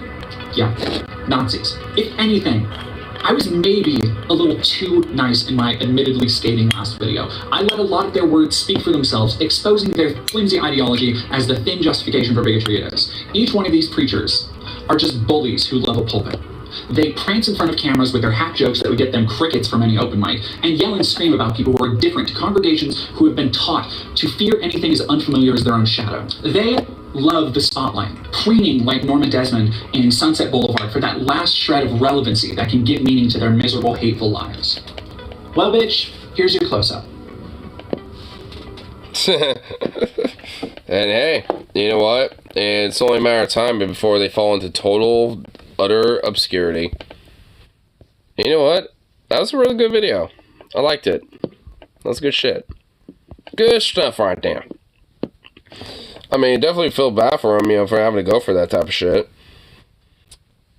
I mean, just because, I guess, you know, from the earlier little snippet of, like, you know, base for the they, them pronoun a little bit. I'm assuming they, them pronouns, you know, for that domain.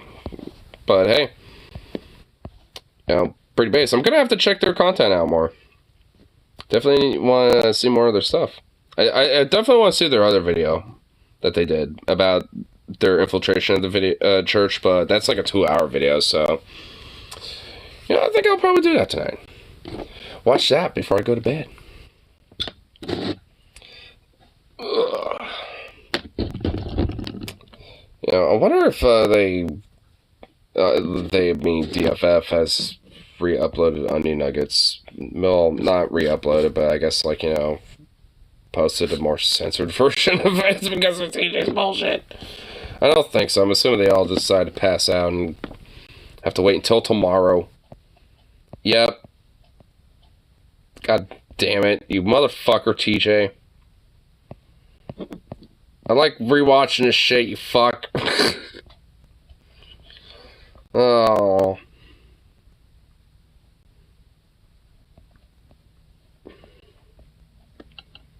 Consugal owned. You consider this a human being? Yes, it is. It's a pig embryo.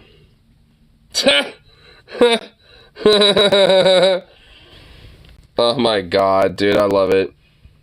Dude, the same thing has happened before when it comes to dolphins too. Like a dolphin embryo. Like, because at a certain point, embryos all look pretty much goddamn relatively the same. Outside of, like, the slightest, tiniest little differences. But beyond that, they all look pretty much the same. So it's like, if you ever want to fucking own a con, then, yep, that's the way to do it, dude. Just consider pigs humans. But that's true. They consider those wild hogs out there, you know, humans too. I tell you what, brother.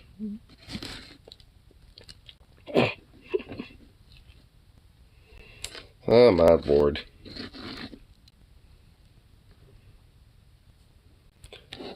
Zook off, baby. You goofball.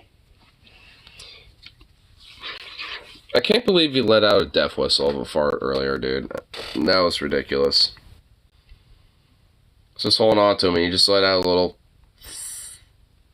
Like it was like a fucking pipe leak. It was like, you know, a hydraulic leak where it's just like... Psst.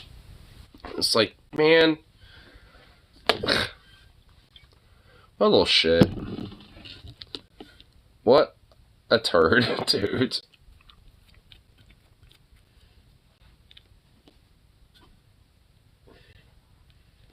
I can see you in a little ball over there. Little goof. What a little goof ball. Anyway. I think I'm gonna make myself some food. All that fun little stuff, and then get myself some little sleep and come back around for that next one. All that fun shit. You know, usual, but hey. I'm gonna smoke this up before I do.